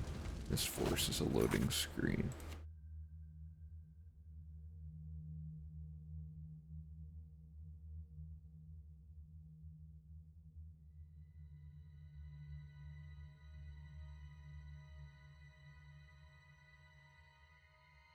Then we quick save, load the Seatatar save. Then load warp the quick save through the trapdoor, and then exit Seatatar. Hey Hippo Lover, progress has been going really good. We're like 1 or 2 streams out from being done with this pass through, which means that the actual hard part of routing is done, and it'll be a lot more like brute force. like having to make a lot of guide material stuff to supplement the main instruction set, such as pictures of all these circuits that we've been mapping out. We need like just lines and map images and stuff for that. Finishing up the website and checklisting things and making sure this guide functions correctly, like on the interactive page, stuff like that. So anyway, the next step here is to wait 73 total hours, so we're going to do 24 hours 3 times to start out.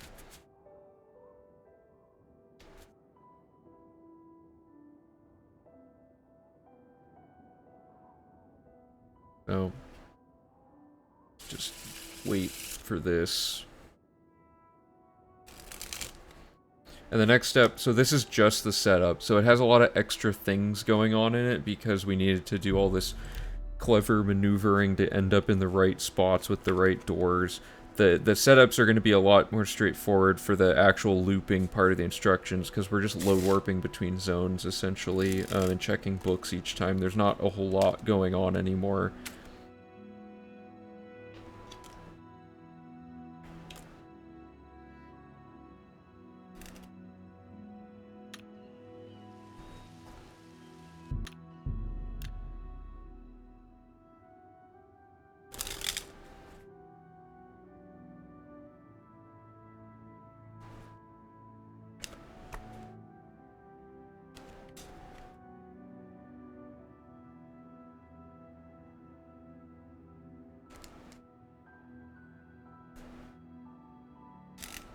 Okay, so that's 72 hours, and then we're gonna wait 1 more hour.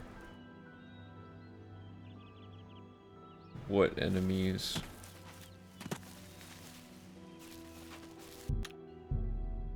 Okay, so we wait another hour. There we go. So that's 73 hours. So that should set everything up again. So I'm gonna make a hard save now. And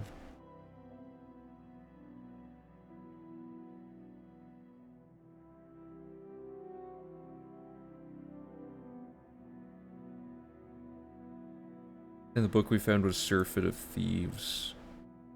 Here, okay.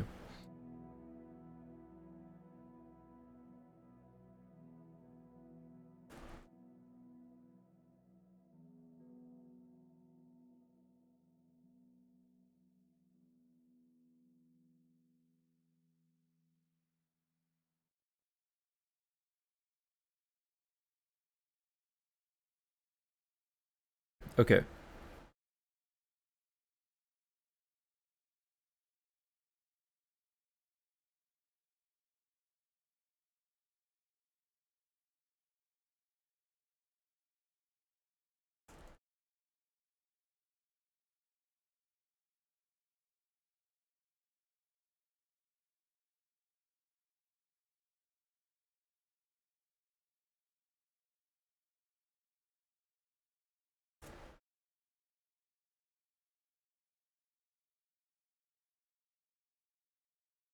Hey, how's it going, Travis Zappa? Welcome back.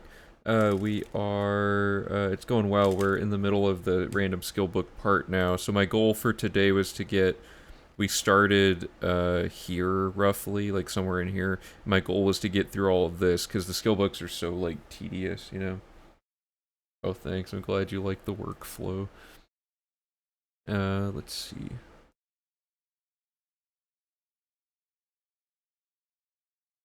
So the next step is basically the same idea where we go from location to location and do each of these 3 things till we find a book. But now we're going to add conditionals that say, like, if you have any remaining, do this, or if if blah blah blah combat books remaining and whatever, then do this.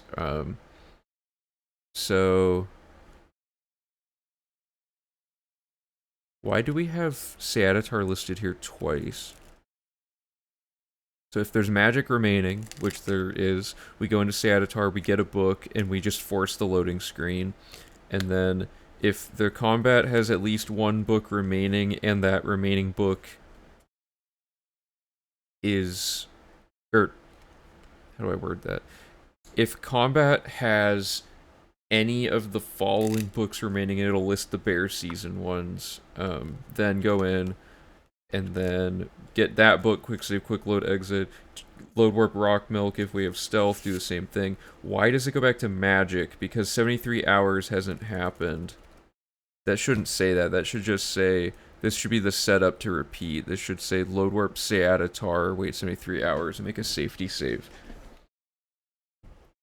Oh, whoops. If magic isn't remaining, then we go to the waterfront and wait 73 hours so that we don't have to deal with the enemies nearby thing. That's why that's there. And then bear season after all this, so we'll do the bear season quest and get the final combat skill book remaining. Hey Han, what's up? Okay, so we are just going to... Well, let me just start... sorry, let me just start by putting this as plain text down here.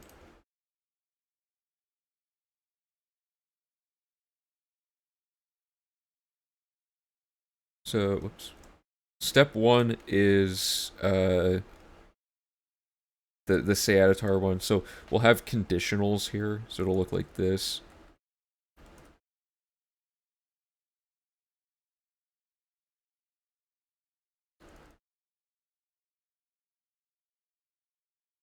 So if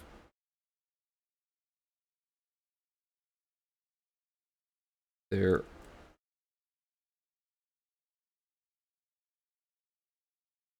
is at least one remaining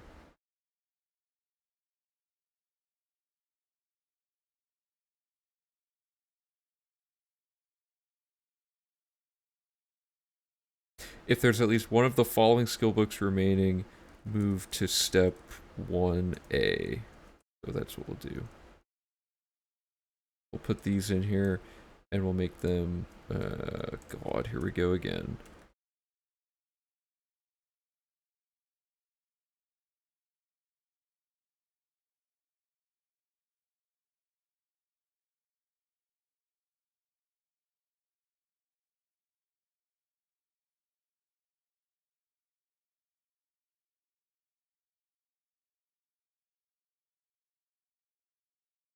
Why does the formatting have to do this to me? Stop.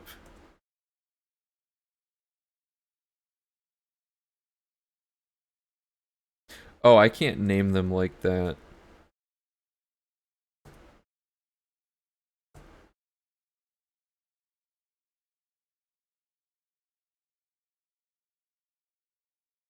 We'll do it this way.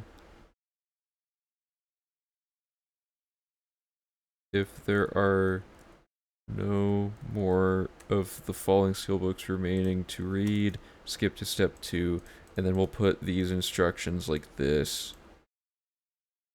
How about... yeah, there we go.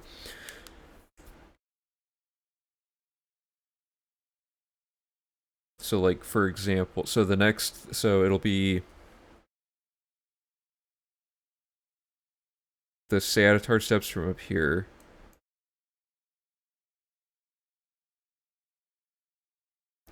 Quick save outside the trapdoor and repeatedly enter the trapdoor until the alien cask in front of you has one of the unread random skill books listed above. And then we'll take the this whole thing.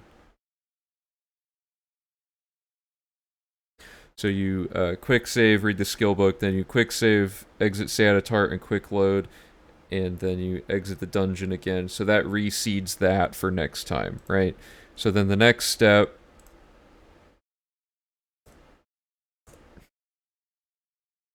there we go.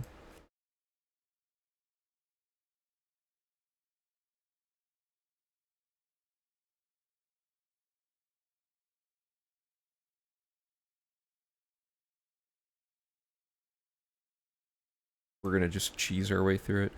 Okay, so if there's any magic remaining, aka if there's no more of the following books, skip to 2, and then the combat one's gonna be harder to word. We're gonna try our best here. So basically the situation is bear season can have... I'm going to remove this because we already did it. Bear season can have Argonian Account Book 1, Master Zoraim's, or Mace Etiquette, right?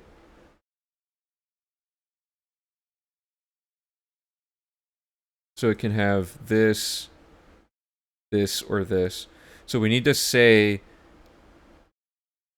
if there's only one book remaining and it's one of the following three, then go into the logic. So we need to have a way to say skip to step 3.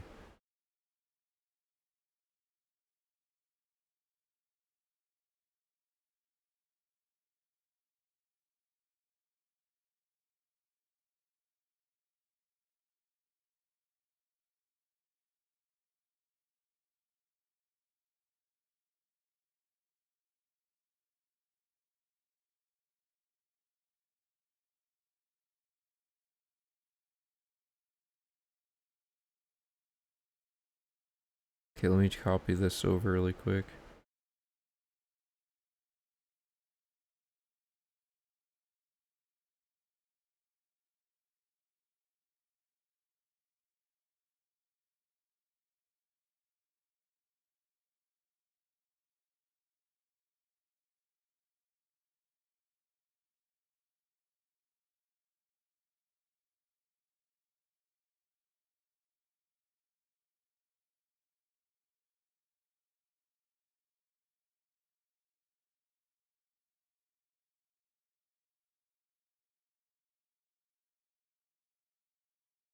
Sorry, this part's just gonna be tedious. Oh, this don't need to be here.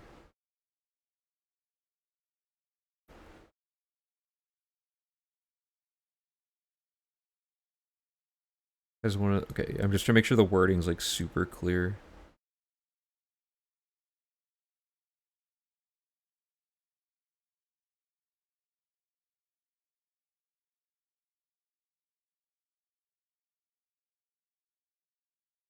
As one of the unread random skill books listed above.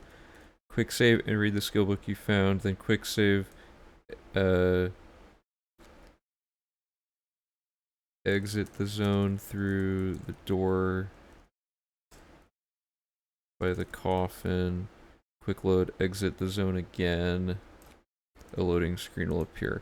Okay, so that's all that. The next step, though, is to... So, quick save, load the underpall, save. Oops. Then load warp the quick save through the door.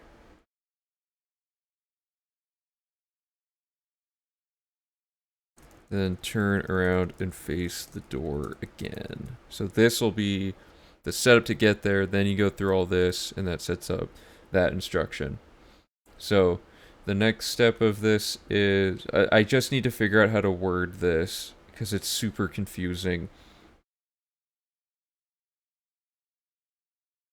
Basically, if there's one book left and that one book left is one of these, then you skip step 3.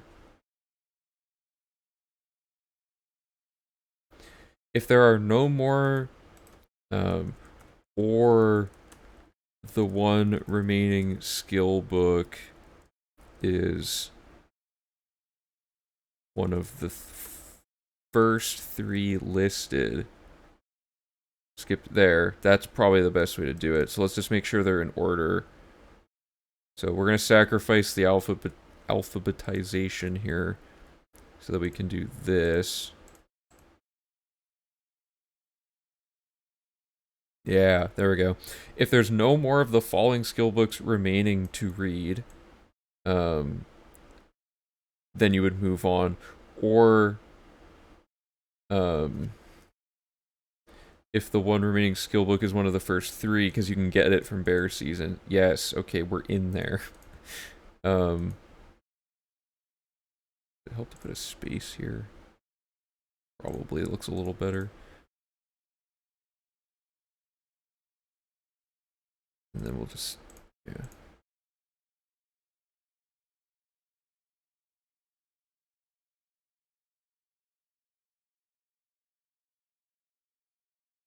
Okay, and then the final, so we can get rid of that now.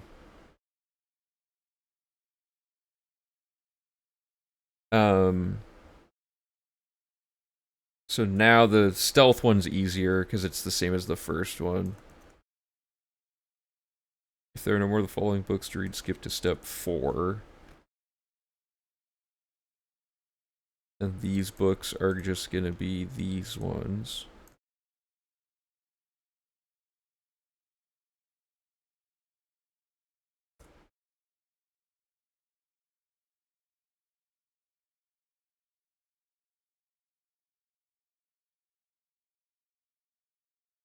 And there's nothing tricky here.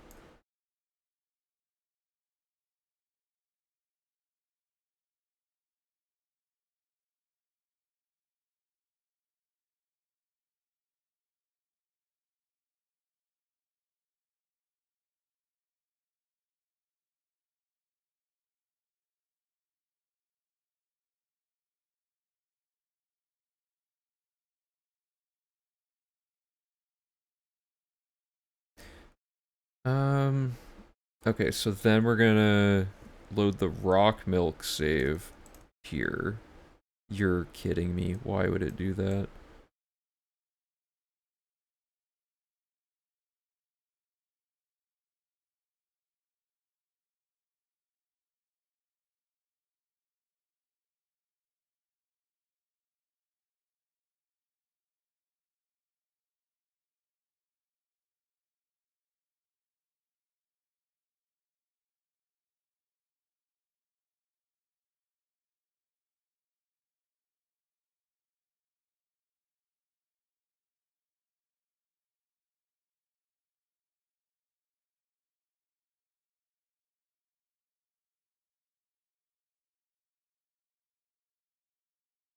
Dude.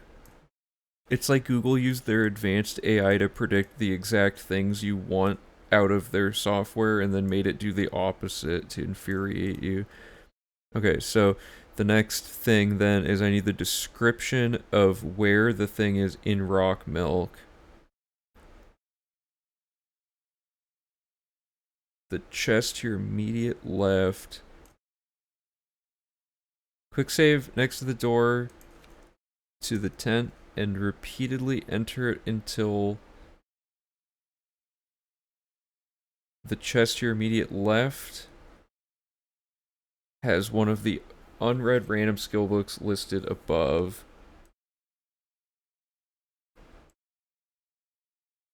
Quick save and read the skill book you found. Quick save, exit the zone through the door. Guess we need to change this. Exit the tent, and quick load, exit the tent again. A loading screen will appear. Okay, I think that's all those steps. And then step 4 is the looping one that'll decide if we redo this whole thing each time. Okay. If there are no more of the following skill books remaining, skip to step 6, because step 5 is going to be a different thing. Wait, actually...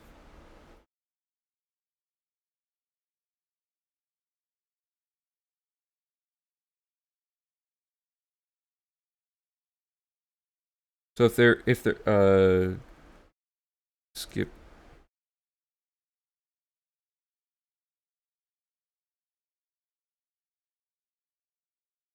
How do I want to do this?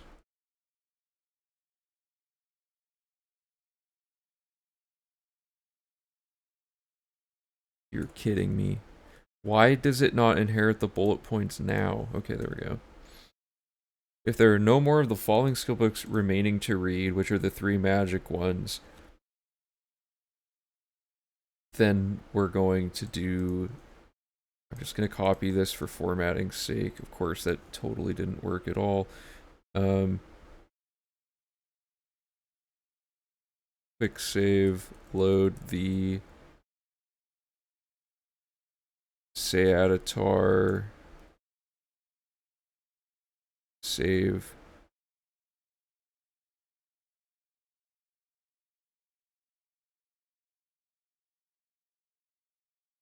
If there are if there is at least one of the following steelbooks remaining to read. Quick save, load the say Atatar save.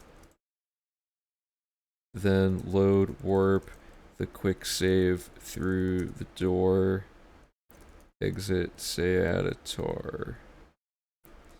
And then wait 24 hours 3 times. I'm just gonna copy it from here.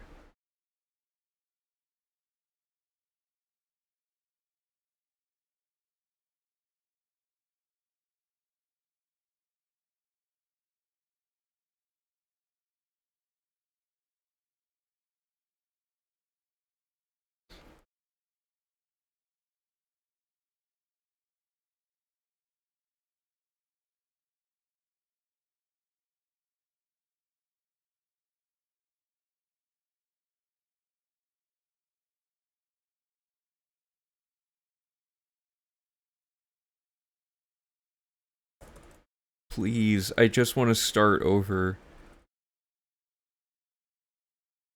There we go. This is the worst gauntlet of Google Docs ever. Because both of these end in this instruction, basically. So I'm trying to make that be a final step so that you don't have to redundantly list it.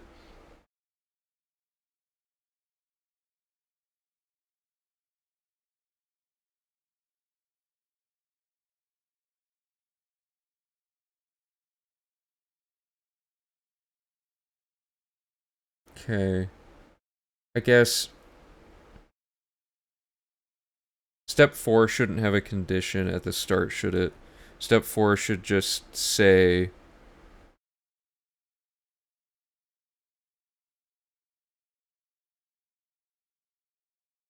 if there are any... Well...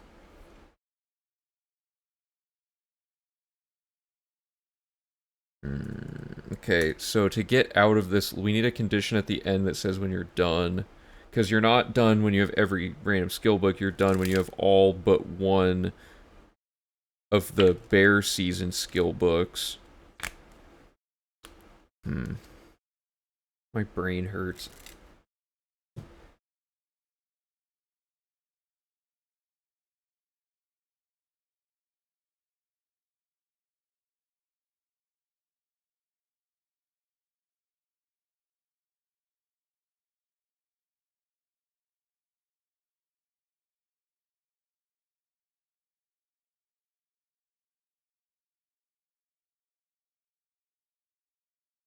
Is this just like pointlessly stupid to have this waterfront thing just to make waiting? Yeah, that is stupid.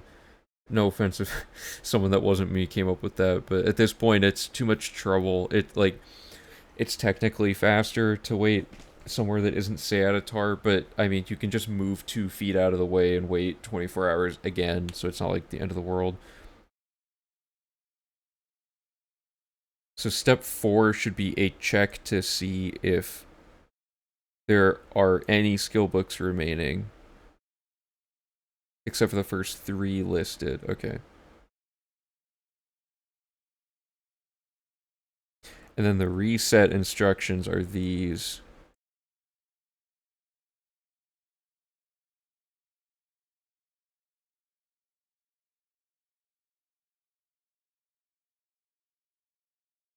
So the wording should be, if there are no more...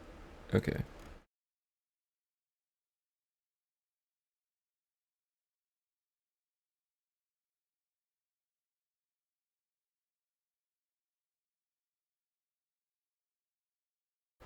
So, if there are no more of the following steelbooks to read, or if the one...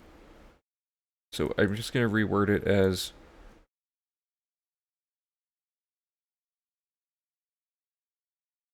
If...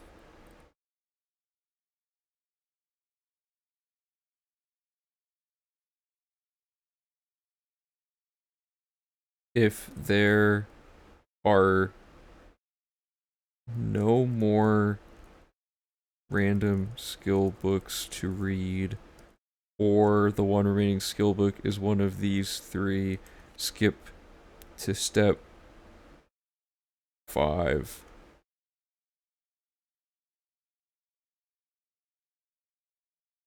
And it's gonna be these.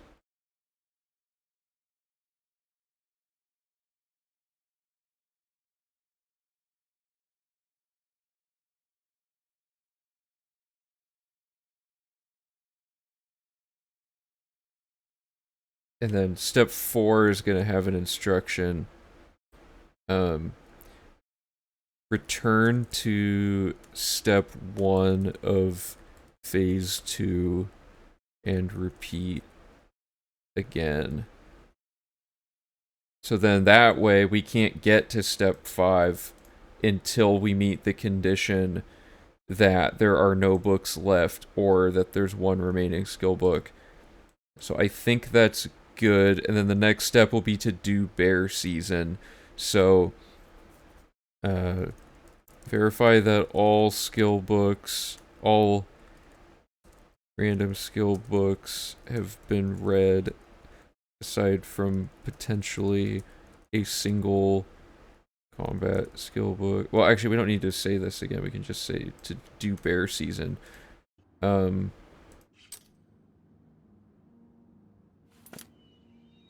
me find bear season stuff.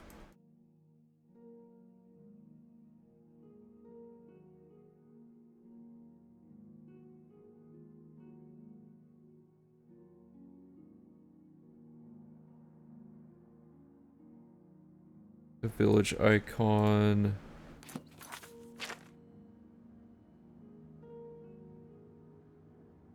Between Skingrad and Kvatch.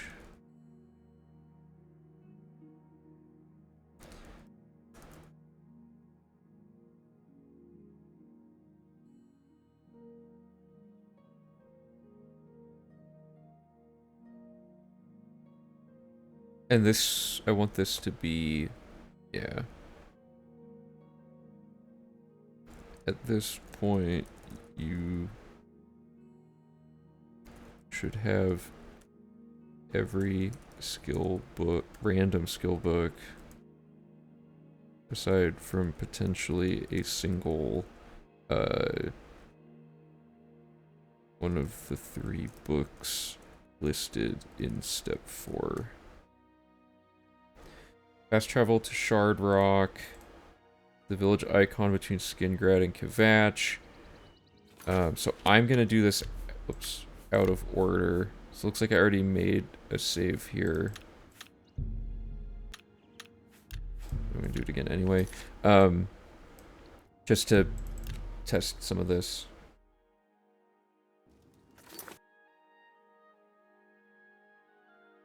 So talk to Thoroughly.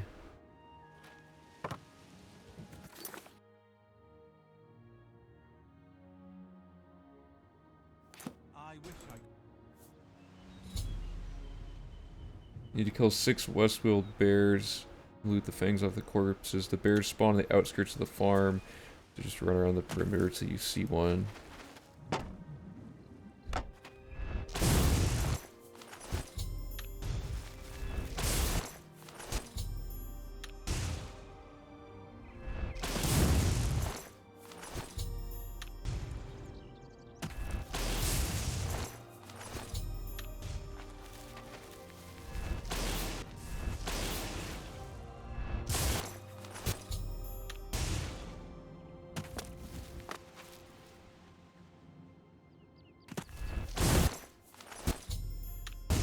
Okay. Once you have all 6 fangs, follow the quest marker. Quick save right before talking to Thoroughly. Dialogue bears. Reload.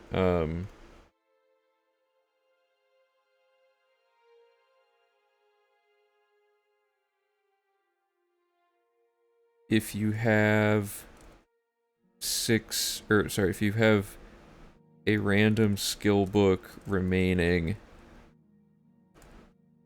from the ones listed below, quick load and repeat the previous step until you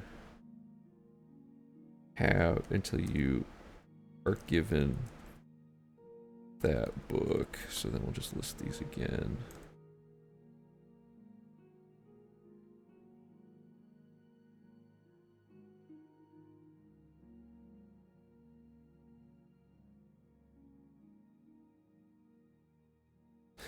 So, if you have a random skill book remaining from the ones listed below, quick load and repeat the previous step until you're given that book.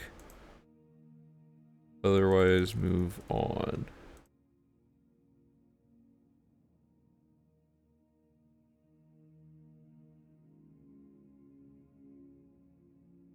This completes bear season.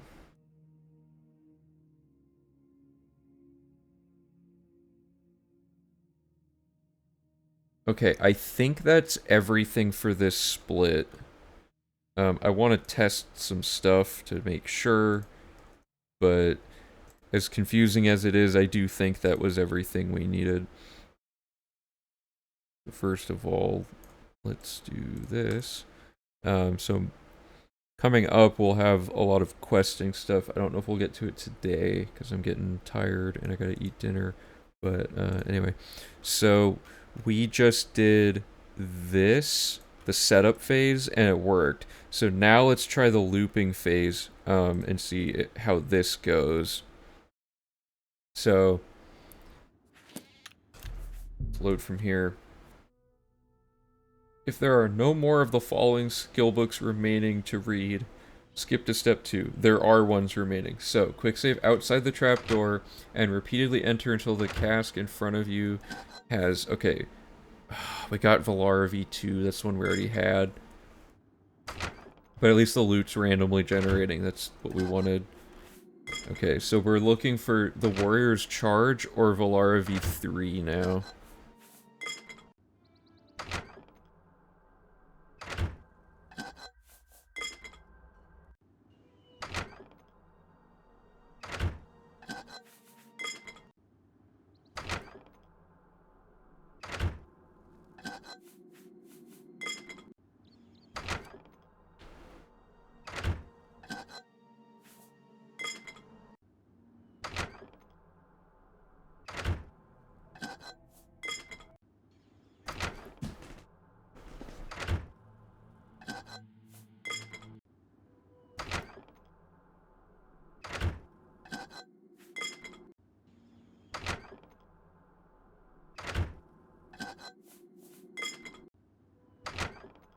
Don't worry, that was the wrong book.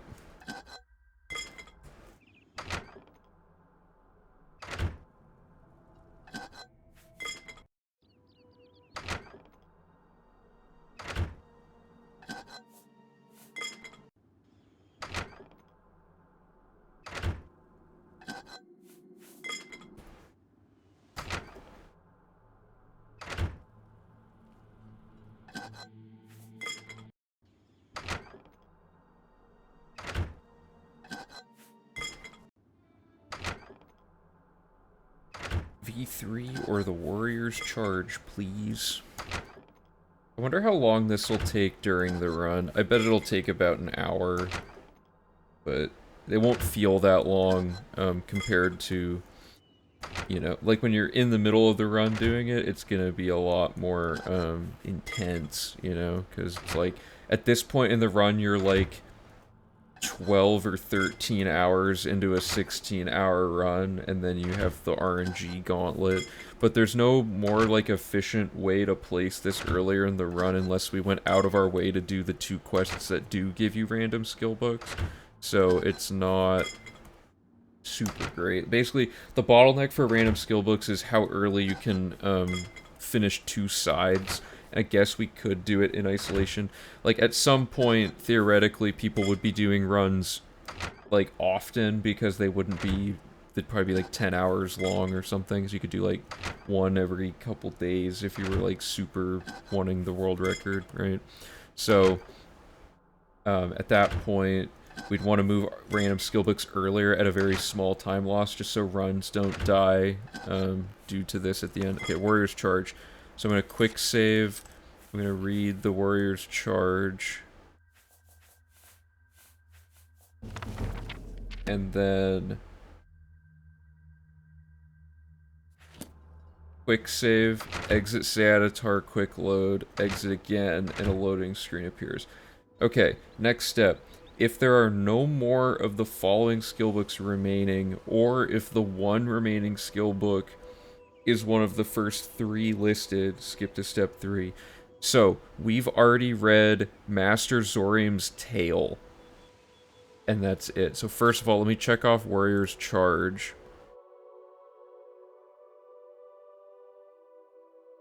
Okay.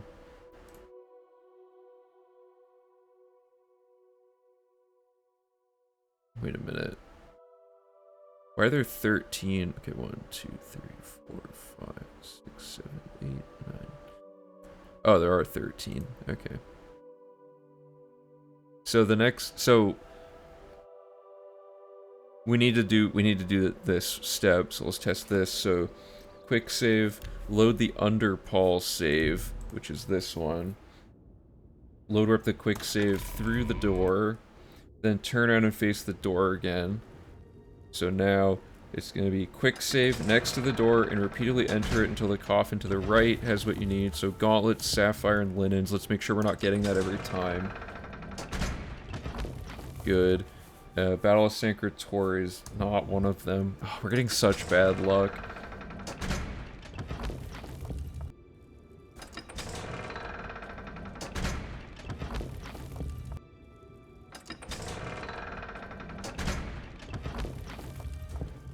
So now we basically just have to do this over and over again until we get a book. Is that one of them? It is.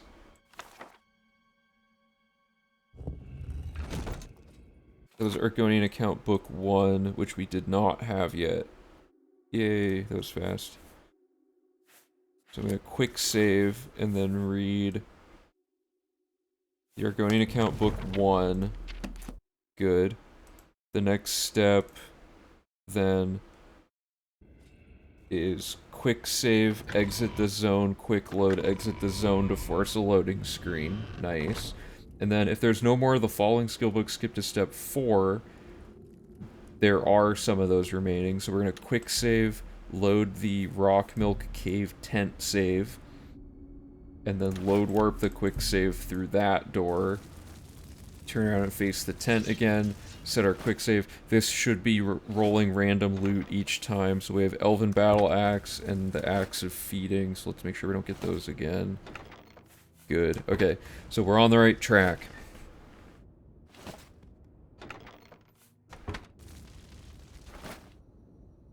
So in this case, we already have Surfeit of Thieves. Okay, good. Dancing Fire V7. That was super quick. Okay. So, quick save and read the skill book, then quick save, exit the tent, quick load, exit the tent, force a loading screen. Good.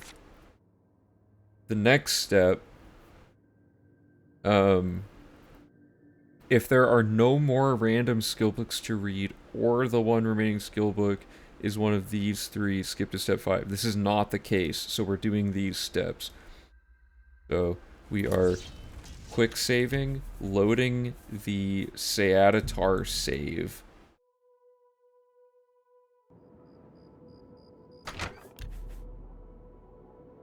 Then load warping the quick save through the door and exiting Seatatar. Then we're gonna wait 24 hours 3 times.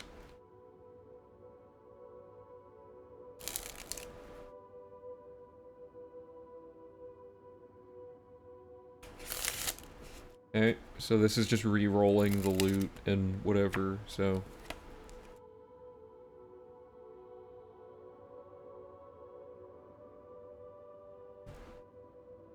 That's 1.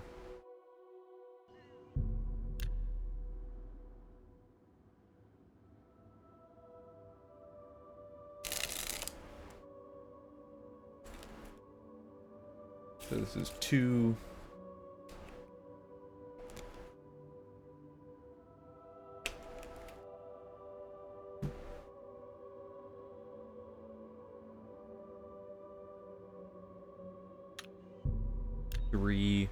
And then we'll wait 1 additional hour and make a hard save. And then the next step is just to return to step 1 of phase 2 and repeat this whole thing again. And you would basically do that and skip the ones where you already have all the books until you end up at a situation where you have all of them or just missing the Bear Season 1, and then you try to randomly acquire the Bear Season 1, right?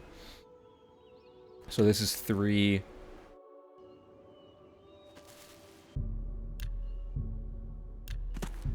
Then we're gonna wait 1 more hour, and there we go. So now random loot should be reseeding again. Then we're making a safety save, and we're gonna make our quick save outside the door and repeat. So phase 1 is to check if Sanitar, so Void Salts, Pack Mule, let's see if we get that again. If not, that means the loot is properly reseeded. Well, we got Pack Mule, but no Void Salts. Good. Okay, so I think because we looped through this whole thing once, we can safely conclude that this works. Mystery Talar V2 again. Because let's say we did have all those books. Let's just kind of walk through the logic of this. If we did have all those books, we would have needed to skip this step. So instead of going to say Adatar, we would just quick save and load one of these 2 saves, right? And we would just ping around doing stuff like that. And then we just have to do Bear Season. So I no longer really care about these skill books for this particular file. We are actually going to run out of weight though, so I'm probably going to need to remove something particularly heavy from the character again, like this long sword of storms or whatever. Yeah, that's like easily the heaviest thing. We could just remove Chillrend or something as well though. But yeah, so there we go. I think it's safe to say we solved that. Should I just console command these books in and read them so that the... no, the skills are gonna reset anyway. That doesn't matter.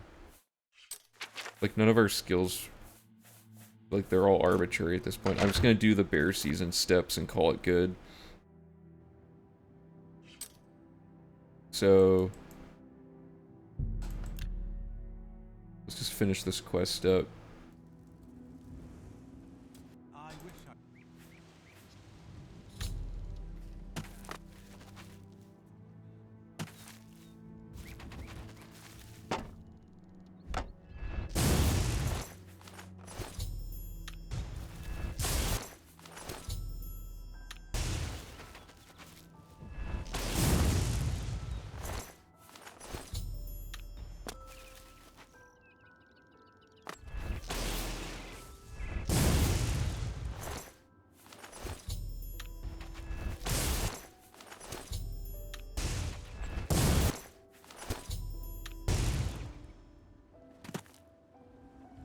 Okay, and then I'm gonna just, for a few times, I'm gonna turn in the quest just to see what's up here. So what book did we get?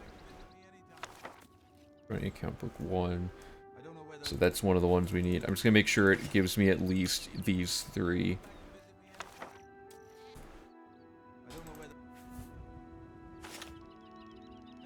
Let's make sure we can get Mace Etiquette. Master Zorium's good. So we just need to get Mace Etiquette from him, and then we confirm that this all works.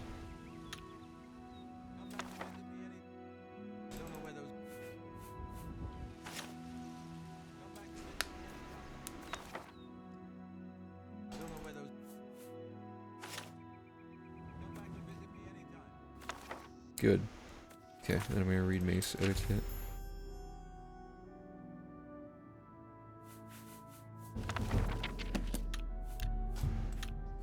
Wait, where did the drip go? Oh, we kept going to jail, so it unequipped the drip, dude. That's a new save to have the drip on there. Okay, so quick recap. The next step, I'm just gonna set this up for next time. We don't really have much going on left here, so we're gonna be doing a lot of Fighters Guild here, and then we do Thieves Guild for a while, like for a long time.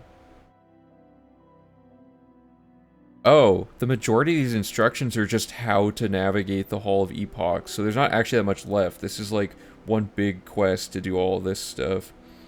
Then we do the main quest again, And then random quests, and then Mages Guild, more Fighters Guild type stuff.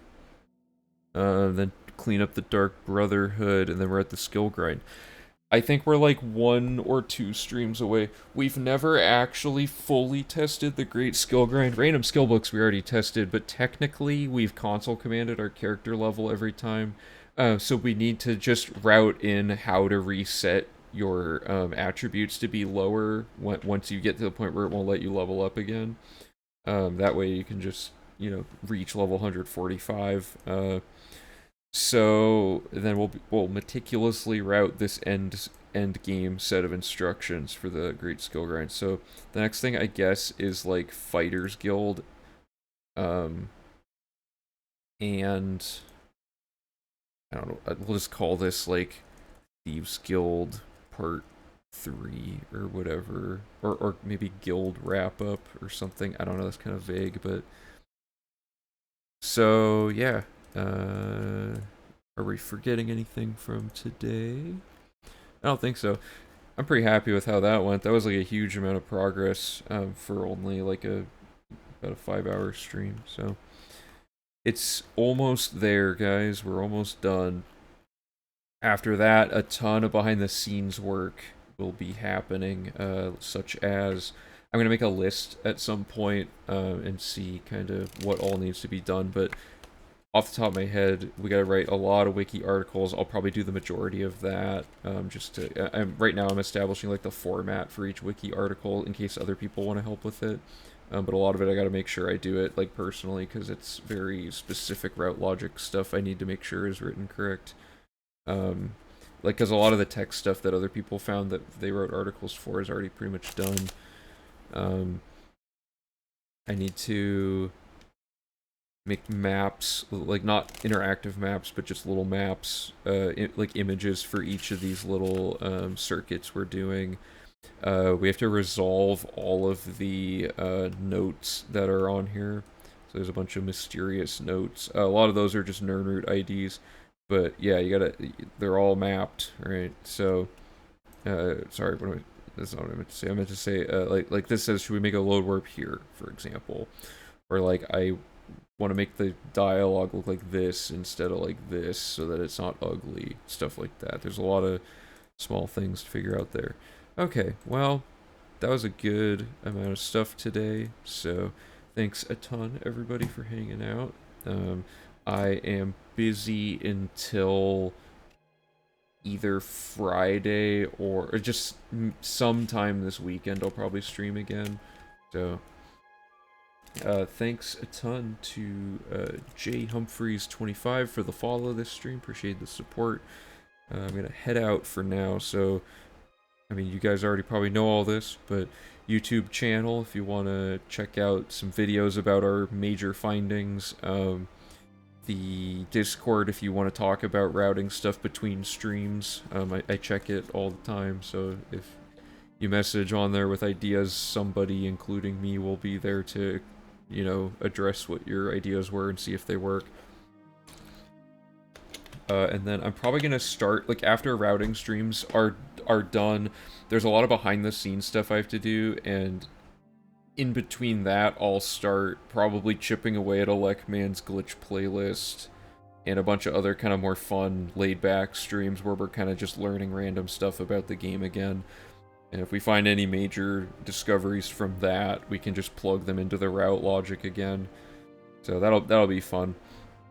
But anyway, alright, I'm gonna head out for now, but thanks again everybody, and I'll see you next time. So, bye.